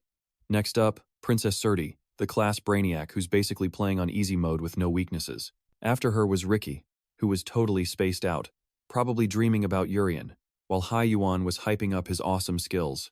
Seriously, she sounded like she was reading a commercial. And last but not least, Sia and Mew, who looked about as surprised as if you told them the sky was blue. They strolled up like they owned the place, and Hwan added that when those two team up, they're an absolute wrecking crew. And just like that, the chosen few lined up at the front, rocking some fresh new threads. But Rizzo? Yeah, he wasn't drinking the Kool-Aid. He's like, I don't even want to be a representative, but what was the secret handshake to get picked, before bragging that he could take the whole lineup? Hyo-won just smirked at him like, ooh, someone's curious, and then dropped the bomb. There were 0 official criteria. None. Besides Urien, the other 4 basically got in because they all took down a level 3 monster. Rizzo's jaw just about hit the floor. It dawned on him that this school had more heavy hitters than just Princess Surti and Ricky. Meanwhile, the twins were puffing out their chests like proud peacocks. Then Yuran added that they usually have this whole complicated selection process, but a first year taking out a level 3 baddie? That was a total curveball. Like, it completely short-circuited the whole system. Rizzo still looked like he smelled something funky though. That's when Urien remembered that before this year. Only one other freshman had ever pulled off the whole level 3 monster slaying thing, and that was their senior, Deus. Goliath and Hina were both like, whoa, seriously? Ella just looked down, having a flashback to that nightmare of a level 3 tornado monster she fought. She balled up her fist and made a silent promise to herself. She was dead set on leveling up so she could be Urien's one and only Nuna. Meanwhile, Urien was totally cringing at their dorky new uniforms, but before he could even start whining, Mew slid up and, bold as brass, asked him out. Her sister and Ella just about keeled over from the shock, but Mew was on a roll, hyping them up about how their power couple vibes would make them champions. Like, yesterday. She even dangled a noble title in front of him, but Urien just stared at her like she was a 5-alarm fire in human form. The shutdown was swift and savage. He shot her down right then and there, dropping the whole marriage should be for people who are actually in love bomb. And then he hit her with the "you're too young for this" line. Sia marched right up to Urien to give him a piece of her mind, but Mew actually piped up and said he had a point. Turns out, she'd completely spaced on that whole love thing being a key ingredient for marriage. Sia just stared at her, completely baffled. But right then, Hywin popped up in a totally new getup, announcing it was time to hit the road. Mina looked like she had no clue what planet she was on. Goliath was just standing there wondering where in the world she got that outfit, while Hywin cheerfully explained they were all off to the Empire and that, technically, they were supposed to have bounced this morning, but a little unscheduled throwdown kinda messed up the schedule. Urien started thinking everything was moving way too fast. After a bit, the class finally rolled into the Empire, and Ella's eyes immediately lit up like a Christmas tree, just soaking in all the amazing sights around her. She wondered if this was what it was really like to live the high life.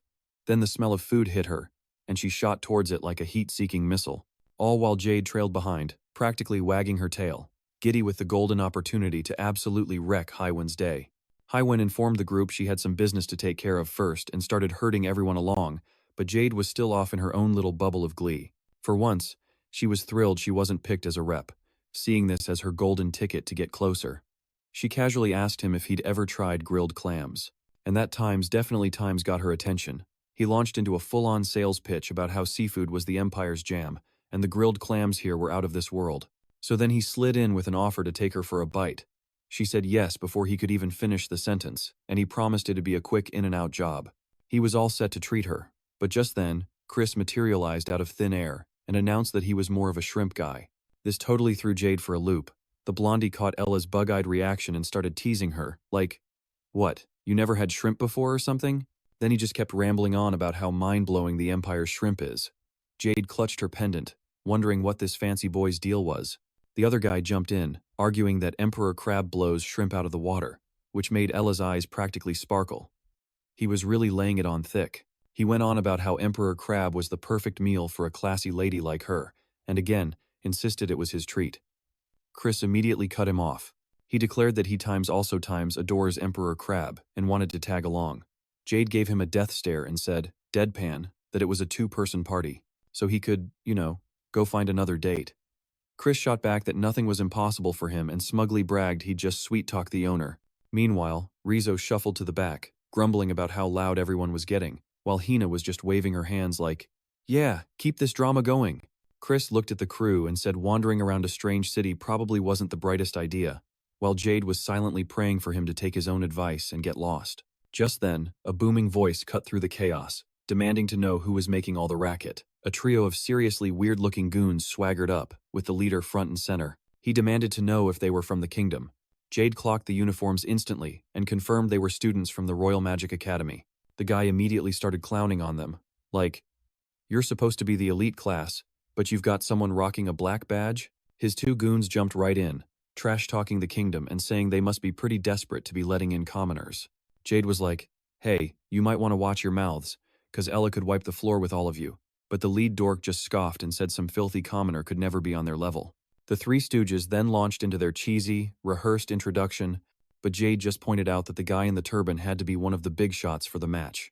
Chris then strolled up with a smug grin and roasted them, saying that riffraff like them didn't belong in the Empire's VIP lounge. Ella and Jade absolutely lost it, which just made the trio even madder, since they clearly had zero sense of humor. Turban Guy, especially, got all puffed up and challenged them right then and there. He screamed at his two buddies to show them the true power of the Empire as they all charged forward. Ella immediately was like, "Nah, I got this." This made Jade a little nervous. Chris, on the other hand, didn't even blink and just said that the fight from this morning made these guys look like toddlers. While Ella was busy using them as floor mops, the dude with glasses hit the deck with a bloody nose, and Ella taunted him, saying they were way too slow and squishy to be elite. Baru, the turban-wearing leader, was seeing red and basically told his goons to scram before they embarrassed him any further.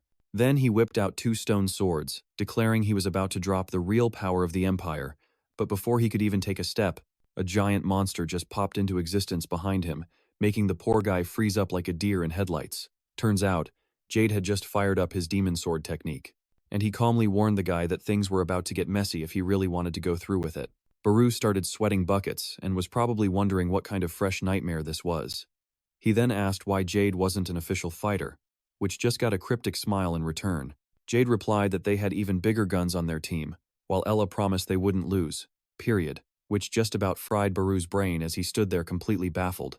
Who was it that said this kingdom had no talent this year? Just then, a new voice cut in, asking Baru if he was shaking in his little boots. She said it again, asking if the big, bad Empire students were actually scared of a few kids from the kingdom. The trio immediately started panicking and tripping over themselves to deny it, but Ryusei was totally done with their whining. She balled up her fists and accused them of dragging the Empire's good name through the mud. Then she launched a freaking huge energy blast right at them, almost scaring them to death. But a massive shield appeared out of nowhere to block it. Baru looked around, shocked that he wasn't a pile of ash, and started yelling at Jade about what he thought he was doing. But Jade just ignored him and spoke to Ryusei, saying that her last little love tap could have seriously messed them up if he hadn't jumped in. The stone-cold Ice Queen just replied that he hadn't blocked squat, because that was just her warm-up. She started charging up another ridiculous magic bomb and announced that this one was the real deal. Jade powered up again, shouting that things were officially getting way out of hand, and quickly threw up another shield. While Ryusei was getting the next attack ready, Chris casually pitched in some of her own magic to beef up the shield, which only made Ryusei even more annoyed. She snapped back, asking if they honestly thought they could stop even a fraction of her spell, and right then, she fired it off. Jade immediately went into full-blown panic mode, realizing his shield was about as durable as a wet napkin. He dodged just in time as the blast punched a hole clean through it. Meanwhile, some folks nearby heard the massive boom, figured a fight was on, and started gathering to cheer for Ryusei, who was already winding up for another blast and yelling at Jade to try and block this one, too. In her iciest voice, she warned that anyone who disrespects the Empire gets punished, and let the attack fly, but just then, Ryusei felt her own magic just vanish. At the same time, a familiar face dropped in from above as Ricky swooped down with his giant sword to parry her incoming punch. Mr. Handsome told her to use her inside voice and then hit her with a powerful wind blast, forcing Ryusei back as she shot him a look that could kill. She demanded to know who shut off her magic. Ricky tried to take the credit, smooth as ever, but the Ice Queen wasn't buying it for a second, and said it felt like a way heavier, more high-class kind of magic. And that's when she finally spotted our boy. He was just chilling in the corner, radiating pure main character energy. Her eyes went wide when she realized Urien was the one who shut down her spell, and she got super hyped, telling him to get over there and fight her. But before she could even take a step, he just poofed times into existence right beside her, totally freezing her in place. That's when the teacher gives her a little head pat and tells her to chill out and save it for the real match. 'Cause this little playground fight is over. Muse is still shook from the teleportation jump scare, but grumbles that she's out of here and is gonna go toss those goons herself. She shouts that she'll see them all at the friendly match, but next time, the kid gloves are coming off, which gets a big fat meh from Ricky. Meanwhile, Urien finally makes his entrance and helps his classmate up.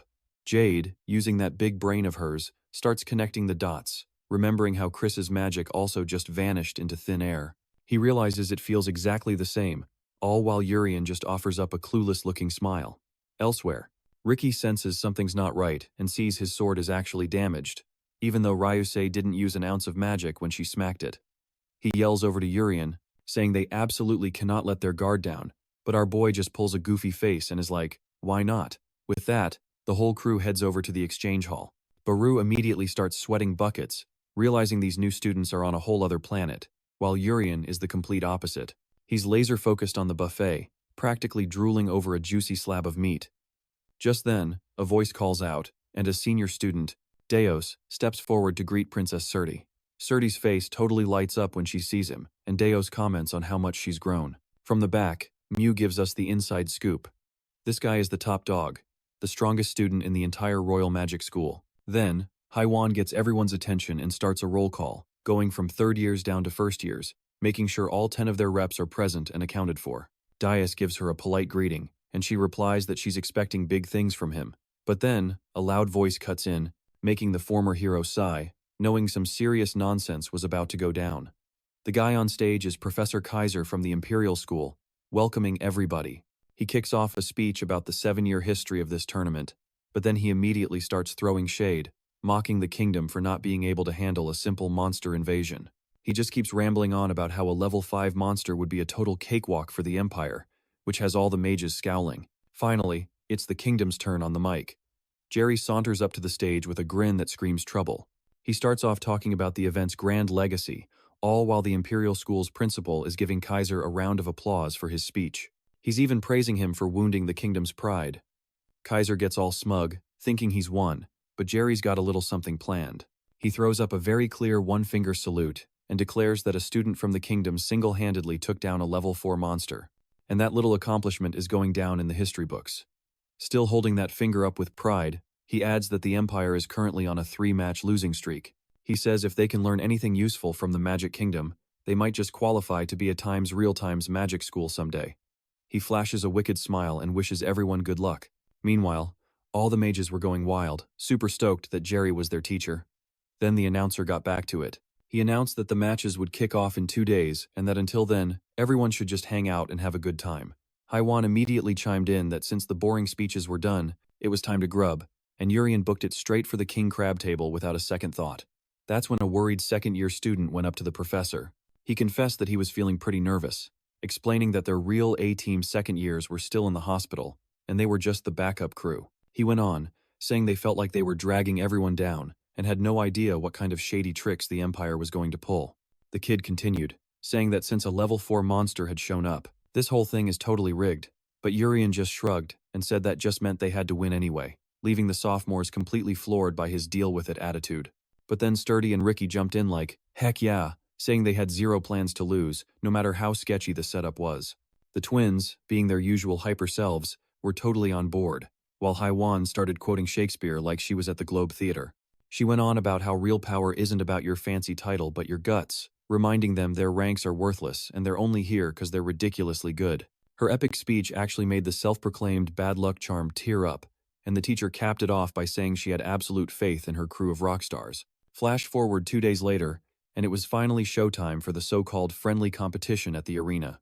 Kicking off the 8th Magic Brawl was a live match featuring the third years, with Dias stepping up for the Royal School. Dias, cool as a cucumber, told the other guy he'd be absolute toast if he lost. But the kid fired back, saying he'd win, no problem. Meanwhile, Director Lee of the Empire School was giving his player a pep talk.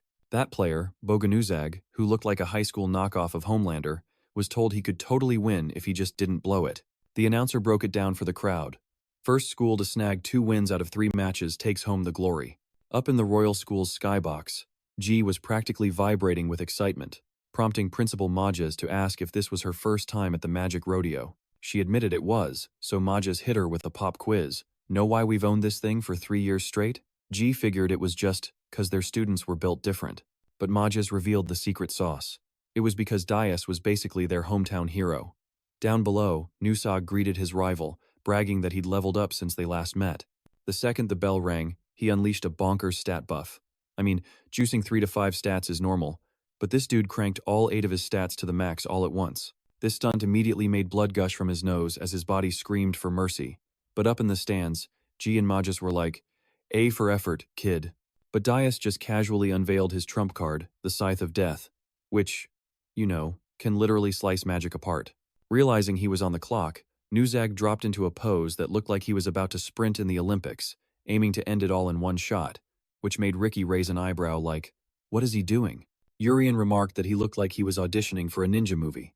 Director Lee knew it looked weird, remembering how that exact move had totally caught him by surprise once.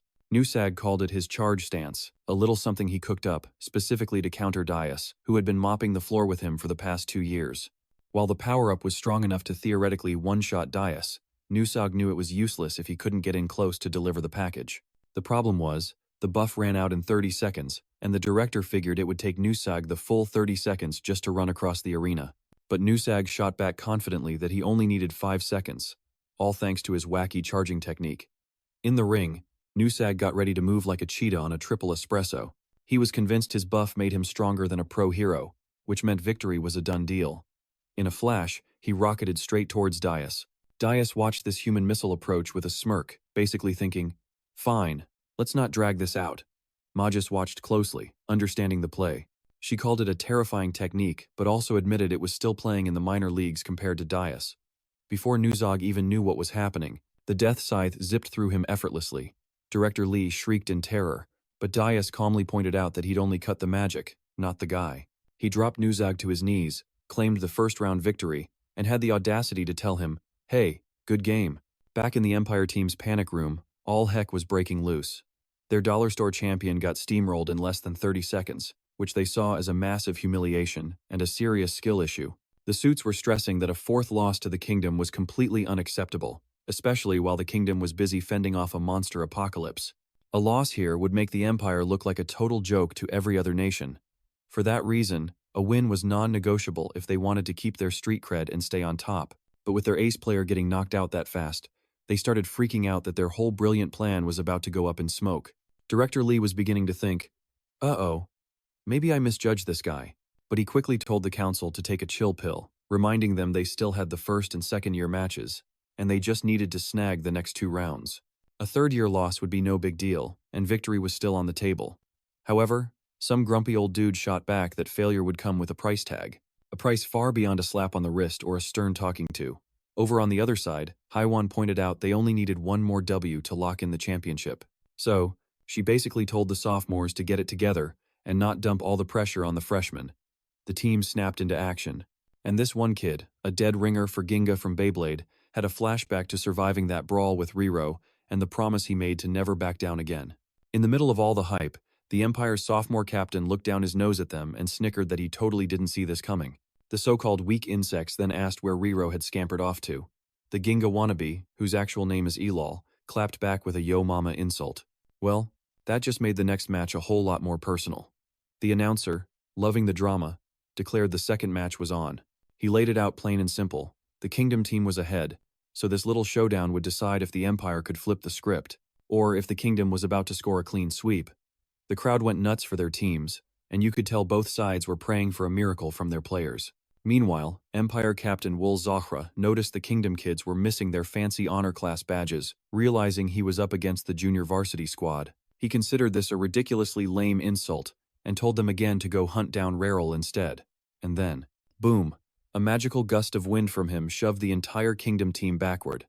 Elal shouted for his squad to hold the line, screaming about Kingdom pride or something, but the Empire team was cracking up that one little puff of air sent their opponents into a full-blown tizzy, while one of them reminded the others about Zaha's brilliant battle plan. The big idea was to win with absolute, unapologetic violence, just to put on a show and wash away the stink of their last defeat under leader Zaha.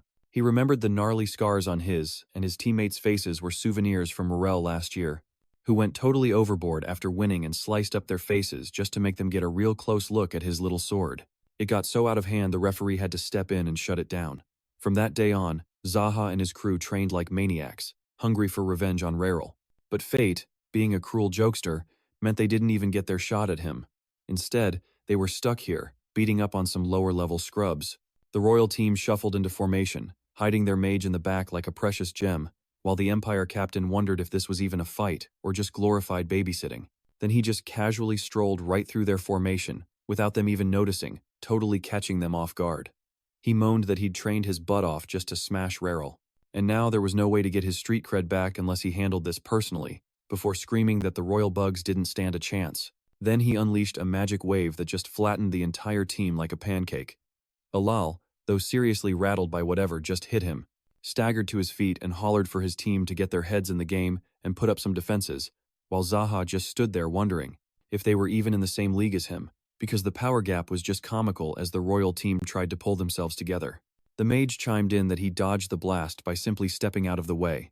This sparked a little idea in Alal's head, who saw the other Empire players itching to join in, but they were stuck on the sidelines because their coach had apparently told them to let the team captain have all the fun and create a one-man highlight reel. Elal tried to rally the troops with a "we got this" speech, and that's when the royal crew finally noticed that Zaha was fighting all by his lonesome. They figured he could only hit stuff up close, making him a perfect target for long-range pot shots, so they started getting into a new formation. Zaha thought this was the funniest thing he'd ever seen and offered not to attack for 30 seconds if they really thought they could win in that time. This leaves the royal team looking more confused than a chameleon in a bag of Skittles, but the mage yanks them back to reality, and they stumble forward with their half-baked plan.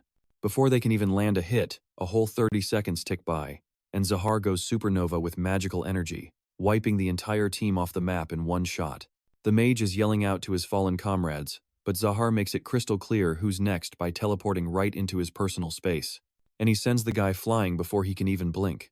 G and the students immediately see the Grand Canyon sized skill gap, and now G's inner helicopter parent is having a meltdown, but the students just decide to let Coach Haiwan handle it, munching on imaginary popcorn while she watches in dead silence as Alal gets absolutely pummeled, all while Zahar is running his mouth, saying a pipsqueak like him has zero chance against the varsity squad and should just start begging for his life. But Alal hits him with a curveball, admitting he's probably going to lose forever. But hey, even if everyone points and laughs, he's not quitting. He says the old Alal who used to run away is no longer in service, and he's upgrading to a dude who fears nothing, cause if he bails now, he'll be stuck on wimp mode for the rest of his life, so he's decided to never back down again. But just as he hits the peak of his epic hero speech, Zahar shuts him up with a fist to the face, sending him skidding across the floor like an air hockey puck, while coldly telling him to just die already. My dude gets up again, looking like he lost a fight with a ketchup bottle, and Zahar just screams that he's gonna have to break his leg so he stays down for good. But before he can throw another knuckle sandwich, he gets zapped by a wave of premium-grade magic that leaves him completely dazed and confused. And here comes our boy, stepping between Alal and his bully like a bouncer at, while the professor is screaming his head off for them to chill. With everyone basically face-planting the floor, the ref finally steps in and calls it a day, which makes the crowd absolutely lose its mind. Cause hey, a win's a win. Zahar, being a total sore loser, throws a cheap shot at Urien, yelling that he only got saved by the bell. And of course, his giant hype man chimes in, backing him up like, yeah, the captain's totally got this. His magic control is, like, A+. The whole squad starts nodding along, but Zahar's staring at his hand, having a mini panic attack because he remembers his magic went totally haywire back there. Ella lets out a massive sigh, totally blindsided by Urien's hero moment, while Jade's just nodding like, yep, called it, basically confirming she's the smartest person in the room. Turns out Zahar's magic poofed into thin air, because our boy Urien hit him with an instant magic begone spell, which gets a super weird, kinda creepy laugh out of Jade. I mean, who wouldn't laugh? That power is ridiculously overpowered. Urien gives Alal a pat on the back for not bailing this time, admitting it was pretty gutsy. The old guy has a deep, philosophical moment, admitting that even though he got his butt kicked, he's proud he tried, and then the adrenaline just nopes out of his system. And boom, he collapses like a sack of spuds, causing everyone to freak out and scream for a medic. Even Urien looks a little concerned, while the crowd starts whispering about how the Empire is running a total clown show. Urien, ever the hero, strolls over to the downed seniors with a smile, but right as he's about to work his magic, that one chunky noble from before stomps over, getting all up in his grill about what he thinks he's doing. Urien's like, healing them, duh? But the big guy gets right in his personal space and starts screaming. Apparently, his healing powers are on a limited time offer, and this dude doesn't want him to waste them. Urien tries to explain that, people could have some not-so-fun permanent side effects, but Mr. Important here just steamrolls him, ranting that the competition is way more important than these scrubs, and that the doctors can totally handle it. Right on cue, the medics rush in, chanting their little Healy spells. Everyone else is stone-faced, but Iwan looks like he's about to faint from the drama. And then, plot twist. One of the doctors yells that their budget healing spells are doing jack squat because these guys are seriously messed up. The head healer immediately starts barking orders to get them to a real hospital, realizing the Empire's friendly competition just leveled up to May-Mathon mode. Out of nowhere, our little dude just waltzes up and stuns the head healer, who told him to pump the brakes, while some fancy noble looked on like he'd just seen a ghost. But Urien couldn't have cared less. He was on a mission from, well, himself, to use this power to save folks. The snooty nobles could only watch in pure horror as Urien unleashed his absolutely insane healing magic, leaving every other healer in the room completely floored. As the upperclassmen started to come around, the head healer immediately laid into his team for dropping the ball, all while the princess gave our little guy a knowing smile and pretty much said she'd have been super disappointed if he hadn't healed them. Meanwhile, Mew was trying to launch herself at him, and Ricky was just vibing in the back, clueless as ever. All the first-year reps lined up like they were posing for a movie poster, while the hefty noble was still having a slow-motion panic attack. Yuran just bumped right into him and dropped a sarcastic one-liner, muttering that things were getting a little tight. Then her voice went ice-cold as she told him to scram because this area was for officials only. The big oaf nearly face-planted, but still tried to argue that if they lost, the blame would be all on her.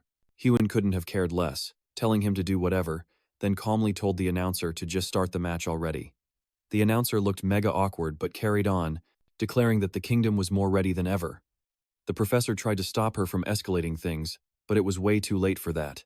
As Ryusei declared with ice in his veins that the Empire wasn't backing down, his team immediately hopped into the arena. Baru, looking completely bewildered, just kinda jumped down out of pure instinct. Meanwhile, a bald dude named Ham is getting totally amped by Urien's healing powers, and Jin, one of the less exciting twins, thinks it's all kinds of awesome, and some ginger-haired guy suddenly throws some shade at Ricky. Ryusei then tells his team that if any of them blow it, they better be prepared for a family reunion in the sky. One of the medics is gently leading a still moping Alal off the field, but then Urien calls him back, telling him to just leave the rest to them. That finally gets a smile out of him. Lady G teases Majas that he's turning into a mini Hiwan, and Majas just retorts that this match could be the whole shebang. GIE points out that their team totally has the upper hand, but she's still worried the Empire's gonna pull some sketchy stuff. Majas gives a slight nod, sharing her concern, but brushes it aside as he looks over at Hai Wen, who's hyping up the team with one last pump-up speech. She warns them that the Empire is 100% going to play dirty, but finishes with a sharp reminder that they just need to win, same as always. With that, the whole crew struts in with major main character vibes, as the host gets the crowd roaring and announces that this next match will decide the winner of the whole friendly tourney, then calls the teams into the arena as the crowd goes absolutely nuts. Ryusei starts trash-talking, saying Urien won't be able to run away like last time, while Urien just gives him his best butter wouldn't melt look. But right before things can pop off, some random NPC totally crashes their stare-down. The guy with the mic steps up and introduces himself as the secretary of the friendly competition. He looks as trustworthy as a $3 bill and starts droning on about how great the event's been so far. But then, surprise, he drops the bomb that the final match has a brand spanking new special rule. Miss G immediately calls shenanigans on the last-minute switch-up. Meanwhile, the principal is muttering that the Empire probably pulled this stunt because they know they're about to lose big time. The mages don't hold back one bit, straight up calling the Empire cowards for messing with what should have been a simple 5-on-5 match. The secretary just plays deaf and raises his hand, summoning a giant frickin' tower out of nowhere, then announces the new objective is to yank a sword from the very top. He explains that it has 5 floors, and each player will be assigned to one. Whoever wins their fight gets to move up, and the more players who win, the more of an advantage their team will have. Other school officials immediately start protesting that this was never in the brochure and call them out for turning this into a series of one-on-one duels. The Empire's people just stand their ground, pretending it's totally fair, while Haiwan just smiles like she saw this coming a mile away. She proudly declares that her students aren't a bunch of chickens, which makes the entire stadium go dead silent. The host, probably terrified, just officially kicks off the match. The ref steps in and starts herding the players to their assigned floors, and one by one, they disappear into a big, sparkly, shimmering magic door. Cut to the Empire's evil lair, control room where the principal is cackling like he just hit the jackpot, totally convinced they've already won. He's trash-talking our team, saying the healer is dead weight in a one-on-one, and the twin sisters are useless apart, all while doing a little victory dance. He keeps bragging about how his roster is way better for solo brawls, throwing out some super petty insults and basically praying for our team to faceplant spectacularly. Back in the arena, Urien walks into a room so bright he needs sunglasses, and guess who's already waiting for him? Of course, it's Baru. On a different level, the princess strolls into her zone and calmly announces her to-do list. Step 1, crush Ryusei. Step 2, move on. Ryusei fires back, calling her arrogant for being so cocky, but Sturdy claps back instantly with a, takes one to know one. In another room, Sia is having a sad little moment about being split from her sister when some creep named Ham interrupts, taunting that his little toy has finally arrived. Saya just silently promises Mayu she'll be right back as soon as she takes out the trash. Jin smugly declares that Mew has a 0% chance of winning, but she just lets out a massive yawn, totally bored by this bald potato. And finally, Ricky gets his own floor, which turns out to be some ridiculously fancy room that looks more like a 5-star hotel suite than a place to throw down. He was starting to think this tower was some kind of portal to another universe. But of course, that's when Mr. Big Shot from earlier decided to pop up and start running his mouth. But the Silver Knight just totally shut him down and was like, yeah, where are the stairs? Which really got under Hebe's skin because he couldn't believe he was being ignored like some random NPC. So he started trying to get a rise out of Ricky, but the knight just casually unsheathed his sword like he was bored. And with one smooth move, he sliced right through the kid, throwing in a sick burn for good measure. Hebe stumbled back a bit, then just burst out laughing like a complete psycho. Ricky's jaw hit the floor when he saw his sword had turned into a puddle of goo, and the maniac mocked him, saying he wasn't the only one with a guardian angel. His whole body lit up in flames as he stuck his tongue out like some circus freak, promising this was going to be a real party, but Ricky's poker face didn't even twitch. Meanwhile, back in the Empire's command center, the principal was having the time of his life, just picturing the absolute meltdown on the Kingdom team's faces. The professor next to him was fluffing his ego, but was secretly about to explode from hearing this for the 10th time, while Fat Egg fantasized about the Kingdom getting totally dunked on if his students could just climb the tower. Back at the arena, the director was patting himself on the back, bragging about how he totally called it that the freshmen would be the deciding factor. And he even did a little reconnaissance beforehand. Yeah, he admitted it was a dirty move, but hey, all's fair in love and magical death matches, right? Just then, the announcer's voice boomed that a player had reached the next floor, yanking the director right out of his little victory speech. He immediately figured it had to be one of the twins, and put his money on Jin, since the older brother was all about ending his fights as soon as possible. While Ham liked to drag things out for the sheer sadistic fun of it, the real shocker was Urien showing up, looking around, seeing nobody, and basically deciding to dip and come back later. Director Lee was just frozen, absolutely gobsmacked, looking like someone just told him pineapple belongs on pizza and wondering what in the world was going on. Baru remembered Director Lee giving him the scoop on Urien, saying the guy's heal was on a 3-use-a-day cooldown, and since he'd already patched up the sophomores, he was down to just 2. He also added that the healing power was pretty much worthless in an actual fight. That's why Baru's mission was to take the guy out downstairs, and fast, before his support skills could become a major pain in the butt up top. Even though the director was talking big, calling Urien some weakling and making it sound like a cakewalk, Baru wasn't buying that hype for a second. He figured, alright, kid gloves are off, deciding he wasn't going to pull any punches just because Urien wasn't from the fancy royal magic school. He then accidentally whipped out a pair of stone swords, declaring he was going all out, but Urien was just like, whoa, let's pump the brakes, buddy. Urien wanted to keep it from getting dull too fast, but Baru completely shot that down, yelling that he was aiming for 3rd place at the very least. To get to the top, he didn't have time for a song and dance, which sent Urien on a little trip down memory lane about everything that went down upstairs. Urien thought, you know, 3rd place sounds pretty sweet, not too flashy, but still on the podium. And asked Baru if they were kinda jumping the gun on the whole climbing thing. But Baru just slammed the swords together like a rock star and screamed that this was the perfect time to throw down. He went on a whole rant about how the foolish kingdom thought their students could win a one-on-one fight against all odds. But surprise, the Empire was more than ready for them, with a way better game plan to absolutely flatten Urien's crew, thanks to learning from past screw-ups. Baru ended his speech by saying that if Urien went up now, he'd still just be stuck in 3rd place. Right then, the announcer piped up that Urien from the Kingdom team was actually the first one to hit the top, but everyone was scratching their heads wondering why in the world he was already coming back down. Director Lee was trying to guess if Baru yanked him back or something, but secretly, the man was sweating buckets. He was realizing he'd majorly underestimated his own kid, and now the only thing he could do was pray the twins would actually stick to the script. On a different floor, Jin was trying to sound tough, telling Mew that he and his bro had her and her sister all figured out, calling them twin monsters.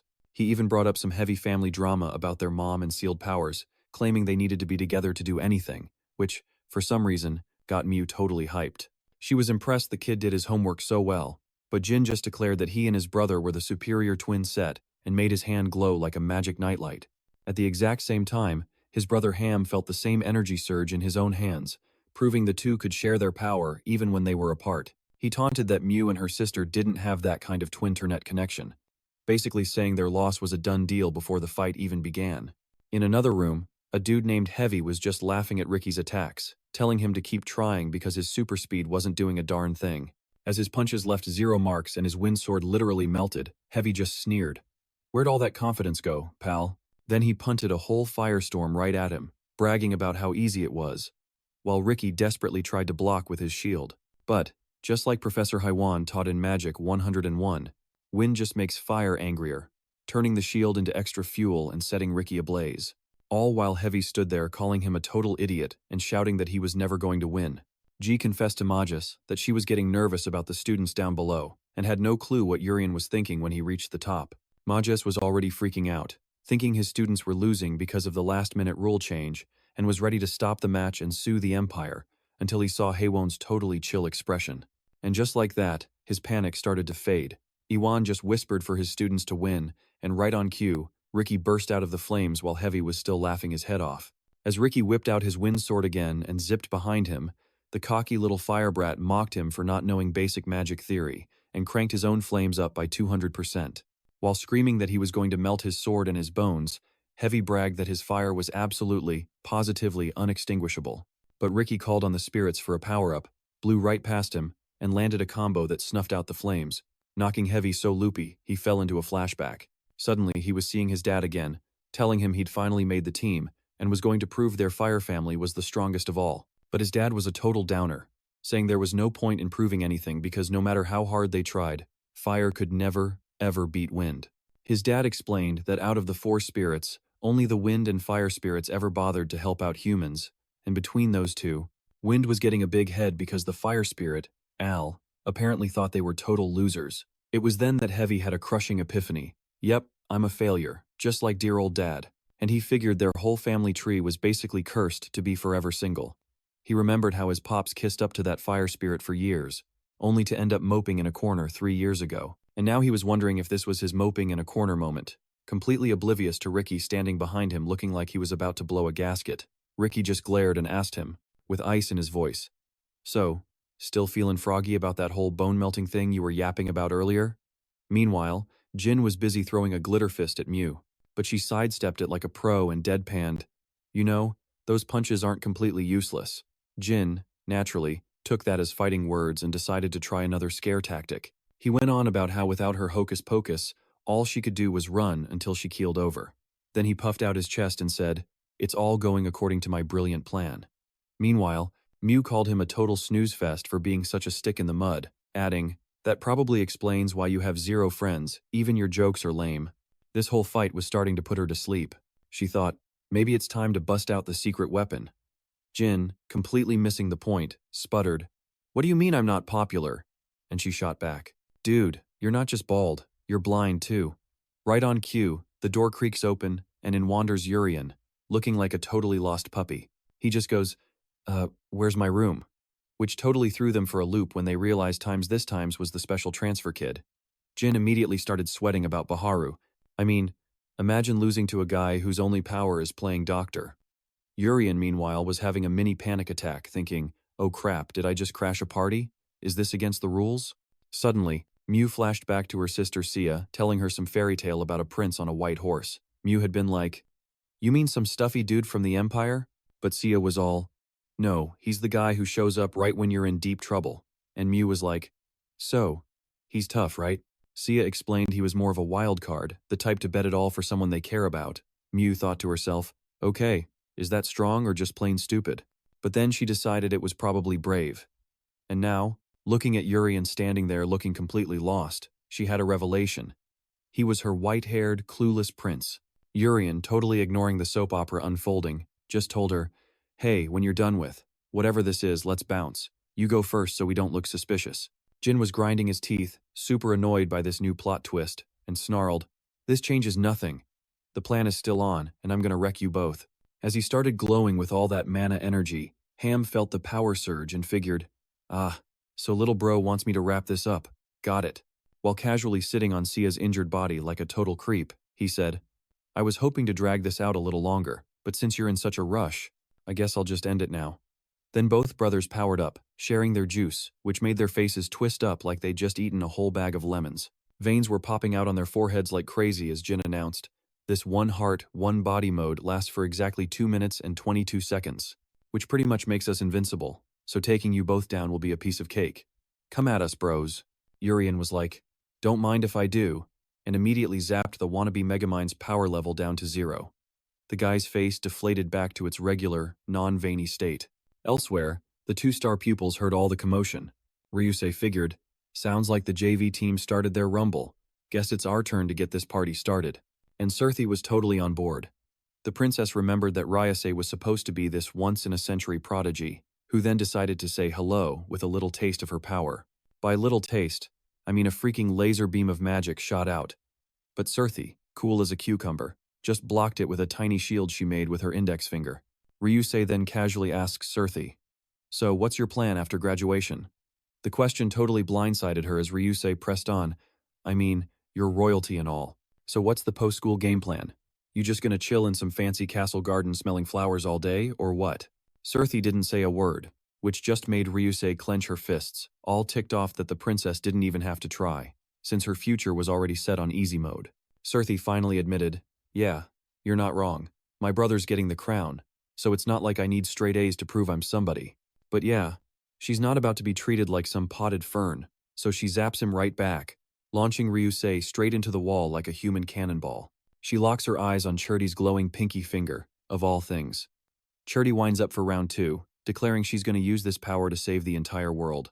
Ryusei just laughs, telling her maybe she should worry about saving her own skin first. Then he powers up another blast, basically yelling, come on, hit me with your best shot. The whole tower is groaning under the strain while the Imperial suits are scrambling to keep the place from falling apart, whispering, dude, Ryusei, chill out. He's thinking, since this whole joint is held up by magic spit and duct tape, if she really went full throttle, they'd all be buried in rubble by now. And honestly, it looks like he's going to crumble before the castle does.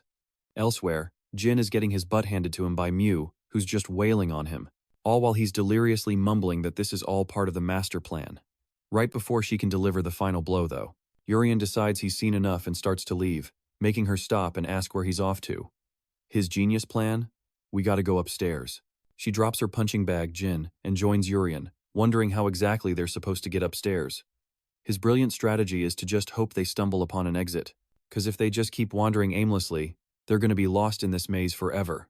Just then, Director Lee's jaw hits the floor for the umpteenth time.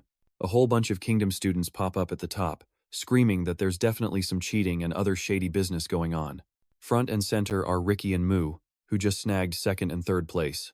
Ricky announces that this last-minute rule change smells like a total setup, a setup designed to keep them from pulling out their swords. But some nearby guard chimes in, explaining that, actually, no rules were changed at all. He insists the fine print always said only the captain could draw their sword, and anyone else trying it would get an instant boot from the competition. Ricky's keeping a straight face through all this, but inside he's wondering how long he can listen to this garbage without completely losing it. And Mew is nervously whispering that Sia is still MIA, guessing she probably pulled some crazy move and already won her fight. Ricky starts thinking, why isn't Urien up here yet? The chump he was fighting couldn't possibly hold him up for this long. He's also wondering how much longer he has to play nice before his master finally blows a gasket. He glances down and spots Hai Nguyen, who's just standing there, frozen stiff. He's like, what in the world could have spooked her that bad? All while Hai Nguyen is just muttering level 4 over and over. As a new baddie enters the ring, our heroes have to get ready for another round. Meanwhile, Sia's feeling a little bummed, hoping to find her sister soon. Said sister is still lost somewhere in this crazy castle, right as she and Urien walk right back into the exact same room they started in. The light bulb finally goes off for our boy. They've been walking in a giant circle. And right on cue, Mew starts whining that her feet are killing her. She's like, is this place really designed by a madman, or are we just idiots? While Urien tries to soothe her with a totally unconvincing, we'll figure it out. Mew then slinks up behind him and purrs that while she's not complaining about the one-on-one time, the rest of the gang might be in deep trouble. Our guy has to agree, guessing they're probably the only losers still stuck down here in the basement. Mew starts to fret that if more players from the Empire show up, her sister's gonna be in a world of hurt, though she's pretty sure Sis ditched them because she had no other choice. Then she drops the classic line, we should split up, so they can cover more ground and find the stairs faster. At the same time, Ryusei is barely deflecting the princess's attack, taunting her that the only thing she's good at is running. Cherty snaps back that his moves are so predictable a baby could read them, and she's thinking there's no way he can keep blocking her forever. With no shields left, the blind girl basically dares her to bring it on, cause she is so over this and ready to finish it. The princess is like, "You're right, everyone else is probably done by now," and starts cooking up another spell. Ryusei just rolls his eyes. "Oh, great, another light show." But she's quick to correct him like, "Nope, this time it's telekinesis, buddy." Right as Ryusei gets snagged by a bunch of magic chains that pin her down, the princess tells her she's about to get folded like a cheap lawn chair, but Ryusei, cool as a cucumber, just asks, "So, is this that holy blessing everyone's been raving about?" She juices up her legs with magic, shatters one of the chains with a solid kick, and then launches a fist straight for the princess's face. Surti gets totally blindsided with zero time to react and eats the punch, while Ryusei, now free, just looks kinda baffled that Surti is still standing. And she's like, "How did you tank that with such a flimsy barrier? It shouldn't have worked." Then the light bulb goes off, and she starts thinking, "Wait a minute, is it that blessing thing?" Cue the flashback. We get a little history lesson on how humans used to be unbelievably wimpy, even after they started building cities and all that. Yeah, they were pretty much the underdogs of the fantasy world, but one day, the universe was like, "Oh yeah, humans exist," and decided to drop a crazy powerful blessing on one of them. That power became known as the Divine Blessing, and has been passed down like a sacred family recipe, with Surti being the lucky winner this time around. Back in the present, Ryusei's knees go a little wobbly as it all sinks in, and she decides, alright, no more messing around. She zips in with a lightning-fast punch that catches the princess off guard, but Surti whips out her holy finger wag of doom and just takes control of Ryusei's body. This completely throws Ryusei for a loop, while Surti starts to break a sweat because this whole up-close and personal fighting style is getting a little too real for her. So she uses her mind powers to just yeet the blindfolded girl across the room. Ryusei's eyes go wide as she goes flying, and Surti can finally let out a massive sigh of relief. She zoned out into a flashback where her bro was all like, "Magic? Nah, you're good," but she was already dead set on being everyone's superhero. So there she was, chilling in a pit, when Ryusei basically asked, "Hey Surti, how's ditching that sweet, comfy life for superpowers working out for ya?" He then added that she pretty much got kicked to the curb with no choice. Then he dramatically hopped down, whining, "This is exactly times why I can't stand this power." And get this, he wished he could just be some helpless little princess. Surti was not having it, firing back, "Oh please, save the cheap melodrama for someone who cares." She demanded they throw down right then and there. Ryusei got his game face on, but naturally, a door just had to creak open and kill the vibe. She paused to see who the party crasher was, and suddenly, they were both sweating bullets as a level 4 monster just waltzed in. This thing had a real breathe wrong in your toast look. Anyway, cut to Haiwan and Ricky, just in time for the sky to go full-on goth mode, and poor Ricky turned whiter than a ghost, his brain totally blue screening. They say you could have heard a pin drop in that stadium, it got so quiet. Right in the middle of all that freaky magic, some seriously bizarre mirages started popping up, with a thick, gross green fog covering the field. As 3 level 4 baddies hovered over the castle, a massive uh-oh silence fell over everyone from the students to the royal suits. Yep, even the cheering section went completely quiet. The monsters were still a ways off, but everyone's internal we're-boned alarm was screaming. A whole 2 minutes had passed since Haiwan spotted those things, and now they were just casually floating above the stadium. No one dared to even breathe, until bam. Some character named Plague just popped up behind Ricky without a sound, calmly strolled over to the tower's upper entrance, and stepped inside. Haiwan appeared next, gave Plague the nod to get going, and then sprinted for the lower entrance as Hai Nguyen silently put all her chips on him. With that, she headed for the upper entrance like she owned the place. Then, a familiar voice welcomed her, and she turned to see a real blast from the past. It was Neely, grinning like an idiot and buzzing with energy, thrilled to see her and calling herself a lovely member of the old hero team. She giggled, saying Fate was a real jokester for bringing her back to Haiwan, then asked if he even remembered who she was. He shot back that he could never forget her. But the vibe took a nosedive when Neely casually asked why she had been taken out. Her voice went all hollow and spooky, while her face started to pull a real-life horror movie warp, and she whined about why she got left for dead when Hai Nguyen was the only chosen one. She kept asking, "Why me?" like a broken record until her whole face melted down like a cheap candle, leaving behind some seriously gnarly, rotted-out features. But Neely wasn't buying the sob story, basically calling her a team wrecker, and asking how He-Won could even look at herself in the mirror. She suggested that if the others were toast, maybe the self-appointed hero should take a nosedive and join them. He-Won didn't even flinch. He saw right through the cheap parlor trick, called out the illusion, and told the depression its head games were, as always, straight from the bargain bin. The fake-out shattered like a dropped plate, and the real depression monster appeared, totally impressed with Yuan's mental fortitude, noting she could still tank trauma like a champ. And he reminded her, "Hey, you also kinda yoinked one of my arms and a leg, so it wasn't exactly a shock she wasn't rolling out the welcome mat." Yuan gave him a death glare, and the monster was like, "Okay, fair enough." He let out a little chuckle, admitting they weren't there for a brawl, but then asked for 5 minutes of their time so he could wipe them off the face of the earth. You know, to get a little payback for them erasing his other form. But hey, he'd been showing some real saint. He won, putting the puzzle pieces together, figured since there were only 8 of these level 4 freaks, they were a tight-knit crew, meaning only 2 of them could be in one place at a time. That meant his other half, the depressive twin, was already history.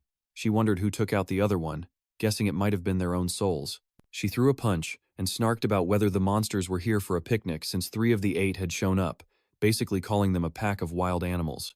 But the depression monster got all sensitive about the insult, warning her to show some respect in calling times the humans before cutting her off. He repeated that they weren't here to fight, then immediately clarified that this statement was, in fact, a threat, telling them to play statue for 5 minutes. After that, it was curtains for everyone, and as proof, the plague doctor's hand started dripping these little droplets that bloomed into a nasty virus. He spelled it out for them. If they so much as twitched, every student, teacher, and person in the cheap seats would get completely deleted. Hein Wen instantly recognized the play, noting they were being boxed in by using a bunch of innocent bystanders as human shields. Then she added that for a bunch of monsters, their strategy was a little too clean for her liking. Meanwhile, Ricky was trying to summon every last shred of bravery he could find. He whispered a desperate little SOS to his soul for backup, but his soul was just chilling on a flower, basically saying, "Sorry, my hands are tied right now." Apparently, last time they tangled, she'd made a deal with Mr. Depression to sit this one out, while the sickness monster glanced at the girls and asked super casually, "So, which one of you is the princess?" Because, according to him, all harmful creatures looked the same and he couldn't tell them apart. The blindfolded girl stepped right up and said, "That'd be me," then asked what the game plan was if she just surrendered. He cracked a smile and said, "You harmful creatures are born liars. It's as natural as breathing for you." He admitted that no matter what she said, he'd have no clue if she was telling the truth or not. And Cersei's gut feeling screamed that this was, in fact, a level 4 monster. And the whole point of this chaotic mess was to snatch the princess. She realized they must want her alive, because if the plan was just to kill her, they wouldn't be wasting all this time on chit-chat. Ryusei told him that if he really couldn't trust their answers, he could just bounce, go confirm who the princess was, and circle back later. Because they would just wait right there like a couple of perfect angels. Disease shot that idea down and offered a much grislier one. He'd just chop both girls up and bring back half of each. Yeah, that charming suggestion made both girls freeze up. The blindfold girl leaned in to whisper that they were now stuck with 2 terrible choices. Choice number 1 was to fight together and pray they could ditch the monster and run for it, while option 2 was for her to be the decoy so the princess could escape. And even though it was a brutal plan, the second option definitely had a better chance of working. But then Cersei offered a third plan. She'd turn herself in as the princess and let Ryusei make a break for it. But Ryusei shot that idea down immediately, calling it totally nuts. Princess Cersei was right there with her, admitting they were officially out of backup plans. So, the 2 frenemies called a timeout on their beef and teamed up, ready to face the absolute horror show in front of them. Meanwhile, Urien was playing Let's Make a Deal with every single door until it finally dawned on him that the whole place was now a giant, messed up maze. It was like something was trying to keep him out of certain rooms, which of course, only made him want to get in more, and with a wicked grin, he decided he was going to crack them all, one by one. All this while the wannabe plague doctor was floating around like a spooky balloon, with the secretary just standing there. He was trying to figure out what in the world was going on, getting super annoyed and wondering why monsters had to invade on his shift, of all times. And while he was itching to jump into action, those blasted monsters had basically hijacked the controls to the towers. Just then, Mr. Disease unleashed a gnarly wave of power that totally shocked the girls, but Ryusei was already shifting gears as she scooped Cersei up in a full-on princess carry to yank her out of danger. She then told her it was time to get real, and Cersei agreed, whipping out her holy middle finger and zapped the monster with a weakening spell. He scoffed, asking if she really thought that would do anything, but Cersei shot back, telling him not to sleep on her. While Ryusei was charging up her fist and let loose a massive punch that ended in a huge explosion, Mr. Disease pulled a slick anime move and just pointed off to the side, causing Ryusei's arm to just start poofing out of existence as she lost all feeling in it. Cersei didn't waste a single second and used her thumb power to block the incoming blast, then asked Ryusei if she was good. Miss Eyepatch just shrugged it off like it was a paper cut, pointing at the giant new hole in the hallway that was now their express exit. See, a few moments earlier, Ryusei had laid it all out for Cersei, saying there was no way in heck they could beat this guy and, let's be real, the chances of them both making it out alive were pretty much zero. That's why the plan had to be absolutely flawless if they wanted even a sliver of a chance. First on the to-do list. Create a new doorway. When the door is sealed with spooky-doo magic, you just gotta make your own. Anyway, back to the present, Ryusei told her it was time for phase 2 of the plan, but then she just stopped cold as both girls started leaking ketchup from their noses and mouths. Mr. Disease was just standing behind them with one finger up as the girls were frozen solid. The monster coldly announced that their whole job was to give humanity the boot and told the girls to not even bother trying to survive in front of him, right as the whole arena got sealed in a bubble. And the poor civilians were so scared they couldn't even twitch. Even Magus felt that heavy vibe and figured it had to be some kind of mental game magic barrier. Seiya, being the smart one, pieced it together that they locked down the stadium just to box one in. He started wondering what kind of VIP target would need a plan this extra. Suddenly, her spidey senses went off, and she realized the monster was aiming down. Ricky felt it too, guessing they had to be going for the princess. Gritting his teeth, he turned to Haiwan and said there might be something way more important than all these lives at stake. He asked her what the kingdom couldn't afford to lose, and told her she needed to make a call. Like, now. Ricky flat out said he'd take one for the team, but one just smirked and asked if he seriously thought she was that bad of a teacher. The Silver Knight was stunned, asking what in the world she was up to as one started to power up. With a massive bang, Depression just laughed and said she hadn't changed a bit, declaring that her selfish moves only ever hurt the people around her, but she just warned him to shut his mouth, unless he wanted to see her really lose it. The monster stood there, completely still, as its head slowly slid off its neck and plopped onto the ground. One raised her sword and announced that Dr. Disease was next on her hit list. So, the dude just stood there, juicing up his evil mojo, while Depression was like, okay, not gonna lie, props for still having that much juice left. Then he started trash-talking her, saying she was clearly past her prime and now, thanks to her little stunt, everyone else was about to get a one-way ticket to the afterlife. Meanwhile, Dr. Disease decided it was the perfect time to unleash his custom-made, annihilate all humans super virus. He one-shot back, like, seriously? If you're gonna end the world, at least bring a level 5 baddie, before pulling off a flashy move and turning both creeps into monster sashimi. And of course, she had to strike a perfect 10.0 hero pose at the end, as the arena lights went absolutely bonkers while she finished dicing the monsters. Ricky was totally fanboying over the ex-hero's raw power, but his oh my god moment got rudely interrupted when he noticed she was sporting a classic anime nosebleed. But when she turned around, the monsters had just, reassembled themselves like nothing ever happened.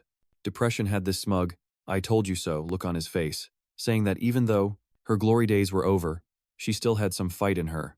But then he twisted the knife, pointing out she didn't have the oomph to actually, asterisk kill times them for good. Mew, meanwhile, felt like she was gonna barf watching her favorite healing magic get totally twisted by these goons. But Hwan wasn't about to quit and shot back. You guys must be dumber than a bag of hammers if you think I can't turn you into confetti again, as she casually wiped the blood from her face. But the plague doctor just cackled, saying times she times was the real fool for playing Monster Hunter instead of focusing on damage control. Then, with a flick of his wrist, he sprayed some nasty virus into the arena. At the same time, the princess just froze, clutching her chest. She was struggling to breathe, thinking something was seriously messing with her lungs. Her body went ice cold, and everything just felt off. Her gut was screaming that her ticker was on the fritz, all while sickness just stared with those dead, doll-like eyes. Creepy, right? Then it clicked for her. This isn't a kill shot, she said, or they'd be long gone. She reminded Sturdy that the main goal was to kidnap the princess, not turn her into a ghost. And that was literally the only reason they were all still breathing. Eyepatch Girl put it all together and said they needed a new game plan, like, yesterday. Before those freaks figure out who the real princess is, she said, I'll be the bait. You and Sturdy get out of here. She laid it out plain. There was no way they were all making it out, but hearing that totally threw Sturdy for a loop. Suddenly, she was having a major flashback to when she was a kid, watching her brother suffer through another one of his insane training sessions. She asked if he was heading back out to practice more, and when he nodded, she was like, I'm coming with. She admitted she was super jealous of him, which made him look at her like she was nuts. He asked why on earth she'd be jealous when all he wanted was to sleep for a week. She just blew that off and, all hyped up, asked what he was training for that day, hoping it was some super cool sword fighting or flashy magic. She gushed that she wanted to learn it too when she finally went to school, but he completely rained on her parade and told her to stop talking nonsense. Then he just turned to their servant, Jenny, and asked if his bath was ready. When she nodded, he just dipped without even looking back at his sister. Serti just stood there in stunned silence while Melissa, another maid, tried to smooth things over, saying the prince was probably just exhausted. But the princess quietly asked if people would treat her differently if she totally aced her classes at the Magic Academy. Then the waterworks started, and she said she didn't want to be trapped in a castle forever like some damsel in a tower. Lisa tried to comfort her, promising that one day she'd get to live her own life. But until then, she just had to hang in there and keep trying her best. And then, her dad totally crushed her dream of going to magic school, and the rejection hit her out of nowhere. Her father explained there was absolutely no good reason for her to enroll, mainly because he wanted her to, get this, understand the real world, and learn the art of freedom at some fancy pants school. She cried that she wanted to be the one protecting her people herself, and while Melissa was trying to gently remind her to use her inside voice, the king doubled down, clarifying that everyone in this world has their part to play, and that her job description didn't exactly include savior of the people. She immediately pulled the "is it 'cause I'm a girl" card, but the king shot that down, saying it had nothing to do with her gender. It was because she was, a total lightweight. He explained that if she waltzed into a fight, she'd basically be a walking get your friends killed sign, which kind of puts a damper on the whole saving people thing. He went on with his whole protecting people isn't all about punching stuff lecture, droning on about how a solid monarchy and some good old-fashioned leadership could build a super safe nation and keep everyone tucked in at night. But yeah, she wasn't having it, remembering her life goal was to not be a pampered houseplant. And then it hit her that one time her prayers actually got a response, and she got a divine power-up. So she totally screamed that sacrificing people was, last season. She hyped herself up, remembering this blessing was her golden ticket out of the gilded cage and her one-way pass to becoming everyone's hero. So, in a classic fine, I'll do it myself moment, she decided to solo the boss. With that, she tried to mind whammy the monster. She did the whole pew-pew with her index finger, only to realize her mental mojo wasn't nearly strong enough to even nudge the big guy. So she brought in her thumb for backup, trying to go full-on pancake mode, but all she managed was to make the monster take a knee, like it was proposing or something, which, wasn't exactly the flat on its back she was going for. She realized her stats were way too low for this quest, but she was still dead set on a no-casualty run. Her face went ghost white as Mr. Disease just shrugged off her little mind push and stared her down, basically going, "Hey, aren't you the princess?" Well, so much for incognito mode. Ryusei yelled for her to get back, right as the monster did this weird, look-into-my-eyes gesture. And boom, next thing you know, everyone's leaking from their eyeballs and can't see a thing. Mr. Disease got up and was all, "Gimme the hand with the magic juju on it. I need that for reasons." Even though Eyepatch Girl was now seeing absolutely nothing, she still told Sturdy to hide behind her, which is a bold strategy.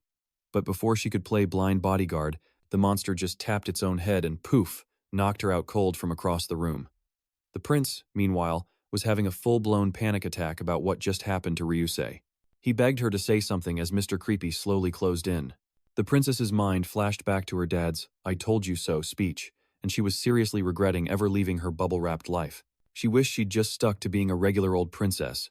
Wished she'd never wanted the spotlight or all that power. But the chilly villain reminded her that, LOL, none of that mattered anyway. Because the Grim Reaper was punching everyone's ticket, no matter which life path she'd picked. All she could see was black. That is, until a wild blue light appeared out of nowhere, and suddenly, she was all patched up like she'd just used a max potion. Standing there was Urien, who casually asked how she managed to fight that thing all by herself. He guessed it must be a princess thing, and called her performance pretty solid, which was, impressive. Completely baffled, she asked how he even got there and where the heck the monster went. Urien just gave her this super awkward, "What? Me?" smile, like he hadn't just done something, all while a pair of smoking monster feet were chilling right by his shoes. As our boy had been wandering the maze, it occurred to him that this was his first ever monster maze experience. He was finding it kinda tricky to get out, but then he spotted a big ol' magical light show in the distance and figured he'd check it out, literally just barging his way in. And what'd you know? He was surprised to find a level 4 monster just hanging out. The disease creature started screeching about another pest crawling into its domain, but then it paused, all confused because that room was supposed to be totally sealed off. Meanwhile, our guy walked over to the princess, who looked like she'd just walked off the set of a zombie flick. He started poking her, asking if she was just taking a little nap or something, completely oblivious to the giant monster looming right behind him. The monster started throwing hand signs like it was trying to summon a nine-tailed fox, trying to curse Urien, who was finally starting to think, maybe something's up. As the creature kept up its interpretive dance routine, Urien spun around with a fiery glare and asked if it built this whole stupid maze just for this little performance. The monster started sweating bullets as Urien kept going, complaining that he rushed over thinking there was some cool event happening. He asked again, but Mr. Disease decided to attack instead of answering. Urien was not having it and just casually threw a punch that completely vaporized the monster's top half in a huge explosion, leaving him wondering, where'd this guy even come from? Judging by its face, which only a mother could love, it was definitely a level 4 monster. First things first, he whipped up some healing magic for the two ladies, and Surti immediately snapped back to the real world. She gave him a look that screamed, "Did you just teleport in here or what?" But her monster-induced panic quickly took over again. He put on his best "I have no idea what you're talking about" face, acting like he didn't know where it went, right as Ryuse's brain came back online. She was totally baffled how her near-death experience got erased in a split second and gushed that she knew our hero was secretly OP, even as he insisted he was just a regular, boring dude. The blindfolded chick called shenanigans, saying his Mr. Normal act was getting old, while the other one was just completely silent, probably rebooting her entire system. This was her first time getting the full Urien healing spa treatment. She'd seen it before, but feeling it firsthand made her realize this guy could basically save, well, everyone. And right on cue, a flashback to her dad saying, "You don't need big muscles to be a hero," hit her right in the feels, and her face got all gloomy. She was spiraling, thinking Urien was totally dad-approved while she was still stuck in the minor leagues, but he snapped her right out of her pity party. He then asked if she was seriously holding off a level 4 monster by herself, calling it awesome, which basically caused her brain to blue screen. As her face went full-on tomato mode and her mind hit the eject button, our boy wondered if his compliment had accidentally fried her circuits. Since he basically has zero filter, he quickly changed the subject to the divine blessing, which thankfully rebooted the princess's brain. She checked on it and breathed a sigh of relief that it was safe, but Ryusei was like, "Hold up, why wouldn't a level 4 just snatch that thing? It was right there for the taking." She started thinking maybe the monster was after something else, and Urien immediately jumped in with a, "Yeah, that's probably it." Meanwhile, the blindfolded one was just happy they weren't monster chow. She figured the beast must have thought they were toast. He told them they needed to book it, and she agreed, pointing to the gaping hole in the wall. But then she paused, looked back, and asked, "So who made the other times giant hole?" The blindfolded girl was in full-on denial, muttering, "The monster did it. The monster totally did it," while Urien quietly thanked his lucky stars he wasn't busted. Ryusei, on the other hand, was starting to feel a little loopy. She was pretty sure she was losing her marbles, which, to be fair, is what happens when you almost become a chew toy and get saved by a magic band-aid. She tried to get her game face on since they weren't out of the woods yet, but then realized she was weirdly chill about the whole giant hole in the wall situation. So she asked Urien how in the world he got there, and he just deadpanned, "Oh, I came through the hole," which made her eyes pop. Surti jumped in, guessing he must have shown up right after the monster bailed. Seeing how he wasn't freaking out at all, Ryu grabbed his shoulder, startling him, and declared that was his whole problem right from the start. She yelled that a normal person would be having a full-blown panic attack right now, but everyone was acting way too cool. Then she started shaking him like a maraca. She demanded to know if he had any clue what kind of magic voodoo he just pulled off. That's when the princess had a light bulb moment, realizing even their terror had completely poofed. This meant our boy's heal was also a top-tier therapy session that cured emotional damage. Just then, Ryusei shrieked at the princess to watch her back as Mr. Ugly decided to make a dramatic re-entrance. He gave her the classic villain speech, "Don't even bother, it's useless," and reached for her as she stood there frozen. Ryusei made a move to intervene but knew she wouldn't make it in time. But Urien was having none of that, and poof, the monster's spooky magic just vanished, leaving everyone with their jaws on the floor. Disease threw a tantrum about him meddling, but Urien was just standing there thinking, well, at least this time I don't have to worry about knocking the whole tower down. That didn't last long though, as the monster shook it off. Ryusei went charging in again, while Disease basically laughed, telling her she was just tickling him. She didn't give a crap and threw a punch that set off a massive explosion. Urien, ever the hype man, was like, "Nice one." That brought a smile to her face, right before they saw the monster standing there without a single scratch. Ryusei sighed, admitting that was pretty much all she had in the tank, but Surti told her to chin up, saying her power was easily on her level. Then she added that, Yeah, the two of them together still had zero chance of beating a level 4. Ruse was all in, agreeing they had to meet the monster's power level, when Surti piped up that Urien's janky heal ability was the key, and both girls instantly swiveled to look at him, basically shouting that it was his time in the spotlight while he just stood there with a completely blank, what is happening look on his face.